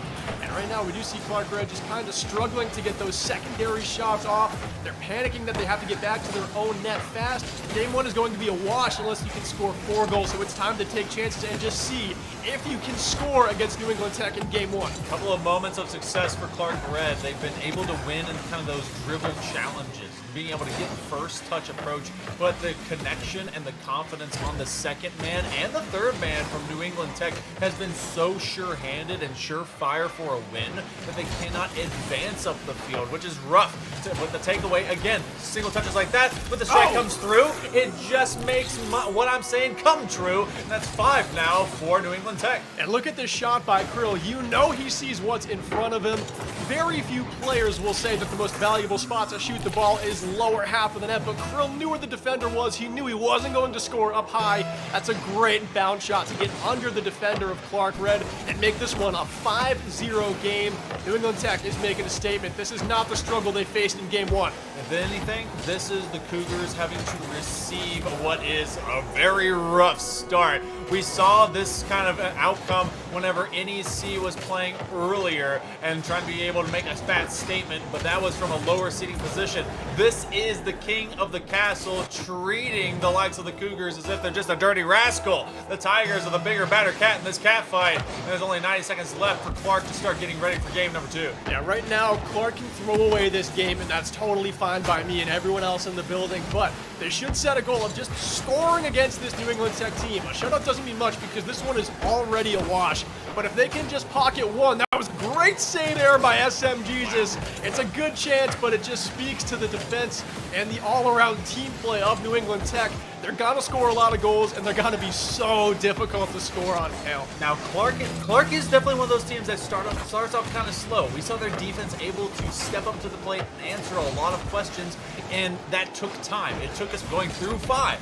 Now, that's been pretty much everyone else except for Tech, but they have to do that inside of 3, or else the Tigers will be able to just completely run the gambit and run away from these Cougars. Less than 40 seconds remain. I want to see these 1-2s. They do connect, and that one finally gets patered. Sijan will get one on the board. They needed that one. They needed it so bad, Hale. Like I said, this game is a wash. That's okay, but now you know that you can score against this insane New England Tech team. And another thing, Hale, that we talked about in the first time that New England Tech played is their offense was generating a ton of chances, but their shot accuracy was not there. Not where we've seen it for this team that has only lost 1 game all season. It seems like in the semis, they've found that accuracy. Yeah, it feels like they've cleaned everything up. They were able to play the first match of the day. They waited for 3, and they find the Brazil. I hope you brought your Speedo as well as some sunblock. It may be 15 degrees colder from day 1 to day 2 of this land, but it is hot right now for the Tigers. See, John must be shaking his head there, just kind of waddling next to that ball, almost faking out his own teammate if he was going to hit it into the corner, and then SM Jesus came over the top for the dunk, and we've got a 7-1 rout right now for New England Tech. New England Tech, they came in, they wanted to wreck and rumble against Cougars in this jungle. They're currently going to have it for game number 1. King of the Castle will continue to wear their crown proudly. Crow with one more. How about exclamation point ×3? Wow, Krill with 4 goals. Camo Killa also has a hat trick, and SM Jesus has a goal. Everyone is activated for these Tigers.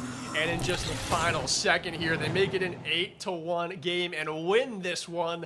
What a performance. What a statement by our number 1 seed. That is something of proof, because when you look at our first series of the day, 13 shots to just 3 from Clark. Clark had great defense, and that started to really be created through later term in that series, but ultimately this is a Tiger squad that's not going to give them a chance to evolve. It's like hitting that B button on the Game Boy, in case anyone ever did that, and keeping yourself as just a Bulbasaur. They got to really be able to blossom, and they have to do it fast. Yeah, they had some nice saves, did Clark Red, but like we said, we like defensive first teams, but you need a lead to be a defensive first team. If New England Tech jump out with the first goal, if they can make it a 2-goal lead too, Clark Red does not stand a chance in this series. I don't think there's a single series more important where the first goal is going to matter more. We've had some series that was decided by the first goal, but I think this one is going to be the biggest make or break goal. Name the last time that we were talking explicitly about anyone in Clark Red that wasn't Suja. That is a big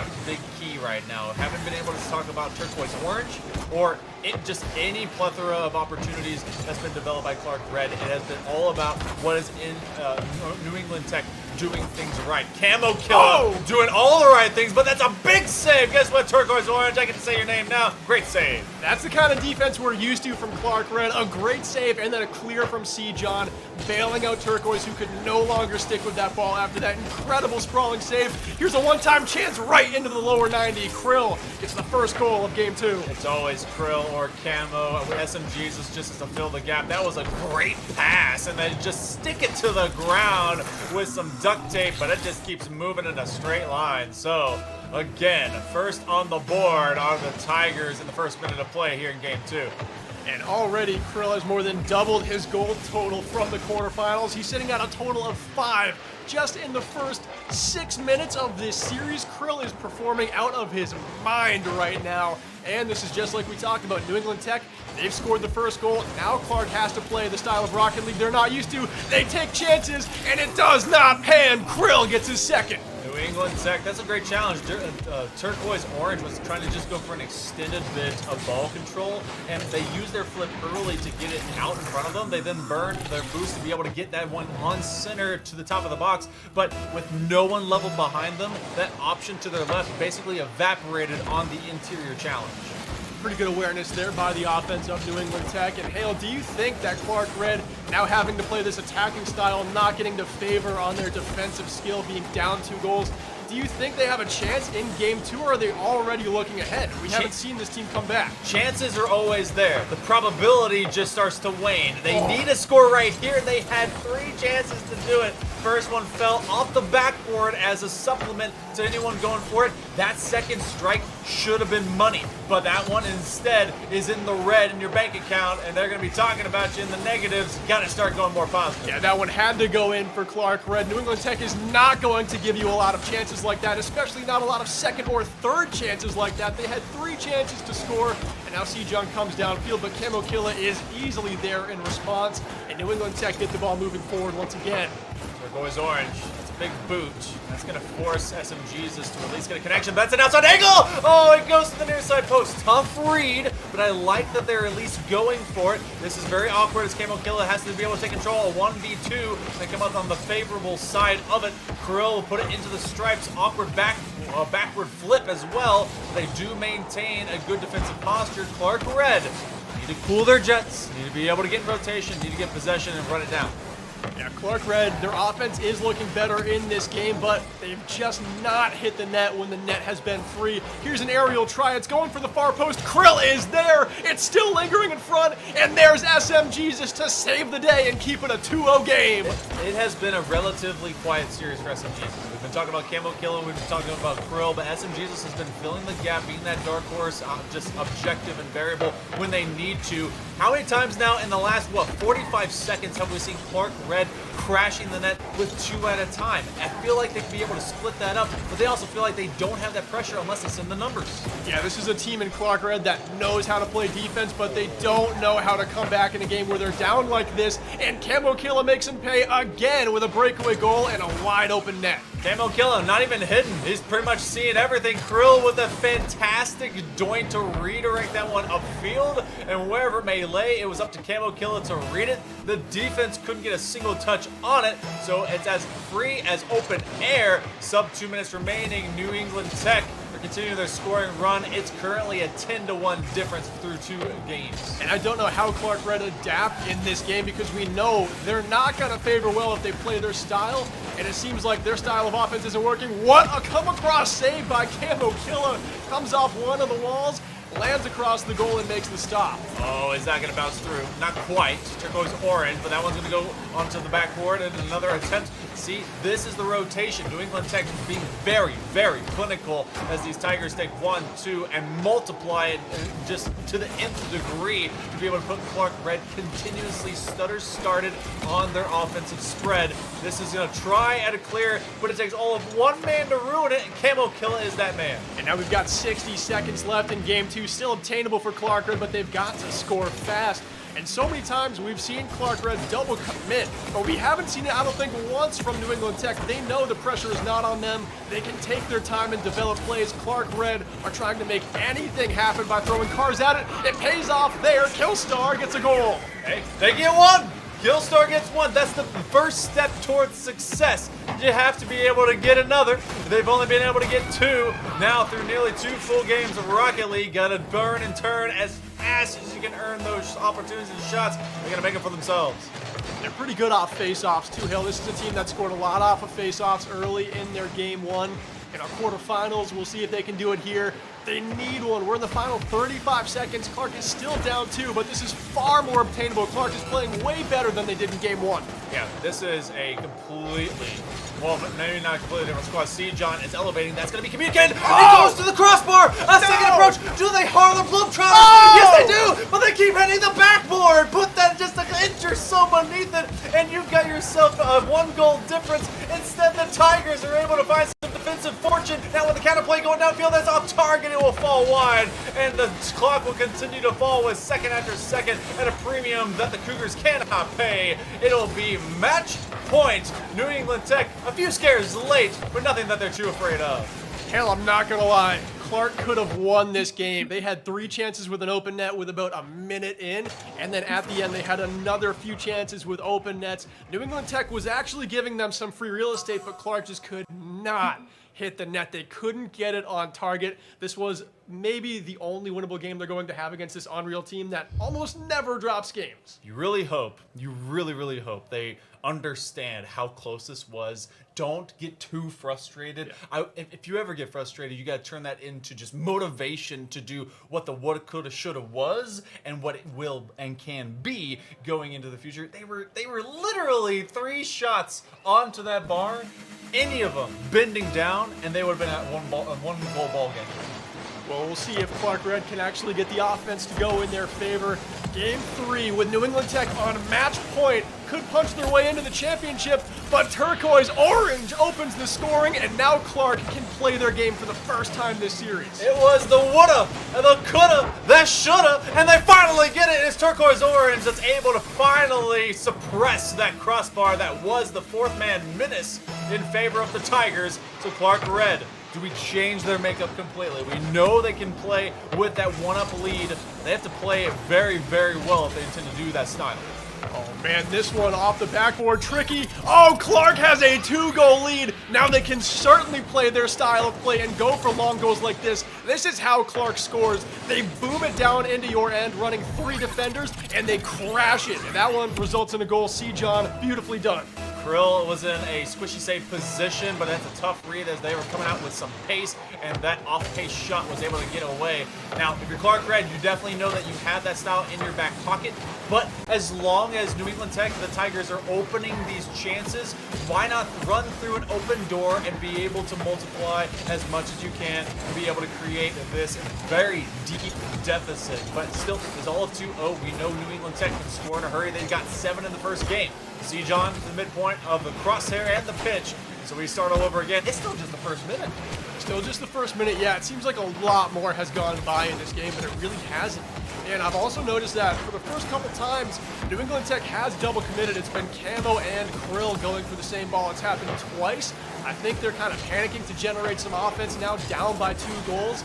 And this is a team that isn't used to being in a losing position. They're hoping to come back. They know their offense is capable, but they're throwing a little too many bodies at the ball right now, and it's looking a little sloppy. Clark has a chance to open up to a 3-0 lead. They're looking for, well, they have leniency. can kind of act like this. They feel very confident. You had a 7-1 inside of that first game. The next one, you basically controlled it until some late-term scares. Clark Red, though, they can run with this kind of momentum. You feel confident. You feel like, okay, we can give up a game or two if we're New England. You've given up all of one game all season, so I want to see if they can be able to fight back from this disadvantaged position. It's going to be tough when the turquoise red or orange finds another. And that's what I'm talking about. Clark had a chance to get up to 3-0. It seemed like New England Tech, they were starting to play a little bit sloppy. You can see Jesus there trying to dodge the demo, couldn't actually get a jump and a boost off to make any sort of save there. That was a great crash by C. John to kind of make Jesus in a little bit of a disposition, and Clark Red jump out with their best lead of the series. A bit of a double commit into the zone, and that'll be at least some freedom of movement for New England Tech. They do run it upfield. Clark Red in a position where they need to make sure they do not give up their back line. It would be so defeating to let any kind of comeback begin for the Tigers. But right now the Cougars are in control. They're putting plenty of shots to force the defensive rotation of New England to continue.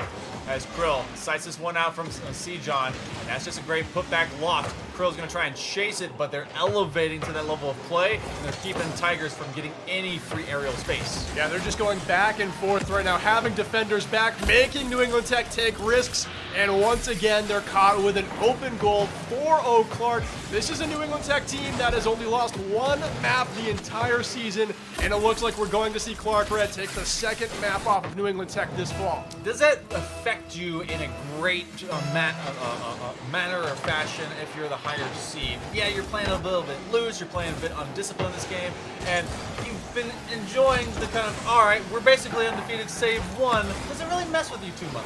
I don't think it messes with them too much, especially with their performances in game 1 and 2. It looks like they're bringing it in this series, and maybe they got a little bit too confident here for game 3, but I know this New England Tech team can reel that back in for a possible game 4. It seems like they might not have quite enough time to get it back, but this is a New England Tech team that can score in bunches, so this one's still up in the air. If New England Tech get the next goal, I think they have a pretty good chance. Now they have to play the 2-minute drill. Really prove to us that they can play fast. Like, okay, yeah, we can definitely score.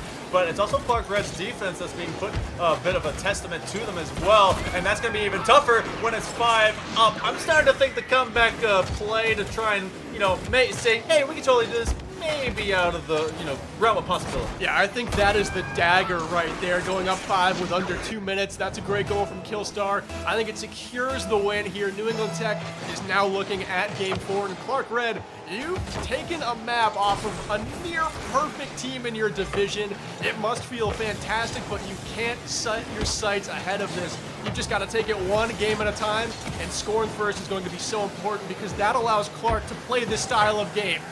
First sweep is necessary to take down the #1 seed. You've taken a great first step. You got to make sure that you continue to punish cockiness and confidence where it may lay. The Tigers, they probably won't make a second mistake in a row to drop another game. They've dropped all of one all season, the second, fourth coming if this holds, and the third would have to be in a rough position. That would be their first game 5 of the entirety of this Emergence Atlantic Division. 1 minute remains, that 6th goal goes through. What is happening to New England Tech? We have not seen anything like this season. The game they lost to Holy Cross was at least close. This is a blowout. 6 goals. We saw 6 goals in a couple of different games. I know. I don't know. It just kind of translates up like, 6 goals, at least. So, a trade of blows. Clark Red proving they've got whatever they can do to muster to gut check themselves in a LAN environment to stick it to some of the best. New England Tech is not infallible, but they still are very high mountain to climb. The Sherpa that Clark Red is currently running with has got to be able to last through him for the entirety of it. 6-0, trying to make it a 7th. Right now, they're just trying to make sure it's a shutout. They would love to be able to take a selfie with that and push it against New England Tech at the end. Yeah, the game that New England Tech lost to Holy Cross was a 2-3 map, so New England Tech, they've never been even close to this position. They've never gotten blown out. They've never lost by more than 1 goal. Losing by 6 or more, and also the shutout, that is something that is massive for Clark Red's momentum, and with 10 seconds to go, it seems like they've locked it in. Clark Red, you better be believing in miracles because they don't want to be leaving anytime soon. It will not be scoreless, but it's still going to be lopsided. Camo Killa, of course, is going to be the one to grab it, and it was off of a final climactic challenge from Krill.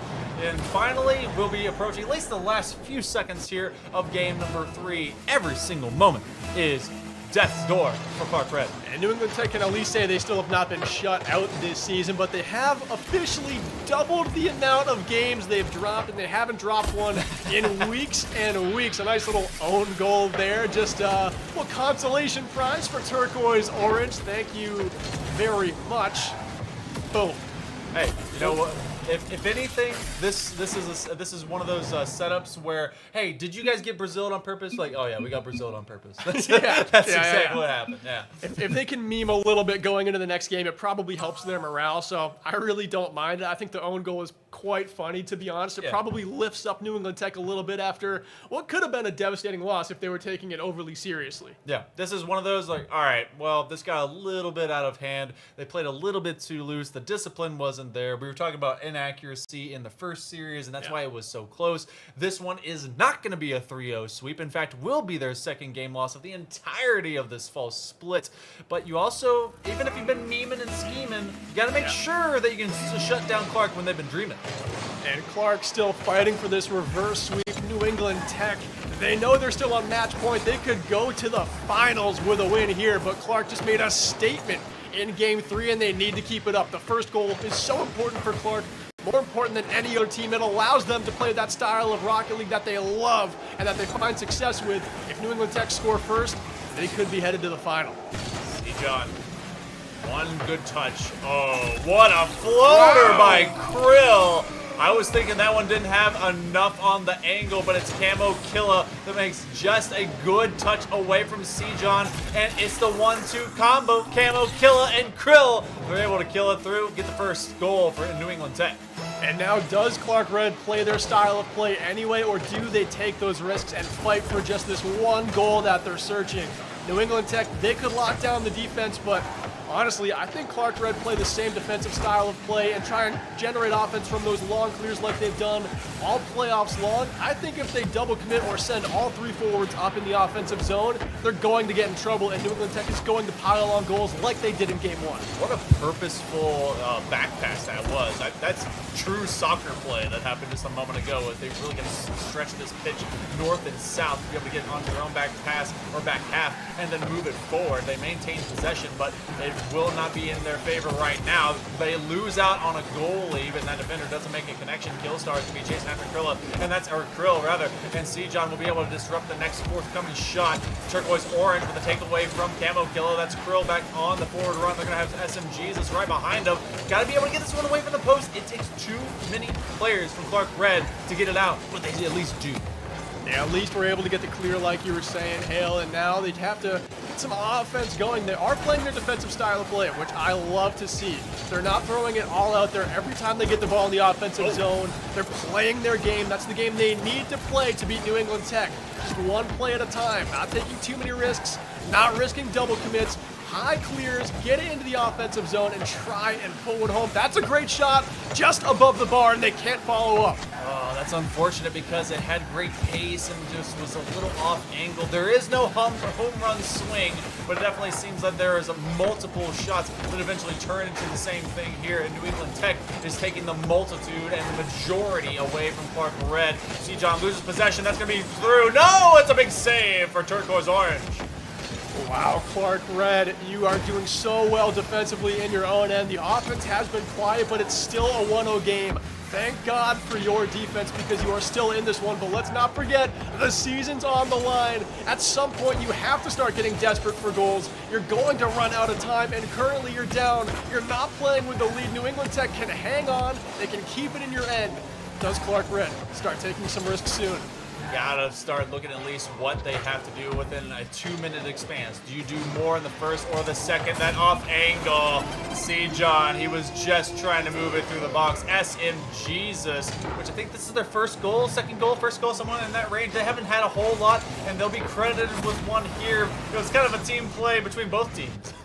Yeah, first goal of the series for SM Jesus. They finally get on the board, but That one was a bit unlucky for Clark Red. They were not in a good spot to defend their own net from, and now with 2 minutes remaining, down 2 goals, this is where it could really start to fall apart for Clark Red. They can no longer play that chipping style of defensive play that they love. Chance that will go by the wayside. They saw that net open, but in a brief tight angle, and John then helps on the redirect on accident. It's haphazard and half-sadaisical for a New England Tech. They will move forward. 1:40 on the clock. 100 seconds before Clark Red sees their fall semester fall a little bit short of the finals, and for taking down the #1 seed to the sidewall. Turquoise Orange is able to get a lot of space. They dodge the demo, and now they're going to try on this challenge. And if I'm New England Tech right now, I know that my opponents are only going to get tougher from Clark Red. New England Tech has been blessed. They've had to play the lowest seed in both rounds of the playoffs so far. And, I mean, we do have a 6 seed still left in the playoffs, but likely we're going to see New England Tech versus Assumption game in the finals. It could be an absolute barn burner, Hale. Just a minute to go. Still a 2-goal lead. Clark Red is still within range of getting back in this game, but it's going to take everything they've got. They've got to score right now. They've got to score so soon. Not even just a little bit of time. There's going to be a lot of time left on that clock. We're talking about at least 30 seconds or more. But New England Tech, they've been able to contain, bottle up the Cougars, these Tigers, bigger, better cat. And they're able to just smack them down. Turquoise Orange looking for a 50. That one goes neutral. Will hop out to the midfield line. Someone's leaving it behind. Krill to the backboard. Can't get the double touch. It goes to Camo Killa. And every single time it goes to the sky, it burns precious seconds that Clark cannot afford. Down to the final 30. Could it be the last 30 seconds of what has been a great Clark Red run here in NECC playoffs? Now just 20 to go. A great chance there, but they can't get these on target. You can see the pressure is getting to them. They haven't gotten a shot on target within the last minute. And with 10 seconds left, Hill, this could just be the dagger. That one is off target. It leaves a chance, but no hope on the horizon. Krill 52 pays the bill. Camo Killa was the one that could have put it in, but he's like, you know what? The 1-2 combo always works.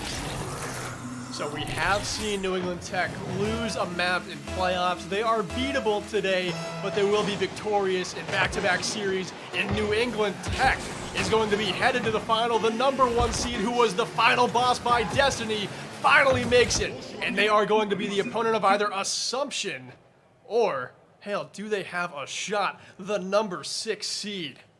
Yeah, the Pilgrims right in front of them, NEC. Will there be a chance for them to be able to upend the entirety of this competition? But right now, it's all about praise for the Tigers. New England Tech, you've been able to get to the top of the stack. You're at the precipice, that peak of the mountain. It's just about planting your flag there before one of your other opponents does the same thing. They lose their second game. How dare they for this season? Terrible. What are you doing out there? Well, you're winning. That's what you're doing. Yeah, and when they lost that game, they memed with an own goal at the end. So you can tell it's not something that got to them, but still, congratulations, Clark Red, for taking one off of this unbelievable New England Tech team who is likely going to move up divisions in a future NECC season. They look so good, 8-0, 24 wins, 1 map loss throughout the season, now 2. I mean, a phenomenal season that New England Tech has gone on. They've torn through the playoffs, 3-0, and then a 3-1 to make it to the final. Yeah, they are, what, 30-2 fast math between Yeah, this good playoff? fast math. Hey, look, 6 + 24 equals me being right. That's how that works out. But, okay, so when it comes to that attack, something that really did define themselves for the Tigers, it's definitely Krill and Camo Killa, and SMGs is just filling in when he needs to. That's the Wombo combo you have to defeat. Yeah, they've got forwards and they've got a designated defender in SM Jesus. And SM Jesus has done a phenomenal job. Had 10 saves in the first series and a handful in the second. Not quite sure the final numbers there, but I'll know by the time the finals come around. But he is the designated goaltender. They've got 2 forwards. It's a structured team. Not something we can say about every team in this Emergence division, but this is what makes New England Tech so good. They've got positions, and they know how to play them. They got a system. The process is progress, and it works. They have to make sure it does work because the next one will be a best of 7, so they have to make sure that the puzzle doesn't get solved in the middle of that. You have to get at least 1 more game in a row. But before we do that, we do have SM Jesus, that lovely defender that's going to be in an interview with Foof. How about we go back to our host? You guys take it away. Well, well, well. Thank you, Hale. Thank you, Old Charge. And oh my goodness, another one underneath you guys' belt. You do bleed. You guys are a team that is not perfect, but you had a great one going on. So how are you feeling after a 3-1? You know what? I feel really good. You know, we did want to go for the 3-0. Unfortunately, that didn't happen. Keep it closer. Yep, that didn't really exactly happen in our third game. You know, we had a little bit of a setback there, but you know, we're back into it. We're ready, and we're going to be ready for the next round over to the finals. Heck yeah. So, I mean, let's just be honest. It starts out with a 7-1. You got to feel good about that, then immediately a 3-0 victory. Oh, yeah. Coming into game 3, and it looks like it's all you guys, and then... Yeah, it definitely feels great, you know. I think we definitely have a really good chance to win this finals, and I think we're definitely going to take it all the way back home. So my question is, how did you guys answer game 3? Game 1 and games 2 went your way perfectly. That is a 10-1 scoreline. Mm-hmm. And then game 3, you give up 6. I'm not going to say you gave up 7. You gave up 6, and then had to answer back in games 4 and 5. Yeah, so I feel like in game 3, it was just we got a little bit ahead of ourselves. We got a little bit excited, and I believe in that point during we had a comms issue during the time, but I feel like after that game, after we brushed it off, we acted like it didn't happen. We just acted like we were on a brand new slate, brand new game, played exactly how we did in the beginning. I got you. And so Krill and Camo going off and getting that goal in game 4, that one feel pretty good? Yeah, it felt great. All right, Felt so amazing. important question, my favorite question to ask. At what point during this series did you feel like, yep, we're punching our ticket to the grand finals? Since the beginning, honestly. I really think since the beginning. I feel like I have a lot of faith in this team and me and my team, and I feel like we're able to take this since the beginning. I got you. Well, last thing I want to ask, you got any shout-outs you want to make before you head off and wait for the grand finals? Yeah, I'm going to shout out to my girlfriend, Abby, and I want to shout out to my best friend, Lewis, over there in Rhode Island. And yeah, that's about it. Well, there we go. That's about it for this first semifinal. We have another to see who will play this Tiger team in the grand finals in a best of 7. One more best of 5 coming up in a bit.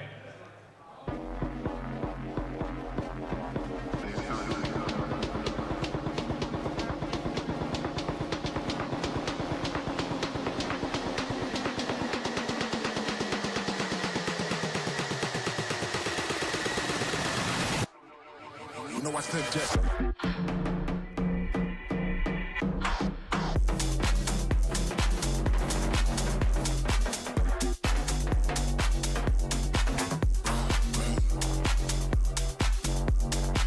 You know I said just.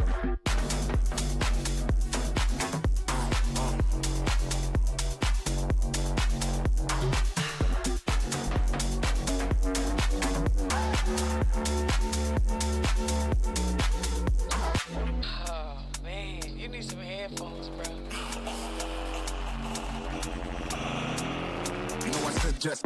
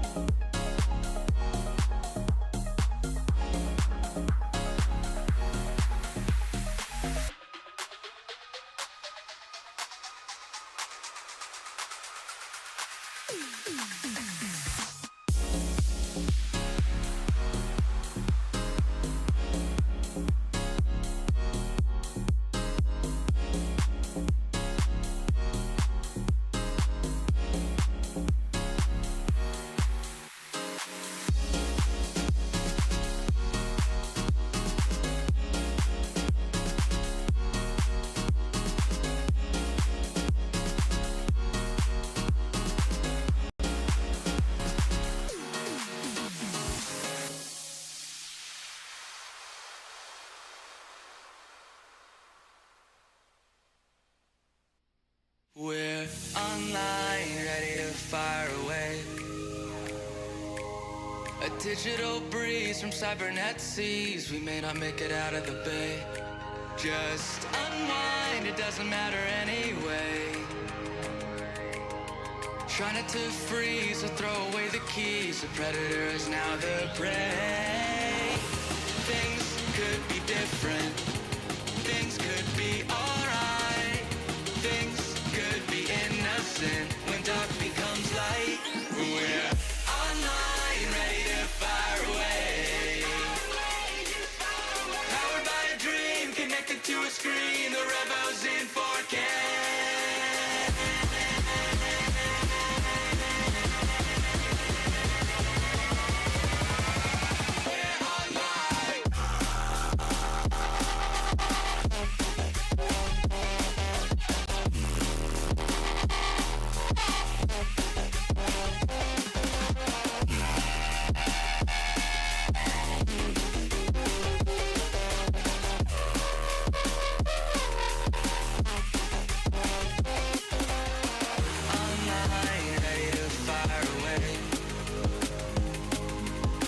Digital breeze from cybernet seas. We may not make it out of the bay. Just unwind, it doesn't matter anyway. Try not to freeze or throw away the keys. The predator is now the prey. Things could be different. Things could be alright. Things could be innocent when dark becomes light. We're online, ready to fire away. Powered by a dream, connected to a screen. The Revo's in 4K.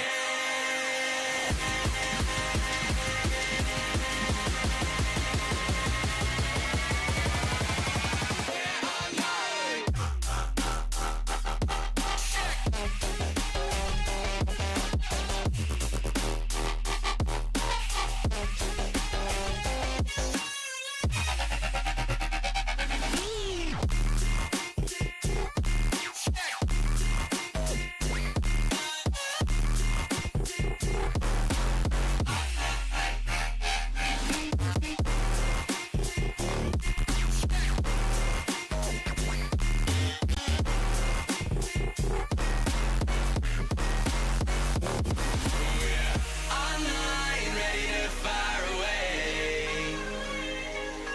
Powered by a dream, connected to a screen. The Revo's in 4K.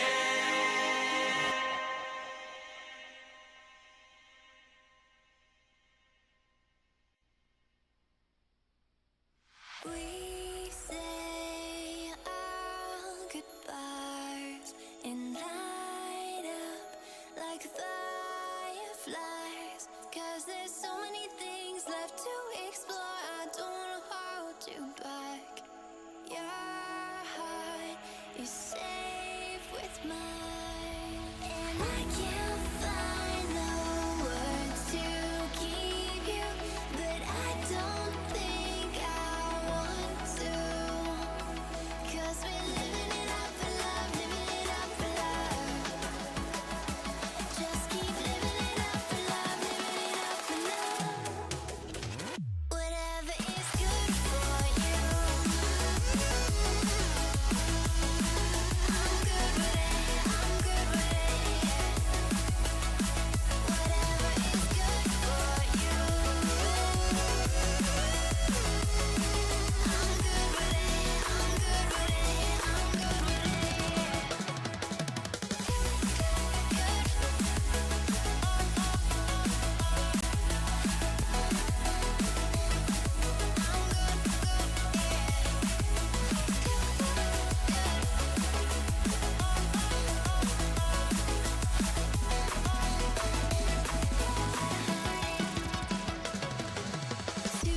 Tuesday, I'm all Welcome back to the NECC Rocket League playoffs. My name is Foof. This is Orbital, and this is Eli. I gotta say, we're ready for some fun stuff. How you doing, man? Good. Yeah, alrighty. So, who are you representing here today, or who are you here to support? NEC Red. Oh, okay. And how do you know them? Who do you know on the team? My dad. Oh, okay. And what does your dad do? He's the captain of NEC Red. Oh, okay. And do you think they're going to win? I don't know. Ooh. You know, I gotta say, the first thing I love is honesty. Yeah. All right? So why are you unsure? From what I've seen, I think both of the teams are pretty good. Oh. All right. That's awesome. So are you gonna cheer for NEC though? Yes. There we go.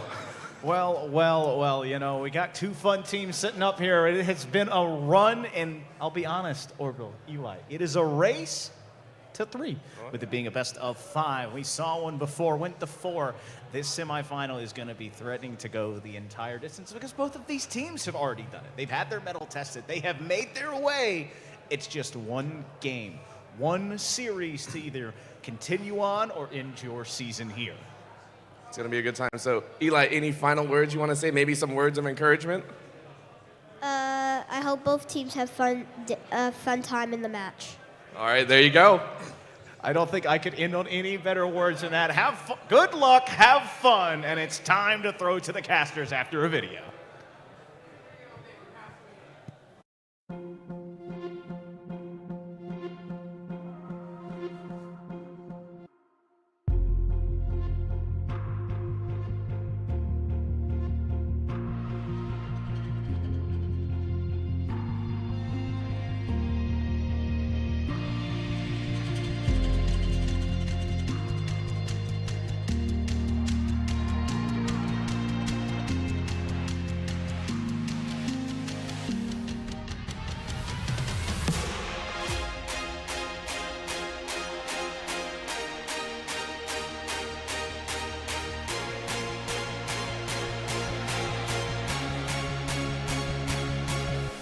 In goes a little bit of a bolt. So information granted.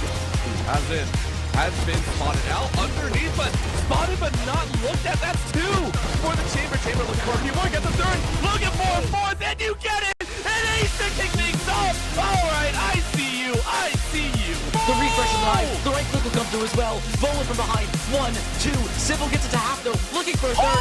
It's Vola to keep them alive. A 1 versus 1 as it stands. No updraft available. Bowkeeper, the shot misses. But they still have the spike to half. The shot my God! It's a 4K from management on the likes of their boost, as well as just double committing. The communication has been there, but not been clear. It's about as clear as muddy water. Oh my goodness! Galleon, did you just get this off the tip of your nose? Hold on. Just enough. Like just the air off the side of the ball to safely navigate those waters, and it becomes a 2v2 in a hurry, trying to be able to get straight off the rip. It's going to be chilly that is oh so hot. That's 2 in a row for the Lancers.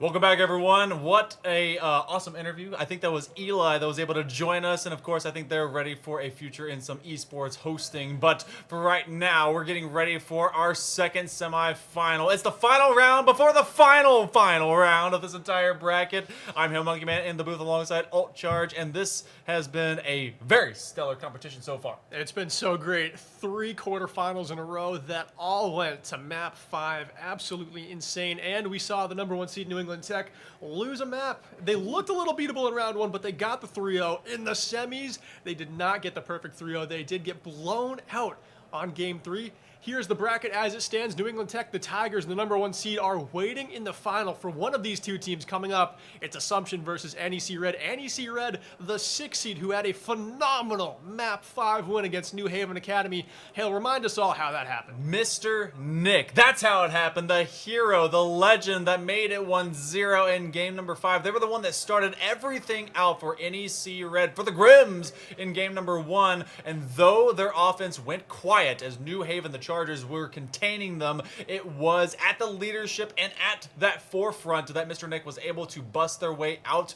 But this is a new opponent, a different beast. The Greyhounds of Assumption. They know how to be able to run fast. They face off against a very tough squad in Holy Cross, but it's Redhead Dude, Avery, and Scythe. But that's not the only people we'll be seeing, as they have a full 4-person rotation. They do, and we should expect to see Tyree, especially. That's the highest ranked player for this Assumption team, so they are definitely going to be coming off the bench at some point. They like to cycle their lineups. We talked about it a ton in Game 1, how they're going to risk that cycle despite the scenario of the game. It doesn't matter if it's map 5. They're going to continue to do that. Yeah, this is a team that has a system, and they're going to follow it, but it's NEC Red, Mr. Nick, Josh, and Horton. This is a 3-man roster, but it feels like the tip of the spear is the pointiest when Nick is there in front, opening up opportunities for both Josh and Sheila Horton. I think that's going to be still the name of the game. Mr. Nick was able to own the sky. Now, last time these two teams met, it went 4 games. That was in week number 2, and every single game was a 1-point difference, and they only scored 10 goals in those 4 games.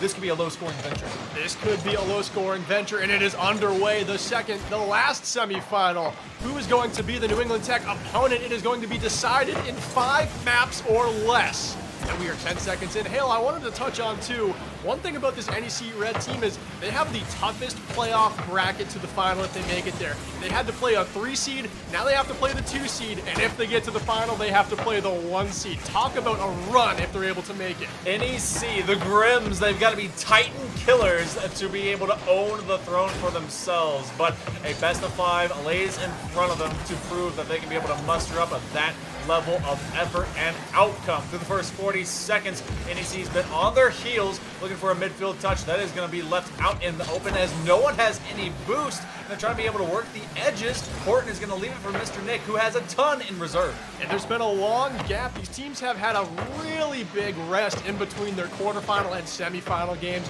Definitely had enough time to get cold, and this Game 1, much like in our very first game, could be a warm-up game for one, if not both of these teams. You got to tune those skills back in. We do see the ball right now in the NEC Red end. They're trying to break it out. It looks like Assumption is kind of giving them that space. Yeah, NEC Red and Assumption. Last time they faced off their first 2 games, 1-0. Both were taken by Assumption. NEC was able to get a 2-1 in that game number 3, and then it came down to a game 4 difference, and that was all in week 2. It's been a lot of time since then, but it's starting to look like shades of the past, but that's a shot by Josh and get found by Avery. I love those saves off the backboard, too. They're so hard to do. It looks so easy, but it's just a weird inverted angle. Your controls seem like they change a little bit because of the angle, but that is a nice save by Assumption. They've got to go in their end sight. This is their best goal scorer here. He's near the goal line, but unfortunately cannot slice that angle. Mr. Nick comes away with it, and now a little bit of miscommunication going on. NEC Red just doing some lappery. It's less, it ended up being good communication. It just took a little bit longer to happen. They kind of looked at each other, a little bit of a Canadian standoff. Eventually someone took their turn. Josh is able to actually overcome the forward man of Assumption and the midpoint of game number 1. Quickly coming up at us, 15 seconds. That was going to be an off angle. The putback shot is there. The defenders couldn't find it. Guess who it is? It's Scythe. Yeah, who else but Scythe? Such a talent on the offense for this team. In their quarterfinals, he came off the bench and he scored a hat trick. He's a force to be reckoned with. But again, Assumption, they're a team that cycles their roster. They're not afraid to take him out, to put Tyree or somebody else in. Yeah, and Scythe, they talked to him during the interview. He apparently was added in as a sub and was added in so quick they didn't even know his name changed because he was Sniper. But Sniper, no sniping, it's sniping now as Scythe will cut them in and out. That's 2 up for Assumption. And it just seems like Scythe is able to find these goals out of nowhere. He was way near the right side of the pitch, and then he just wins the race to the air by a mile. No goaltender for NEC Red even came up to challenge that ball. Scythe was just to it in such a flash, and already they've jumped out in front 2-0 halfway through game 1. It took 2.5 minutes. It took 2 minutes and 10 to finally score, and then they found it in another. They're about to get it in bunches. if NEC Red cannot respond. And as a reminder, when they were played in their quarterfinal, they jumped out and took, what, a 6-2 win? It was, or rather a 6-0 win. It was very surprising, and Sheila Horton is able to be in a good position to surprise everyone on the defense, and this will be make it 2-1. And Horton's been very consistent today throughout the tournament. Hasn't been putting up the insane numbers that maybe we've seen Nick or Josh do. It seems like Horton is one of the reserve forwards, but very consistent, loves to play in the midfield, generates that chance there, and makes this one a one-goal game with a ton of time left. When they get their chance, they will shine. Oh, this chance, though, is going to take away a clear by Nick. But again, it's Horton. That's the third man sitting in a great position to make sure that there's no generated opportunities coming on the back end of that approach. So, where they did cut the lead in half, NEC Red needs to find another opportunity to open itself up. Maybe they got to create that for themselves. That one nearly does as Horton crashes through. Nick to the backboard. That's a misread, but a good challenge as Scythe will take away the would-be go-ahead goal. That was almost something free there, but you can kind of tell by that play that Assumption is in a lockdown defense. That's not a normal play where you have two defenders back. Here, they almost have a chance, but it is Nick up in the skies. Nick's so good at winning those aerial 50-50s, and if he's got a chance, he's likely going to strike a shot with a ton of pace to it. You can tell that Mr. Nick, especially when they saw him in the interview, they were able to talk to him just a little bit of time. He's got that charisma to really kind of keep his team together, to be also to lead from the front and generate so many chances that then they can pounce upon. But with less than 1 minute to go, you don't have a lot of time to create those opportunities. A big miss, another dunk and a tackle, and NEC Red is starting to push forward that pressure. NEC are generating a ton of offense in this game. They struck so many well shots in game one. This could be it. We are tied. Horton has his second. Oh my goodness, the defense is falling apart over here, and it's NEC Red that is going to punish them. Redhead was trying to dive right back through. That one was just left to bounce around in the box, and Assumption cannot assume that NEC's shooters are just going to miss. I thought this one was going to be close. I was surprised to see Assumption jump out to that lead at the halfway point. This is what Nick is known for here. Look at this. Nick gets fancy, but Avery is there on the goal line. Avery will stand up. It was Side that was talking about Avery being fairly mechanical. And so can they continue to use the mechanics to find themselves a little bit of extra green grass? That's going to be out in the open edge, and that's going to be Horton looking for the hat trick. What a dig by Avery as they have 15 seconds left to find this in regulation. My, oh my, Avery, way to keep this one tied. Assumption with just 15 seconds left. We're looking very dire, and now they've got a chance to break open the tie. Just 5 seconds to go. Avery's up in the air, and now it's going to be Redhead, but it looks like the ball may be killed. Oh, but Redhead keeps it alive. All of one strike, and that one. They were looking for the reactionary touch from the defender. In first game of this final semi-final, it is all knotted up to a piece. Assumption was able to break out, but it's NEC Red that's able to come back, who was able to find just enough in overtime.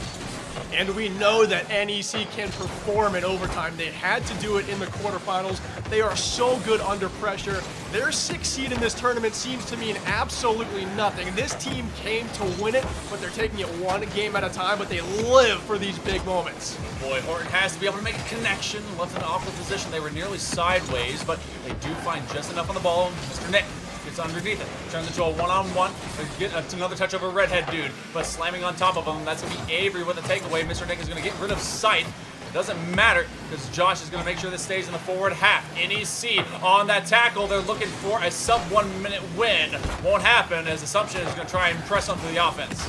Assumption now in the attacking zone. This could be it. In overtime, it's Redhead Dude, and Assumption take game one of the semis. Redhead Dude was the one that surrendered the goal that ultimately was pushing this into OT, but they're the one that gets it to be the hero of OT. So game one, bit of a scare for the number 2 seed, but Assumption still comes out on top.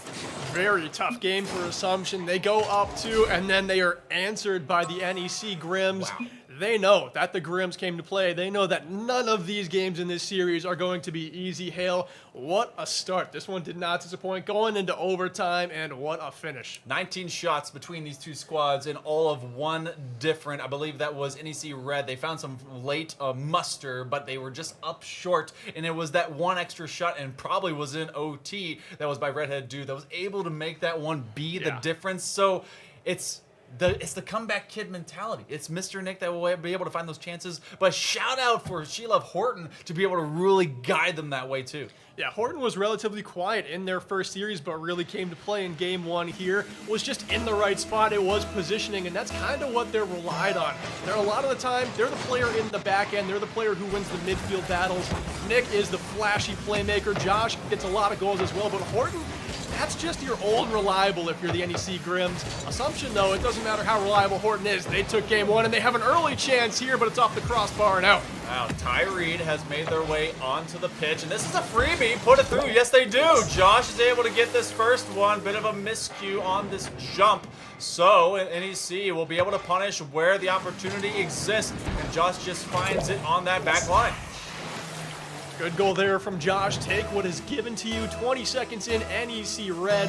That's their first lead of the semifinals. They were down 2-0 in game number 1. Now they're gifted a very free, very nice goal number 1. And now we're going to see if they can jump out to the 2-0 lead that Assumption had, or if Assumption cannot up this game, they're going to have to work out of their own end. Ty Reed now into the game, the highest ranked player for Assumption. Gets it clear, but Josh up in the skies wins the 50-50. NEC's offense is alive. Nick not able to slice the angle. Ty Reed is actually coming in place of Avery, and Avery was so clinical and so key for success in game number 1. So I like the commitment to the rotation. It does create these weird existences. Looking for the redirect upfield just doesn't connect, but it does at least have that vision to try in the first place, as Josh will have to trace back. Oh, a bit of an overstep, and that tackle does not connect either. So Mr. Nick calls off Josh and forces it into a 1v2, trying to force them into an option play, but a great challenge for Josh is looking for the takeaway, and they're looking for a combination with Horton. Neither one touches or connects. Yeah, the last 30 seconds of this game have been a little bit sloppy. These teams got to calm down. I know it's a ton of pressure, but you've got to capitalize on these chances. Here it is, and there's one for Ty Reed off the bench, and he's already got a goal. Ty Reed sends it up to 2, and this one kept hitting the backboard. We've seen that kind of play a lot with some of these defenses tonight, but Assumption continues to find surplus multiple goal leads, but this time around it is a 1-apiece forte, as NEC Red does not have their lead any further. 1-1, 3:30 to play. Ty Reed going for something fancy, but up by the crossbar is Nick to knock this one into the right corner for NEC Red. They've got some boots to break it out here, going for a short pass over to Josh, but Josh can get it no further downfield as Redhead Dude is able to cut that one off. Now it's going to be Horton up top in the corner, and NEC, they're not able to get a good second touch on these clears and get it down. Assumption is still attacking strong. Assumption's been able to speed up. That's something NEC Red they can do in minor moments, but Assumption has been able to really dictate the pace of play. Mr. Nick, good read. That one drops off on the backboard. Anything less, and there would have been a challenger that's just going to try and dunk. Scythe lets it go. Good communication. Goes over to Redhead Dude. We're approaching the midway mark of game number 2. That one a mistouch. Otherwise, we could have had another lethal shot. There's been a couple of chances that were just hanging out in front of the net. A couple that happened earlier, about a minute and a half before that one. And that was probably the third or fourth chance similar to that. This one could be far from a 1-1 game. We could be looking at like a 3-3 game. Oh, very nice save there by Ty Reed. Stays calm, stays low, and is able to knock that one aside. NEC comes up with it, still attacking. It's going to be Horton here, kicking one off the backboard. A second chance, and a strong clear. Couple of tackles. Mr. Nick outpaced. Redhead Dude, quick power flick! And they're able to get it over the final man. Talk about transition play. Horton missed it on the front end. Mr. Nick got beat in the mid, and Redhead Dude just isolates Josh and gives him even a little jab at the end just to make sure he knows what for. We know that this Assumption team, they have such good finishing skill. They're very finessed. They love to get those dribble chances because they know they can rely on their skill to just flick one over. And this is what Nick is known for. How many times are we going to see him near the skybox to create an insane chance? And they are rewarded. Josh ties this one up. Oh, man. It's Mr. Nick that was able to create that opportunity just by putting in the box in the first place, but it's the finishing factor in form, getting just a little for a splash to happen on that goal line. So, where we think separation will begin, neither of these teams are separated by more than just a centimeter. Game 1 was a 2-2 game going into overtime. Game 2 is 2-2 with 2 minutes remaining. NEC, let's see if you can open this one up and build a lead going into the waning moments. It's back in their own end now. Ty Reed goes up for it. A lot of skill with that player, but Nick easily in the back of the net is able to jump up and make the save. Now it's going to be Josh going for a center. That one's near the corner, but it's off the mark. Josh was actually looking for a chance to feed it over to Horton, who was the hero. They got them there in the first place. Double commit, that's a free net. Is anyone there? No. Didn't think that they would have all that free space, and that's a big open miss. Horton is there to fill the gap, and they give so much respect to this defensive rotation of Assumption that how are they to assume that they would miss? I know I've used that pun before, but I'm going to continue to use it as long as it's true. Comes off the crossbar, looking for the shot. Big save by Assumption. It's there again. Another one, but this one off the pipes. Redhead dude with a massive save there, and then Josh just couldn't hit the mark. That one rang off the inside of the post and kicked out. And it's still knotted up at 2, just a minute remaining. Horton's able to battle for this one in the corner. Scythe wants to kick it in the middle, maybe for Tyree, but nothing doing. Now it's going to be Tyree up for the aerial, but that is left in a dangerous zone. Nick could make a play from the corner, but that one had too much power. Lofting from one end to the next with these high arcing setups. Become anything for either squad. Tyree trying to elevate, but it's me, Mr. Nick, that does so with a little bit more force and with a downward run. Double commit into a mid zone. Josh is trying to put it on target. It's going to fall short of the pipework, looking for a bump play.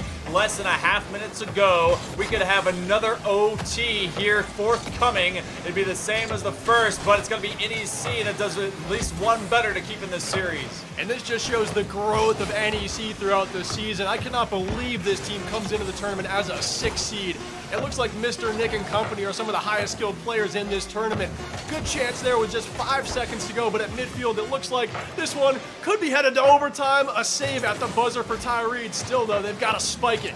Oh, but Josh, it took a couple of dramatic turns. This one will go OT, the second in a row. Remember, Assumption was able to find it just over a minute into our first game. NEC, lately, they have had the pressure against Assumption, but they've got to be able to outspeed the Greyhounds. They've got to be able to outspeed the Greyhounds. Not an easy thing to do against a racing dog like this Assumption squad.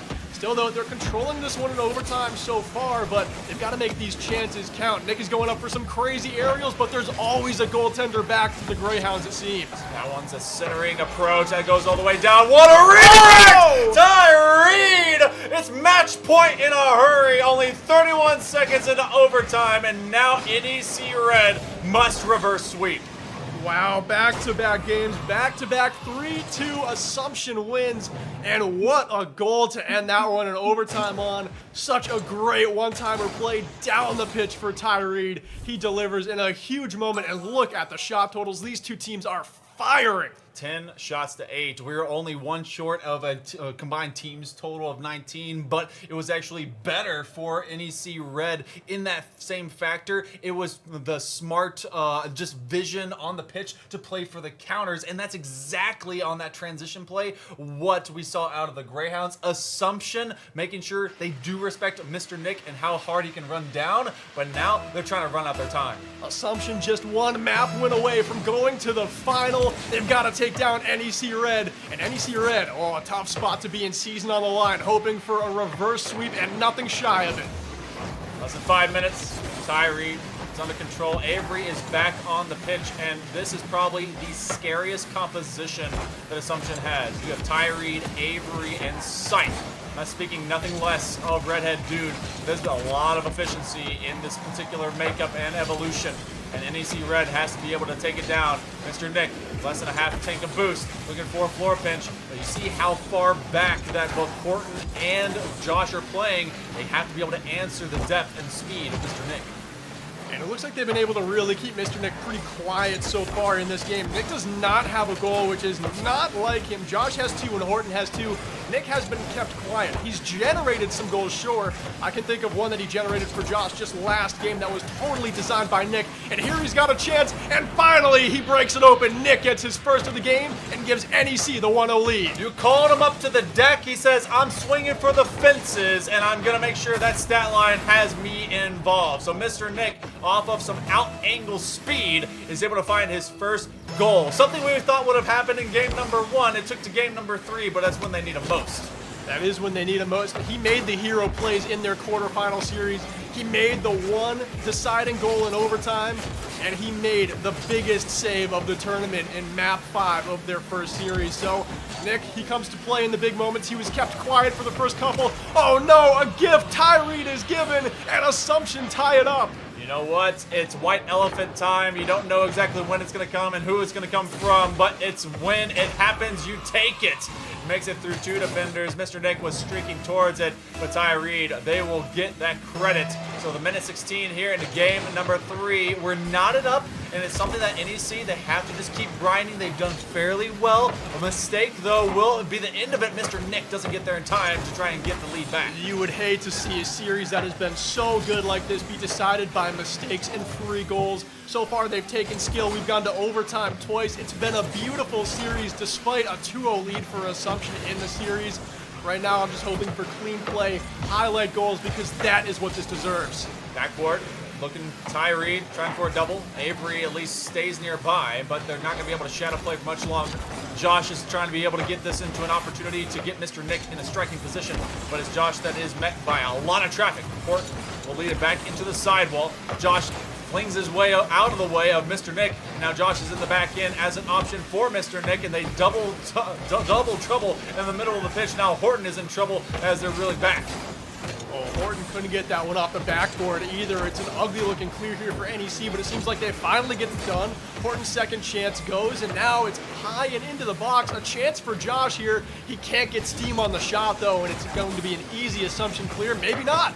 Nick pressures very aggressively, even goes for the goalie. Nick is starting to come alive. He's playing fierce. Gotta open up gaps somehow. If you can't get the ball, get the player, get the zone, get something. Looking for the redirect is Horton, as they can't get it on the near side post angle. We're in that weird doldrum right in the middle of game number 3. Will this be yet another sweep into these semis? We saw a bit of blowouts in the previous one. Wasn't another sweep, but it was a 3-1. It felt kind of weird. This one feeling the same right now, but at the 2-minute mark, it's 2-minute warning, because this is NEC Red's life support. And I don't want anyone to speed up the offense here. Just keep playing this style of game and hope the offense develops enough for your team to be awarded a goal. I don't think you can take risks in this series. Both games so far have gone into overtime.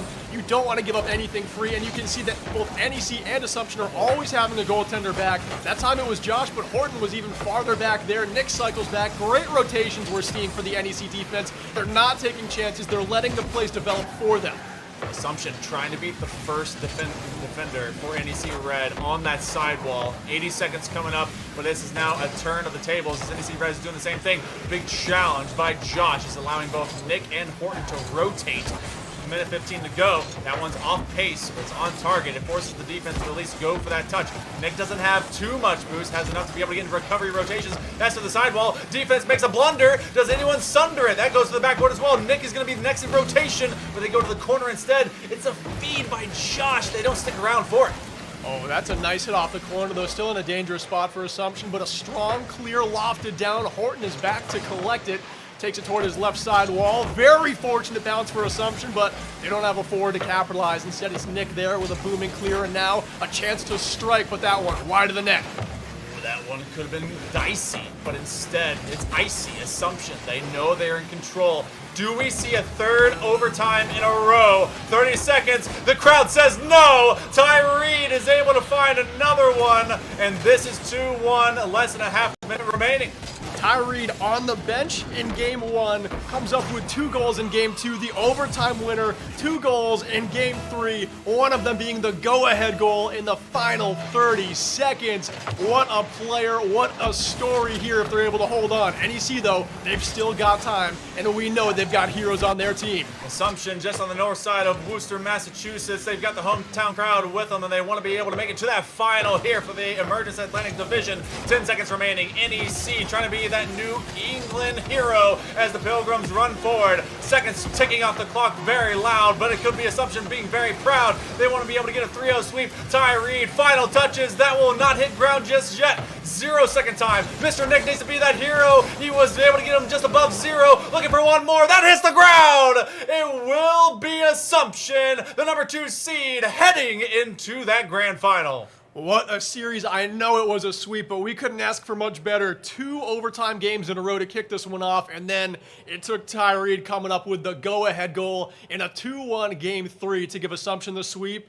And hell, we've got a 1 seed versus a 2 seed final. On paper, it seems predictable, but this tournament was so tightly contested. Yeah, this was a regular season contention between these squads that just resulted in so few goals. 10 across 4 games. You go into postseason, they meet again, and there's all of 3 shots in that final game because NEC was trying to run it so close. And then Tyreed comes up massive, brought in to be able to do the work, be able to clutch up and force and give Assumption a chance for that seat in the winner's circle. Not quite completely in it, but they have a chair around the outer ring. Yeah, they certainly have a ticket to the concert. It's just a matter of if they get the floor seating up near the stage or if they've got to hang back a little bit. So we do have a 1 versus 2 in the final, and we've got something we haven't seen the rest of the day either. It's going to be a best of 7 final. It's a gauntlet to get the trophy. Now, this is a matter of process versus process. A non-stop rotation of players, always evolving. Who's going to be kind of that front man and who's able to be more efficient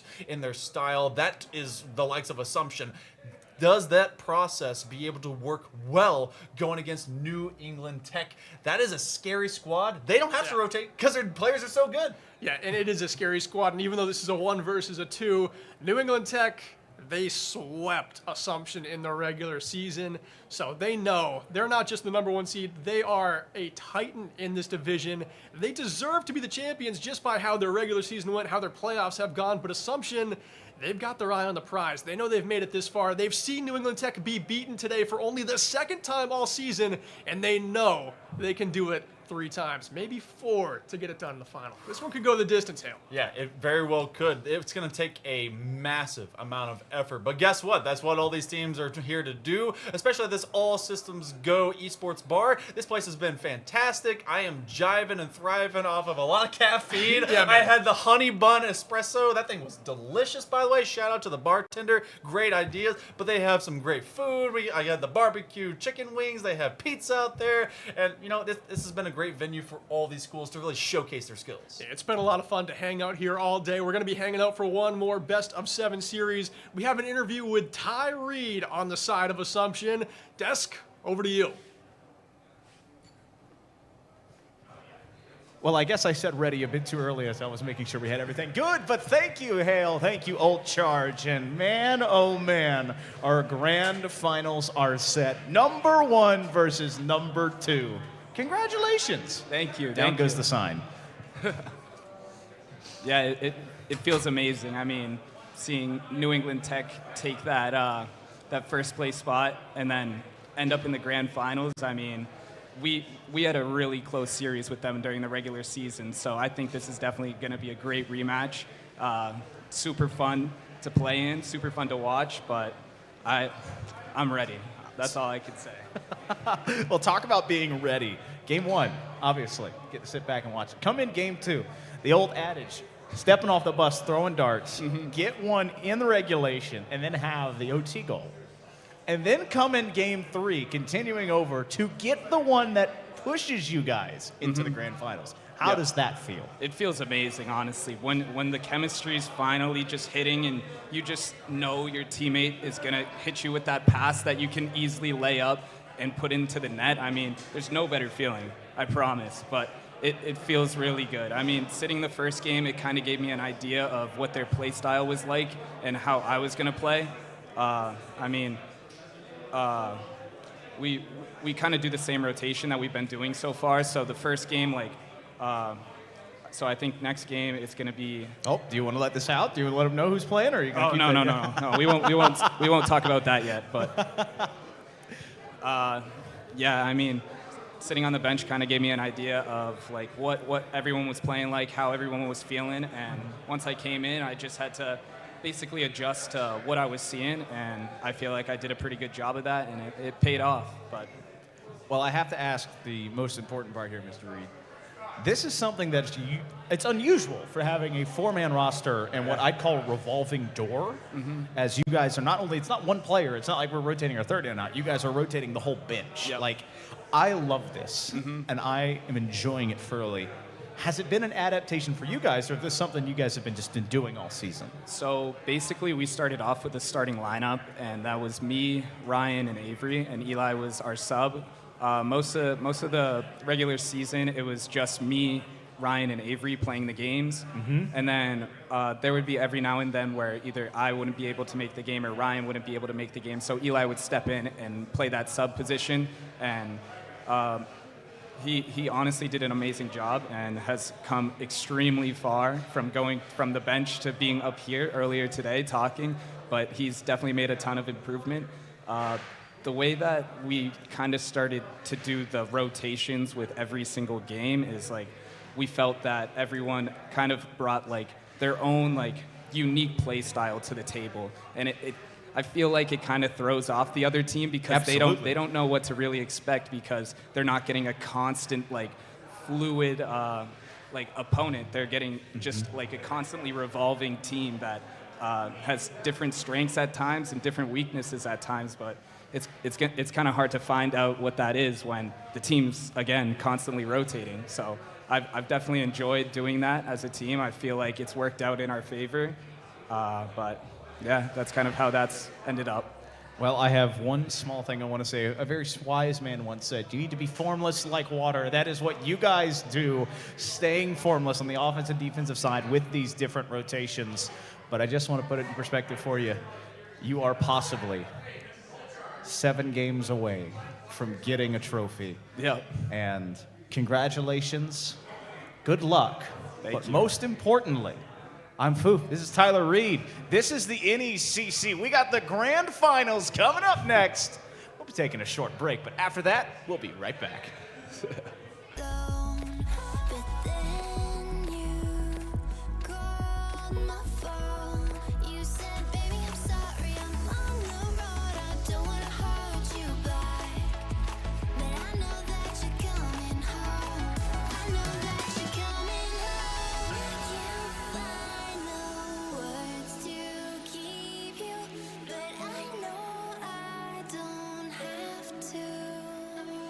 Cause we're living in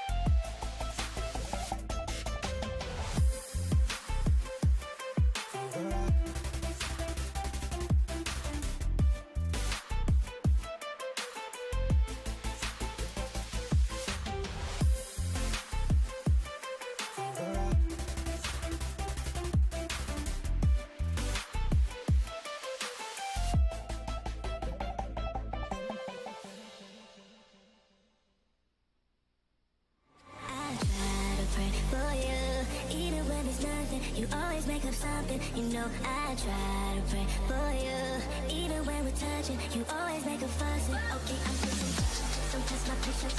I'm trying to pace it. You kept me waiting, I try to pray for you. I try to pray for you.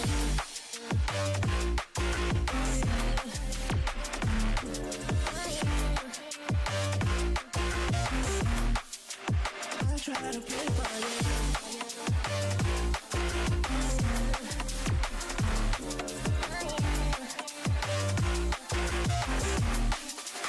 I try to play for you, for you, for you. I try to play for you, for you. I try to do for you,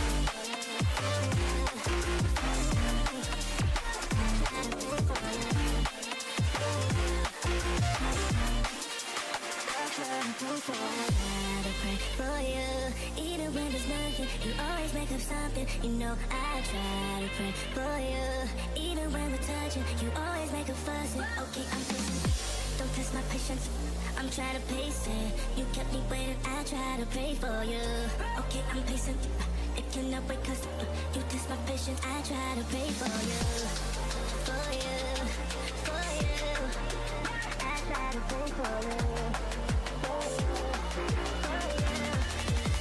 I try to pray for you.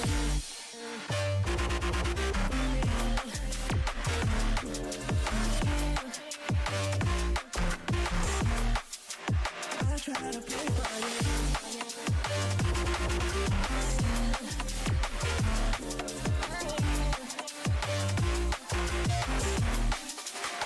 try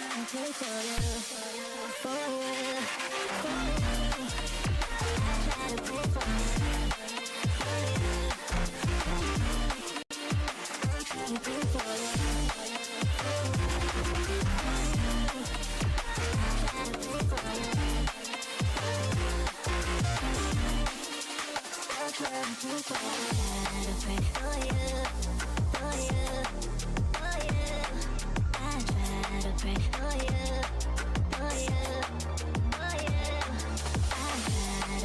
Oh, yeah.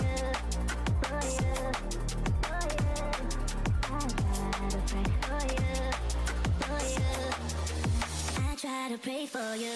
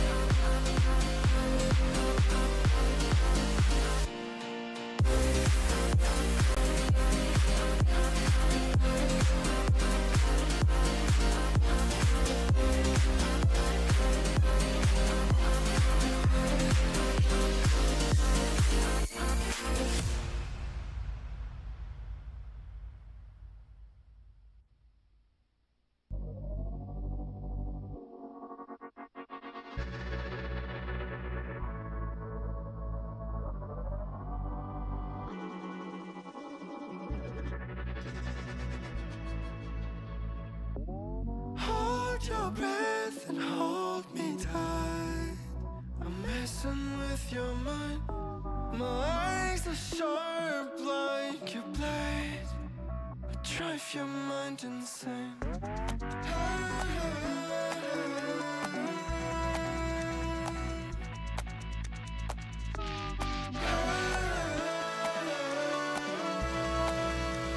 Drive your mind insane.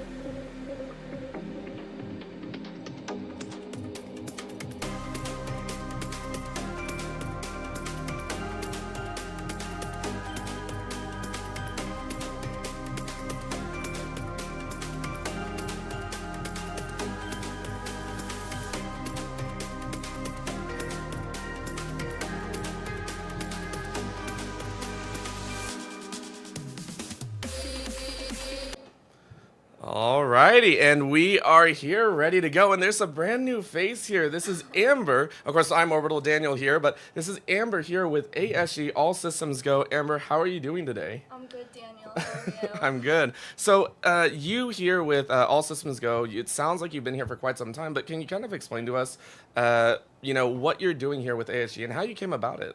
Yeah, so I guess I'll start from the beginning. Mm-hmm. I don't know. I was in college. I hated college. As most people say, right? As most people say. I had a best friend, and he's my partner. It's Devin. I went up to him and I said, I want to go to a gaming bar, and there's no gaming bars around. And that's as simple as that. And then we just started from there. That's awesome. So ASG has kind of been the brainchild of all of this, right? It's been the start of something that you said, hey, there's a little space to fill and, maybe provide to the rest of the colleges around here? Or what was the thought? That wasn't even in our plans to begin with, believe it or not, because we didn't know anything about esports. We were just casual gamers. Mhm. We didn't even have PCs. We were on consoles, so we knew nothing about esports or that industry.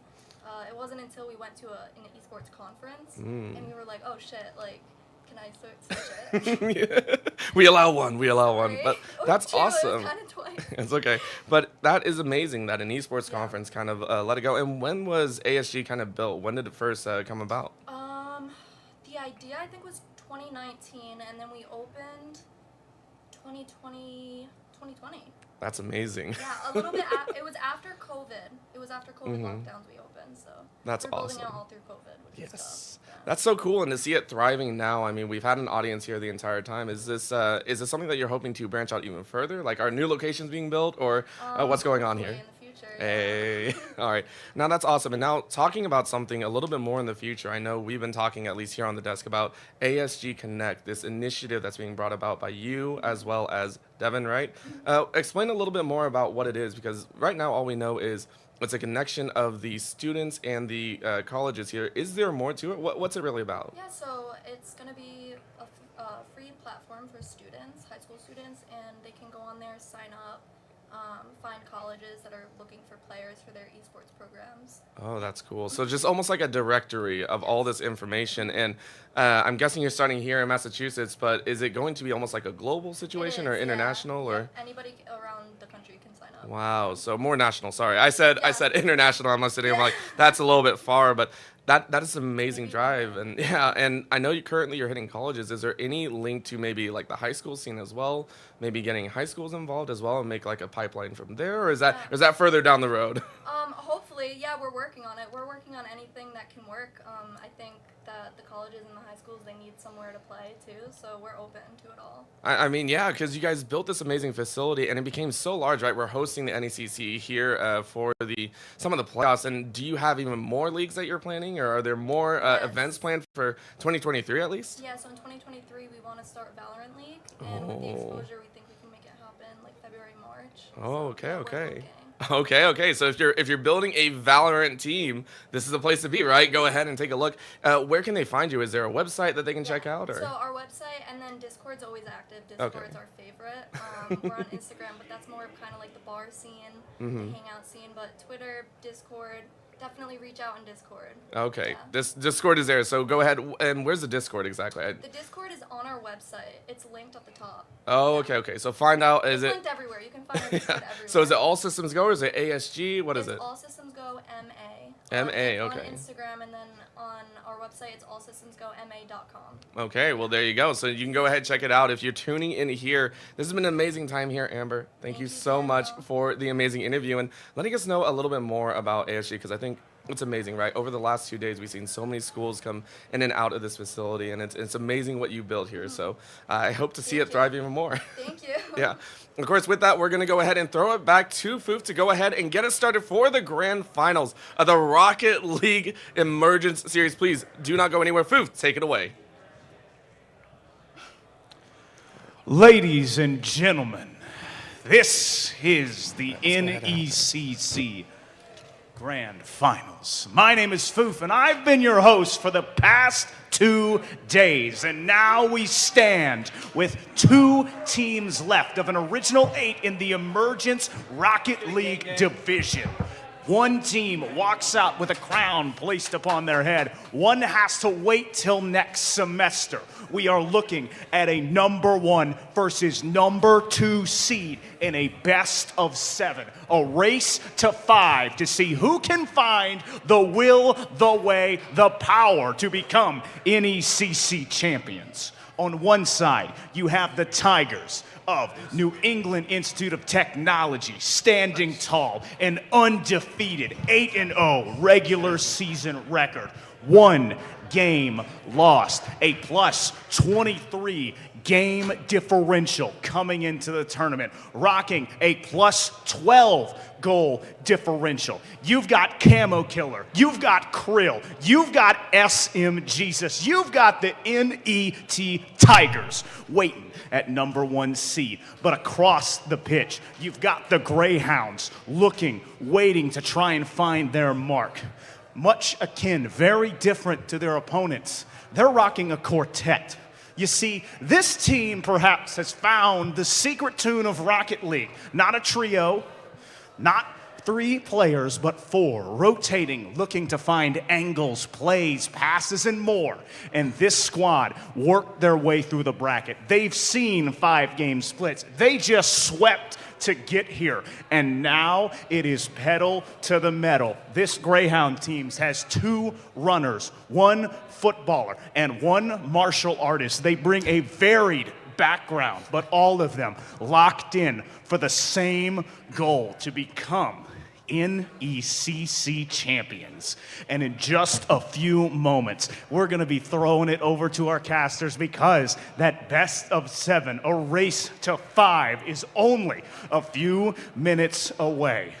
And first and foremost, I want to thank you, the viewer, for viewing this wonderful event, for getting ready to witness what will be one of the best games of Rocket League this league has seen. Once again, my name is Foof.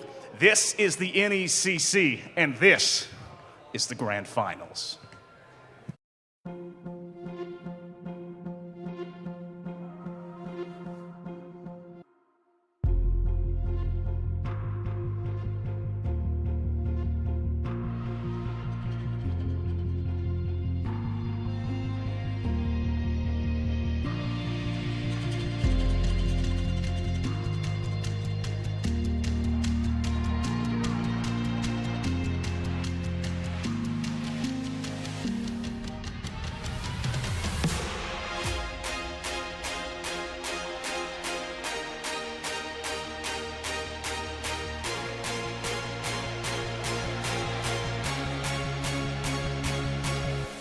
In goes a little bit of a bolt. So information granted. Who has it? Has been spotted out underneath, but spotted but not looked at. That's 2 for the Chamber. Chamber looking for a few more. Get the 3rd. Looking for a 4th, and you get it. And Ace to kick things off. All right, I see you. I see you. The refresh is live. The right click will come through as well. Vola from behind. 1, 2. Sybil gets it to half though. Looking for a 3rd. It's Vola to keep them alive. A 1 versus 1 as it stands. No updraft available. Bowkeeper, the shot misses. But they still have the spike to half. Oh my God! It's a 4K from management on the likes of their boost, as well as just double committing. The communication has been there, but not been clear. It's about as clear as muddy water. Oh my goodness! Galleon, did you just get this off the tip of your nose? Hold on. Just enough. Like just the air off the side of the ball to safely navigate those waters, and it becomes a 2v2 in a hurry. Trying to be able to get straight off the rip. It's going to be chilly that is oh so hot. That's 2 in a row for the Lancers.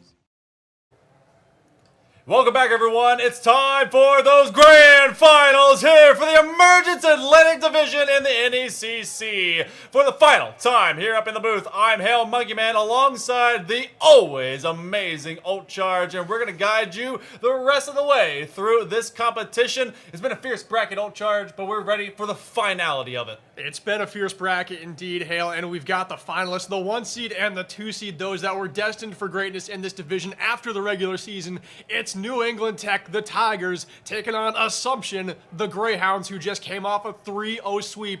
And it's hard to say it, but New England Tech, for one of the first times all season, they look beatable. They've lost 2 maps in history this fall, and one of them was just last round. Clark Red had some stellar defense, but ultimately they were able to be, well, they were put down by the Tigers. Assumption had to face off with, 3/4 of the field, taking a 5-game series. That was against Holy Cross, which was the only other squad to take a game off of New England Tech. Then they 3-0 swept over NEC as the Pilgrims were looking to put even more on the board. But now it's do or die time. This defines your entire semester. It is the Assumption Greyhounds. Redhead dude Avery Tyree, but not to be forgotten because he will show up. Scythe, that 4-man roster. He will show up, Hill, and he will score goals against this great New England Tigers team. This is a team that loves to rotate their lineups. It's a little bit funky. We were unsure of it at the start of the game, but this team has true depth with 4 players who can all bring it to the table.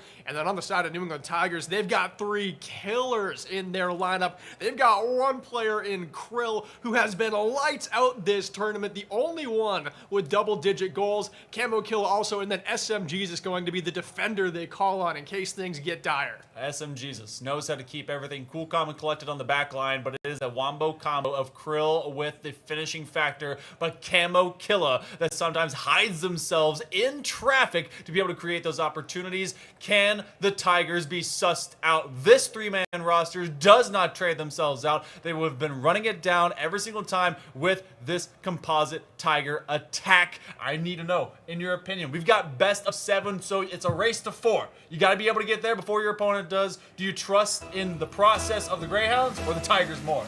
I trust in the process of the Greyhounds. I think the rotation is going to keep them fresh, but the Tigers are the Titans of this division. Game 1 of the best of 7 final begins now, and it's opened up by SM Jesus with the first goal in the first 5 seconds. We called him a defender, but the man can attack, outpaces Redhead dude, goes over the top of him, gets a little selfie with it too, and is able to snipe it down 5 seconds in, making a statement in the early portion of game 1.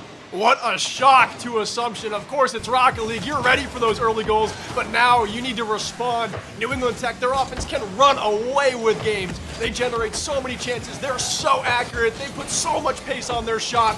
Assumption need to get the next goal here, or New England Tech is going to really threaten to run away with game 1. Nearly said New England Titans, I which almost makes did. sense. It makes Which sense. Yeah, because they've been just so big, so hard, so tough to be able to take down. The last time these 2 teams met, yes, it was a 3-0 sweep of Tech over Assumption. However, it was 3 one-point games, 4-3, 2-1, 2-1, 8 goals to 5. So they know how to keep it close in this competition, and that was a long time ago at the midpoint of the regular season. Looking for a dunk already. It's got to be Assumption that keeps everything cool, calm, and clean, but looking at the opportunity, Krill never goes away, secures the second goal. And Krill missed his chance here, but luckily kept his car right in front of the goal in a great spot to receive that pass that may have just been a shot by SM Jesus. Either way, New England Tech, the Tigers are up 2-0 in the first minute. Luckily for Assumption, if this doesn't pan out in this first game, they've got a lot of chances to really run through this 4-man rotation. And if this is the best iteration, well, they've got new things to try. Redhead dude gets challenged again, and so far, New England Tech, their Tigers, have just been too fast for the Greyhounds. They've definitely been too fast. Assumption can't get an attack going for them. We keep seeing their clears get cut off at midfield, maybe 2/3 of the way down the pitch. It has been all New England Tech so far in this game, and they continue to have a forward deep in, almost cherry picking for these chances, and it's paid off, especially in their last goal. That's entirely how it was created. And here's another opportunity right into the corner. Krill snipes it. You know, I'm going to admit, I didn't think this was on target until it obviously went through. Avery was tracking back, looking to get underneath the ball, and they couldn't find it. It was an awkward over-the-shoulder placement, and so chasing it did not render them any fine. So, with less than 100 seconds already into game number 1, the Tigers are up 3. And once again, I think you got to set the goal to just score a goal in your first game against New England Tech. Generate some offense, succeed in an offensive attack, just to make sure that you can score against this team. Make it so they're not so scary, but anytime they've got you shut out, you're going to feel like they are the world beater. You've got to make it so they look a little weak and give your team a little bit more confidence against them. The way that Assumption plays, that they continuously rotate out at least one man to bring him back in, the bench player, it always allows for, okay, hey, we can restart, reset, reinvent something of our attack and make it tough for New England. But New England, they just have to be confident in their approach, and really there's been nothing of disruption to make them have to think twice. Well, Assumption at the midpoint of game number 1. This looks like they're starting up for an elongated possession. That big clear is going to shut me up and shut them down. And we can see New England Tech still playing perfect, not double committing to anything, having the goaltender back for all of these chances.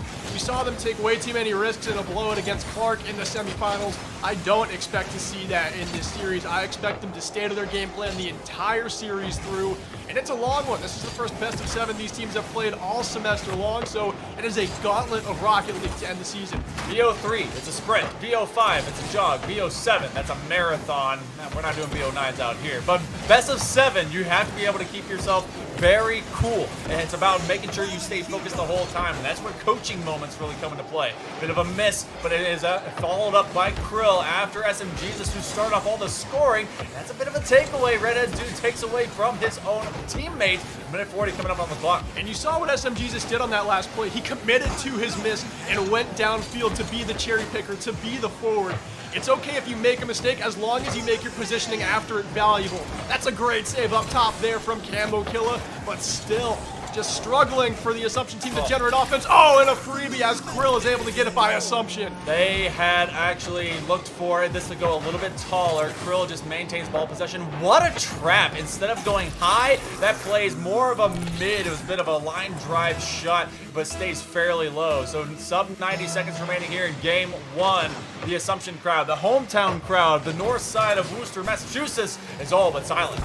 Oh, Tyree goes up for the tip, but there is SMGesus, and it's another freebie, an open net, and a 5-0 lead for New England Tech in the first game of our final. What a runaway train. Do you think that bus is able to be strong enough? No, that bus is being railed down. The locomotive is just pushing them along the tracks. 75 seconds still remain. New England have 5. And this one, you know what? It's a wake-up call. Assumption had a sweep in their semifinal. Well, now the competition is up at a higher pace. Yeah, without a doubt. And I wonder if Assumption actually find a lineup in their rotations that works for them, or if they continue to just cycle it here. The stakes are so high, Hale. You wonder if they're going to stick with that risky strategy of just putting in new players every single map, because one thing New England Tech has a huge advantage of is consistency. Their players have chemistry. They have not lost it all tournament or all season long. Yeah, this is a team that knows who they can work with, what they got to work with, and how it really does work. And it's successful. Sub 40 seconds to go. You got to start thinking of game number 2. But if you're Assumption, you want to slow down this train that is New England. You don't want to get into a foot race. You're going to need to be able to turn it into a war of attrition that then you can start dictating pace of play. Because right now, it's been the Tigers in full control. And still, Assumption just need to score a goal here, get their feet wet, give the offense some confidence, make it so when you're going into game 2, you're not searching for your very first goal of the series, getting shut out, facing a 1 seed in the final. That's a ton of pressure to live up to. You need to score a goal with just 5 seconds left. Hale, it doesn't look like it's going to happen. No, this one's going to go to the boards, and it's going to be Assumption that's left with a big old goose egg to have to deal with. That falls to the grass as we pass through game 1. New England Tech, they take their first win of this best of 7 series. And you can see right on the computers there as we got that final shot. They're fired up after this win. They know they're the 1 seed. They know they're the favorite, but they know Assumption is not going to be an easy team to beat in a best of 7. A 5-0 start is incredible for them. It makes a statement. Assumption has to be the team who makes adjustments. But New England Tech, you can tell just by that celebration, they know how serious their opponent is. And what's funny, too, is that it was 13 shots to 5. Obviously, the majority going over to New England Tech. But when you think about that, oh, then that didn't have to play much defense. No, they had 5 saves. There were 6 saves by the likes of Assumption, but that wasn't able to break down the 5 that broke through. They're answering on both sides of the pitch, and they're not letting things in. No, they're really not. They're locking down the defense. They played great on both ends of the ball. Of course, 5 goals is a statement, but shutting out a team like Assumption, that's also a massive statement. Game 2 now has just started as the faceoff is won by New England Tech. As they look to keep this offense high flying, they scored early in game 1. Krill has a chance here in game 2, but he can't pocket it. This is Beckwith Park at night, some lo-fi training vibes. So maybe Assumption will be able to find themselves in a position to just cool the jets of New England Tech. They've got to do it with control. Don't allow chances like that. That's going to bounce through, and that's mishandling on the back line to give Krill a free goal. And Krill has taken some creative shots a lot in this tournament so far. He's gone low, he's gone for bounce shots, and it seems like he always reads the defense. That one was a bit free because Assumption made a mistake, but Krill's accuracy has been at the very top of this division entire day. His performance in the playoffs has been incredibly great. So you see this rotation right now. Assumption does take out Tyree. They bring in Scythe, who was, again, at the start of things, their sub. But then, because of this, they have 4 big players, so they work all their way through to see what rotation kind of works. That's a free net. Redhead dude looking to finish it off, looking for a double touch off the side. And I think because of a lack of boost, you couldn't get the initial striker to come up. And a takeaway, but it eventually turns into a second one. And this is right now a runaway in favor of New England. It is a scoreless venture for Assumption. Yeah, it really seemed like Assumption was going to have a free goal there, but it looked like Avery maybe didn't have the boost to make the play on it. He went out to the side. It looked like he was going to be the first player to touch the ball, but right in transition, New England Tech, they scoop it away, and they go back down to the Assumption end, and they get themselves a free goal. That's a costly mistake for Assumption. Assumption really need to get this field leaned away from them. Be able to keep everything as arm's reach and make sure they don't give up the easy ones. Because New England is already going to develop offensive opportunities where they can get around and dissect and bump and get rid of you. That's another. Does it bounce through? Scythe is able to at least dig it out, but they double commit desperately to not go down. What would it be? An 8-0 run? They're right now at 7. Yeah, right now they're sitting at 7. They are just piling on the goals against Assumption here, and it looks like they're going to continue. No team in this division generates as many chances as New England Tech, and when their accuracy and when their velocity on these shots is on, they look better than everybody, and we're seeing that in the first 2 games so far. Efficiency is key, and playing a little bit off pace is Avery to maybe make someone miss. But when you give the ball away for New England Tech, then they're just going to say thank you very much and run it down. That's Redhead dude that does elevate. They're going to try and pass it over to Scythe, who's waiting in that corner, but it doesn't have any lateral pace, and more so just hangs there like a piñata at a 3rd grader's birthday party, ready to pop. And that's New England that's brought a whole bag of sticks. And Assumption, they've got to be careful not to make mistakes when they're given these offensive chances. It seems like they've made 2 so far in this game. You got to capitalize on everything. Krill nearly gets another one, but it seems like Avery was there. And now breaking out quickly, it could be an odd man rush, but New England Tech races back. They get the demo. That's physical play. Take a forward out of the play. New England Tech is doing such a great job. If they can't make a play on the ball, they make a play on the man. It's so important. Scythe was trying to play for the wave dash to give himself some speed, and it just wasn't enough. And the tip of that Dominus was able to take him down, send him to the graveyard, and make him be on looking and waiting for their chance to get back onto the field. Now beyond halfway here in game number 2. It feels like an eternity since New England has been able to give away a goal. Assumption looking for one to put on the scoreboard, but they're being bumped, bullied, and bruised as they are just thrown around their own goal line. Assumption cannot get possession, and its continuous attempts and chances that turn into a 3rd. Wow, Camo Killer there right in front of the net. It seems like New England Tech was just whacking around the ball so randomly, but every time they hit it, there was a teammate there. I'm not sure if that's a little bit of luck or a lot of awareness from this #1 seed. It seems like every hit they get is directly at a teammate's hood. A phenomenal way to create a 3rd goal. Why not a little bit of mix of both? Por qué no los dos? Be able to have at least something. You look for a chance, maybe a bit of fortune, but it's those that do be able to chase opportunity when it strikes that they can be able to strike it rich and find some profits. With less than 100 seconds remaining, Assumption, they're looking for at least one for the backboard. They don't even get that. It's off target. Those are the chances Assumption really needs to be able to find in the back of the net.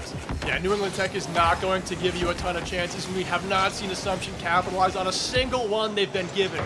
This is an 8-0 scoring run throughout games 1 and 2 for New England Tech. Make it 9-0 as Camo Killa gets his 2nd and extends the lead to 4. Dismantling Assumption, the only squad remaining from this hometown. And so it is New England Tech They were able to travel a little bit to be able to get here in Massachusetts, but they're making it as if this is their own home, and they're setting up for long-term property rights. Can Krill be able to find another? Goes to the backboard. Camo Killa was there a little bit too far up. New England is having none of it. No mercy, no rest for the wicked. No mercy at all. They are giving nothing to Assumption. They are taking every chance they get to score goals. They're scoring them in tight. They're scoring them from the sky, low angles, every which way you possibly can. This is the best offense in the league, and we are seeing it on full display. Just 45 seconds left. It looks like Assumption is already out of time in game 2. They need a goal in the next 10 seconds. New England Tech, they have 4. They don't want us to give away any. They would love to perfect sweep a final. Prove that they are top of the rock for a reason. They gave up 1 game today, but if they face down the number 2 seed, maybe it's just about oil and water. They're just not made to mix with one another, and someone will be on top, and so far it is the Tigers. 15 seconds coming up. Final 15 here. New England Tech has this game in the bag. Can they shut out Assumption for games 1 and 2 of the grand final? New England Tech is putting on a show here when things matter the most in the entire season. All those scrims, all those games, all those nights you spent up playing Rocket League, it's led to this moment, and it has led to 2 shutouts in a row in a grand final for New England Tech. Assumption's got some work to do. The good news right now for New England Tech Tigers, they are 2 steps away, not 1, but 2 steps away from taking this final, and that's the same good news for Assumption. This is first of 4, not 3, so they've got an extra life, but that will run out real quick if they do not respond. Yeah, and I need to see Assumption score some goals and score them early here in this game 3. Their offense right now has no confidence. They've gotten some chances. It seems like in the midfield they're starting to generate some offense, but they have no finish right now. They've got to go to Lowe's and pick up a bucket of finish, Hale. Yeah, this is...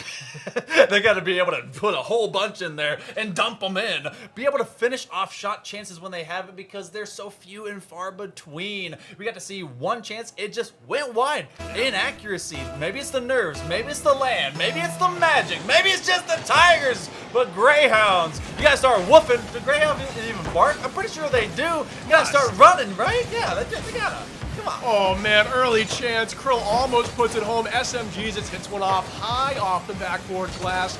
They almost scored in the first 15 seconds again, but Assumption keep it scoreless for now. They've got to get the first goal here. Scythe puts one on. What a save there. New England Tech now breakout. Tyree comes back in. That's Avery out. It's a redhead dude. They're going to try and work with him. First 30 seconds have looked a little bit better for Assumption. Maybe a new evolution to this revolution of players for their non-stop rotation. New England Tech, more of the same. Krill puts it into the box. But that one's picked up by Tyree. Tyree is going to stroke across the front side, and that's going to be Camo Killa, though. He's a killer from distance, and they find, again, the first goal.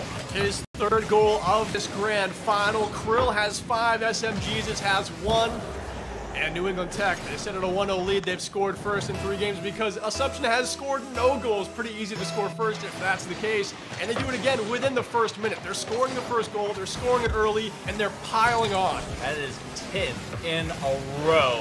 If you're Assumption, you start just thirsting for anything and maybe an opportunity. There it is! Ty Reed is able to finally cut the drought short. A tiny glass of water, but a good sign and a good chance.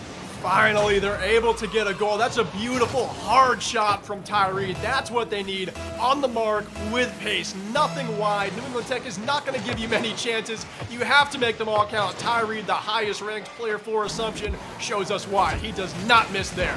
New England Tech, shout out to them, by the way, using those CRL North logos, and now looking for some counterplay. Tyree with a banger is able to put some heat on the back side of that one. Assumption finds it. That's 131 kilometers an hour, and Freedom units, that's fast. Tyree throws the rest of Assumption on his back. That's the 2nd time we've seen him with an unbelievable midfield one-timer just like that. Assumption has woken up. They've got momentum for the first time. They need to hang on. They cannot allow New England Tech to be on match point after this game.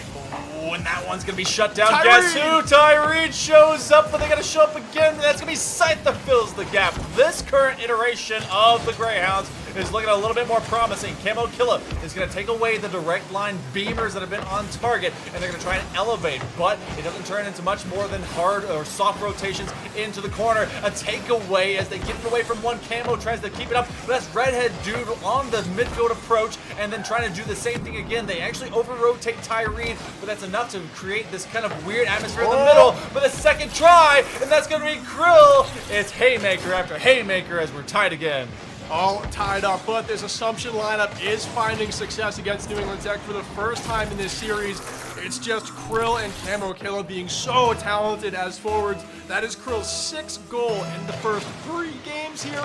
Unbelievable. This guy scores goal after goal for New England Tech. A huge reason why they're in this position. Krill is a machine, and everything's oiled up just fine. Nothing rusty, looking great. And when they need him to be able to find some pay dirt, he is able to plant his shovel and dig deep. Redhead Scythe. Oh, Scythe backflips. That's an open net, and that will crawl through. And that is Assumption opening a gap, and New England busting in. And the lead changes. Now New England Tech is on top. They could lock down the defense if they choose to, but we all know that is not their style. Expect some more goals. This offense keeps the gas to the floor. So we do break the drought, but New England is able to break the jaw of Assumption. Well, they got to get that one put right back in place. This awkward bouncer, it's going to cause 2 to go up. Tyreen is getting bullied around, and they've really isolated him at the midpoint here of game number 3. Assumption, it's a good portion in the series to find a chance, but that one doesn't make its way in. In fact, it's a counterplay the other way. It looks like it's being secured as Krill finishes it. The demos, they come in headhunting for the goaltenders. This is how you score at a high level of Rocket League. Make it so you only get one goaltender. If you're standing still in net, New England Tech is not going to allow that. They're going to kill you, only give you one defender, and now they've got a 4-2 lead with 2:19. And Redhead Dude was in that shadow defense position and having to rotate the near side post, which means he had no counter momentum. He was running the same direction. It was going to go through regardless. So 4-2, what was hope is now become hidden with 2 minutes left. New England Tech is trying to continue to bury this Assumption squad. Good demo there by Scythe to take out one Tiger, but still the defense stands strong. Assumption has it in the attacking end, but just so difficult to generate these chances here. New England Tech is in such good control. The leashes are so tight around the Greyhound's neck, and it looks like the Tigers have gotten loose in this game. They've got to hold on for another minute, 37 seconds. Wild is going to be wild, and that is even wilder from that tight angle. Camo Killa comes in, and this could be able to kill the spark of life that we've seen for the Greyhounds. Able to elevate just before it hits the sidewall. What a great takeaway. And the takeaway from this game is that New England Tech, though when they're pressured, they know how to bite back, and they'll find a 6th. Wow, that's a painful one there for Assumption. That should be the dagger here. Down 4 with a minute 33 and an easy face-off goal for SM Jesus over everyone. And they quit 2 goals in just 2 seconds. That is a great pace of play there. Can't ask for much better. Everyone got here around 10 o'clock this morning, and it's New England Tech that's trying to do any percent speed run through this grand final after 8.5 hours of working through some LAN environment. Assumption, they're trying to be able to run it back. They may have this one-on-one opportunity. Tyree can't do it with pace and leaves the ball behind, goes to the backboard, and Redhead Dude is just a little bit too far up, and that one is shut down. These chances for Assumption are so fleeting. Another passing opportunity will go wide, and New England Tech now is just bleeding the clock. Yeah, and they've got no reason not to. I know they're going to still go for offense here as Camo Killa gets a great shot, but Tyreen is there for the save. Tyreen is really giving it his all. He doesn't care what the scoreline is. Tyreen is always going to leave it all out there. Camo Killa is Tyreen, and Tyreen will hit the ground. Camo Killa does even more than just kill that shot and chances and hope. He kills players in his way, and in his wake is destruction and scores. 40 seconds left. Tigers, they will be at 3-0 if this score margin holds, and they'll be on match point for a good long time. That's something for Assumption to have to think about.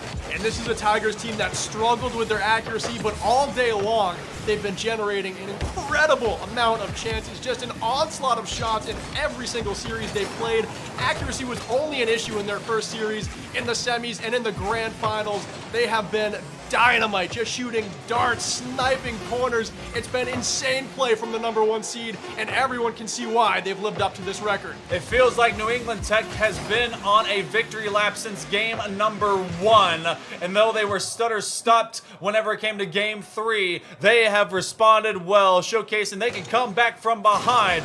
We are on match point for this Emergence Atlantics Division Championship, and this is going to be all up to the Greyhounds for this gut check. Can they dig deep? I don't know. They've got to dig so incredibly deep. This is their toughest opponent by the day, by far. They've had to face teams that have been a lower seed than them all day long, and now they have to face the final boss. The New England Tech Tigers look unbelievable today, Hale, and this is the best they've looked all day, and it's the grand final against their toughest opponent. What is happening? They just keep getting better, keep getting stronger. You knock them down, they just get even more amazing.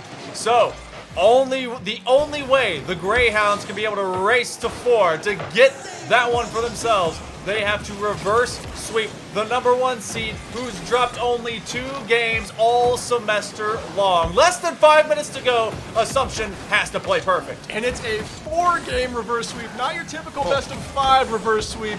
It is going to be such an incredible effort if Assumption can do it, but let's not speak too soon because we've got no reason to doubt this New England Tech team. And again, they open the scoring. It's Camo Killa. And Assumption just looks frozen. Krill puts it high. Both Tyreed and Avery are lost in the sauce right behind each other, and they're not going to jump, and so that just leaves the second man with an open approach. So when you do nothing, guess what? New England Tech will do everything, and they're going to score. They absolutely will, and they are not missing in this grand final.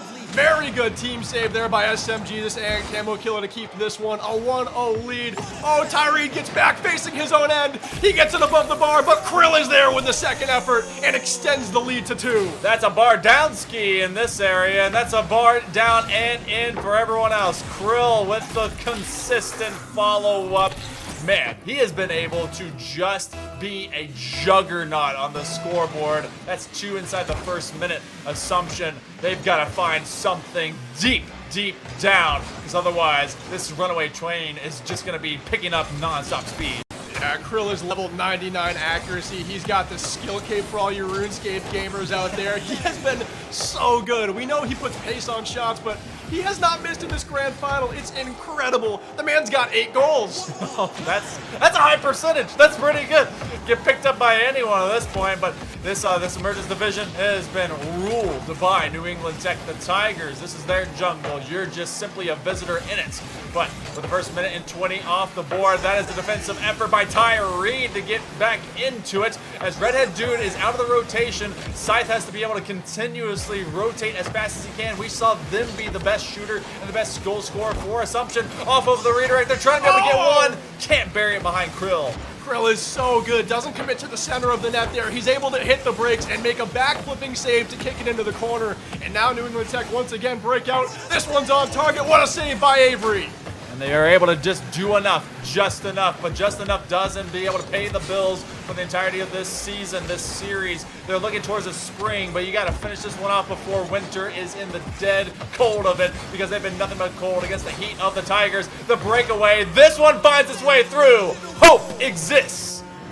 Tyreed says once again, boys, hop on. We are not done yet.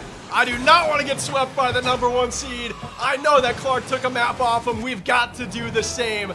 Assumption, you cannot quit. Tyreed, well done to make this one a 1-goal game. This is the New England Tech Titan. These Tigers are huge. Everyone else just nibbling and nipping at their toes. You got to be able to overcome them. Krill, awkward position. Oh, they fake them out. No flip, no dice, no turn, no nothing. That's Assumption, though, that will have another chance. Goes over the midfield line, and they keep giving away possession. They bang it out. They allow Tech to be able to rotate away and come back to it. Here's going to be Krill, and they outpace Avery, and now this puts another awkward position for the Assumption defense.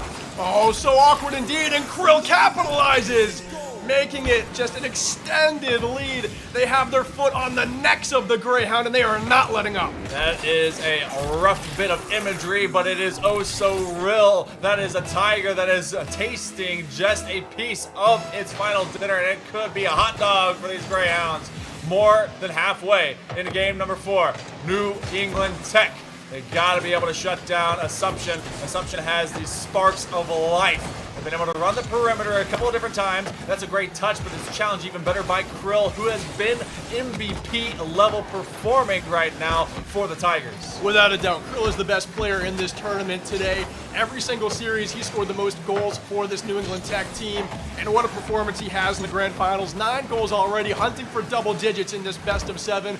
Krill cannot be stopped. Assumption has no answers for his accuracy, and it seems like he just is at that next level of skill in this division. Camo does slow it down. SMG's in an offer position. They are sideways, but they face that off against their corner, and they go into a passive position. That's going to be Camo Killa that extends it immediately, and that is the communication diff between New England Tech and Assumption. They know how to immediately escape. It does not take long for them to find a recovery lane and get out of stressful situations. We are sub 90 seconds before this season is over, and we put a crown on the Tigers. Great save there by Avery. Camo Killa with a follow-up chance that had no steam. It's going to be broken out on the right side. We shall see. There's a Rule 1, Scythe and Krill. That's the one person you would love in a Rule 1. Can they be able to take this into a 2v2? It's grand final time, respecting the chat, but they've got to score. Prove you know how to play more than just 3v3. Ty Reed, who's found some chances, some hope, sub 1 minute. They've got to do it right now. It is down to the wire here. It's still a 2-goal game. Assumption has this one within reach. They've got to score soon here. Here's a chance off the back glass. Maybe a chance for Tyree, but that one off the mark. You can't miss those shots. Assumption is down, but they're not out. But the timer is starting to tick louder. The Tigers are getting prouder. That shot off target. Avery, that was one of the best chances they could have had. 2 great chances in just the last 15 seconds alone for Assumption to get within 1 goal. But instead, Camo Killa puts one just wide of the net, and we're in the final 20. Avery and the gang, Ty Reed, they're trying to continually put this one up, but Camo Killa and SMG's, they may have done just enough. Rule 1, great respect, but it's the respect on the chest of the Tigers. They've done great, and it's New England Tech in a 4-0 sweep. They'll be taking the Emergence Atlantic Division Championship for the fall NECC Rocket League Final. The ball touches down and the Greyhounds cannot survive in the jungle. The Tigers are on top. They're your #1 seed with only 2 maps dropped this entire season. A champion well deserved. 34-2. 34-2, guys. That is ridiculous. The Tigers, they own this division. They own this house. They own this land here at All Systems Go. And All Systems stopped a bit too short for the Greyhounds. They looked great in the semifinals, but they never found their footing here in this final. No, they never did. And getting shut out in the first 2 games, I'm sure, kind of mentally wrecked them. It's really hard to bounce back from that. Tyree did his absolute best. Assumption kept those final 2 games a little bit closer, but still, no one can keep up with the New England Tech Tigers, especially not today. They were too great, and it showed every single series, quarters, semis, and the grand finals. This team was dominant. You know, it's pretty telling whenever Krill was finally put into a Rule 1 that no one scored anymore, right? Yeah. Kind of told the tale. But hey, that's what we've been seeing all day. Krill is so good just being able to finish things off. Camo Killa was able to feed the beast, got some of his own, but it was also about just giving it to Krill as often as they could. SMG's able to secure that line and had a statement to be made. They got that opening strike to really tell the Greyhounds, this is the speed we're going to play at. Yeah, and they didn't let up from that speed the entire time. And Krill, 9 goals in a grand final. Unbelievable. Of course, that can't be done without some incredibly flashy assists and SMG's in the back end making huge saves. But Krill, by far, my MVP of this tournament. Yeah, undeniable. Been able to really, I mean, because you can set up passes all you want, but if you don't have someone good enough to shut them down and knock them down, put them in the back of the nets, then it just kind of comes up empty. This squad does not come up empty. They go 34-2 over 36 games, the least amount by anyone, but the most when it matters because that's a huge differential. They own this division. They're able to take the fall split championship, and kudos to New England Tech. They do great, as well as a squad in Assumption. Yeah. Assumption really kind of pulled their weight. They showed that they were a very deserving #2 seed, or else they wouldn't have been in the final in the first place. It's just that the #1 seed was a cut above the division, and this grand final made that clear. I believe that New England Tigers have no reason not to have their sights set on the national championship. They're not going to stop here at the divisions. Yeah, the Nationals are going to be in the forefront. This one now gets to be in the back end. They're going to be able to fill that trophy case with some nice hardware or glassware, I guess it is. I don't know, whatever we give them. It's nice looking regardless, which has been really cool. Talking about nice looking, again, thank you so much to All Systems Go for allowing us to be able to present this in their amazing venue. This LAN Esports Bar has been so cool, and they've been so supportive, not just of us being here, but all the schools have been able to come here and play. Yeah, it's a dynamite venue, and I know that they want to take things a step farther with collegiate esports. They want this to be a local hub for the New England college scene, and I think they're set up great to do it. This is an awesome LAN environment, and in case you're not just a LAN gamer, come here with your friends. There's been people all day who have no part in this Rocket League tournament, just having a good time, playing on the Nintendos, playing on the computers, the consoles. It's just a great place to be, especially if you're a gamer like we are. I like that you say Nintendo's separate from consoles. That's true. It's its own thing. It's its own beast, okay? That's very true. Hey, but if you guys want to be able to check that one, I believe it's All Systems Go MA or GOMA if you want to on Twitter to be able to find them, and they have a lot of cool announcements. They've been showcasing all the stuff that we have been tweeting about all this time here. And if you want to see even more from the NECC, that's NECC_games, and you should be able to find all their conference play, all the titles that they present, and they've been able to put a great showcase here today through the production, the staff, everyone that traveled, and allowed us to be able to present their fantastic product. Yeah, it's been a ton of fun presenting this product. I mean, we've been waiting on this for a couple weeks. We knew it was going to be spectacular, but the entire building was just jumping throughout these games. I believe we're ready to send it over to an interview with one of the members from the New England Tigers. So, Desk, take it away.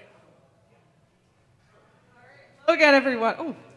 Hello again, everyone. This is Caroline from the NECC, and on behalf of the NECC Emergence Atlantic Division, I am proud to announce the winners of the Fall 2022 Conference, New England Institute of Technology.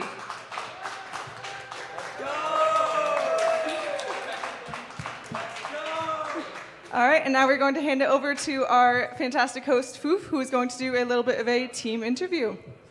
Oh, hello again, coming off from the left-hand side. I guess we're going with one microphone. So, Coach, we started today basically just like this. Did you expect to end it like this as well? I mean, obviously I was hoping it would, but yeah, we do think that we were the best team in the division, and I think we showed that tonight. Yeah, I'd hope so. You know, coming out with a sweep. You guys put a precedent in the regular season, not dropping a single series, only dropping one game. And so to keep that streak alive, you dropped one in the semis and then kept it clean the rest of the way, correct? Is that why we did that? All right, so now important question. That was a very good assumption team you guys just put down. And I'm going to ask questions to all of you, pass the mic around, have fun with it. What was the point in that series where you felt like it's on? In the whole series or just the finals? In that the final series. Final series, game one, we came out ripping on them, and we just felt great. You know, our comms were high, our feelings were high, and we were just able to put shot after shot and get the win. So, as a team that really made very good chances of second, third, and fourth chance opportunities, how do you guys foster that as a team? Well, as a team, we just, shooters got to shoot. We just keep shooting. We got to just keep rolling with it, keep rolling with the punches. If we miss a shot, be like, it's okay. We're setting up the next one. We're good to go. A wise man once said he'd rather go 0 for 30 instead of 0 for 3 because if he only goes 0 for 3, it means he stops shooting, correct? All right, so now, we had a nice conversation earlier. Yes, we did. You know, did you expect to be having ending this day like this? Having this happen? Yes. Oh, yeah. Okay. The thing is, they are an amazing team. Nothing against them, but we had been dominating all season. We wanted to keep that domination throughout the entirety of the playoffs. And thankfully we did. We ended up beating almost every team 3-0, 4-0. We kept the same streak kind of going since, like you said, from the regular just season. drop the one and then keep it going. Exactly. Yeah, You got to drop one. You can't win everything. Well, now my important question to you, my friend, is having such a fun group and you coming onto it a little bit later, how is all of this for you? So it was a lot to adjust to, especially these guys. They've been here a lot longer than I have. Being here, coming in for my first year of high school. We actually started off the season before school actually started. I got together with these guys. We got to get our team building, and I feel like that's the main thing that really helped us was we were able to build that chemistry before the season even really started. And so I think that's the main thing that really helped. Well, chemistry is incredibly important, and I'm going to go down the line here. Coach, you got anyone you would like to shout out? I just want to shout out everyone in New England Tech for making this possible, especially our friend Eric, who's in the audience right now. He's the one who really started this program and really got it off the ground. This wouldn't be possible without him, so I just want to thank Eric. I was going to shout out Eric as well. He really helped me from last season, so it shows this season. I mean, for me, it's pretty much the same. Eric was there last season, kind of dragging us on. Yeah, you get all the recognition. Get over here! It's the legendary Eric now coming into frame. I guess now I'm here. What's up? How's everyone doing? I want to say these guys absolutely killed it, and thank you NECC for putting on an amazing show. This was fun to be here. Yeah, I'll just take it from here. All right. Last but certainly not least, you two. So, I'm just shouting out all the guys because they did such a good job. Last year we didn't get too far in playoffs, but it feels really good to have a new group and they go through and win everything. And, shout out Eric for helping out, Raiden for helping out, and shout out everyone at NEIT that's watching. All right, Coach. Last question I have. 8-0 regular season. Perfect run, -1 game to the playoffs. Trophy in hand. Running it back? On God. On God. On God from that far side, echoing down. You heard it here first, but first and foremost, before we sign off, I want to thank the NECC, Caroline, Michael, Tofu in the background. We have them in the screens there. They put on an awesome show. Had a pair of great casters yesterday, Sova and Orbital, who was helping host today. We had Hail Monkey Man, and we had the illustrious Ult Charge as well, putting on an awesome show for you guys. So thank you to all the heads that make this happen, and thank you, the viewer, for tuning in. Thank you guys for playing and putting on a great show. I'm Foof. I brought you here. I'm signing you off. Have a great night.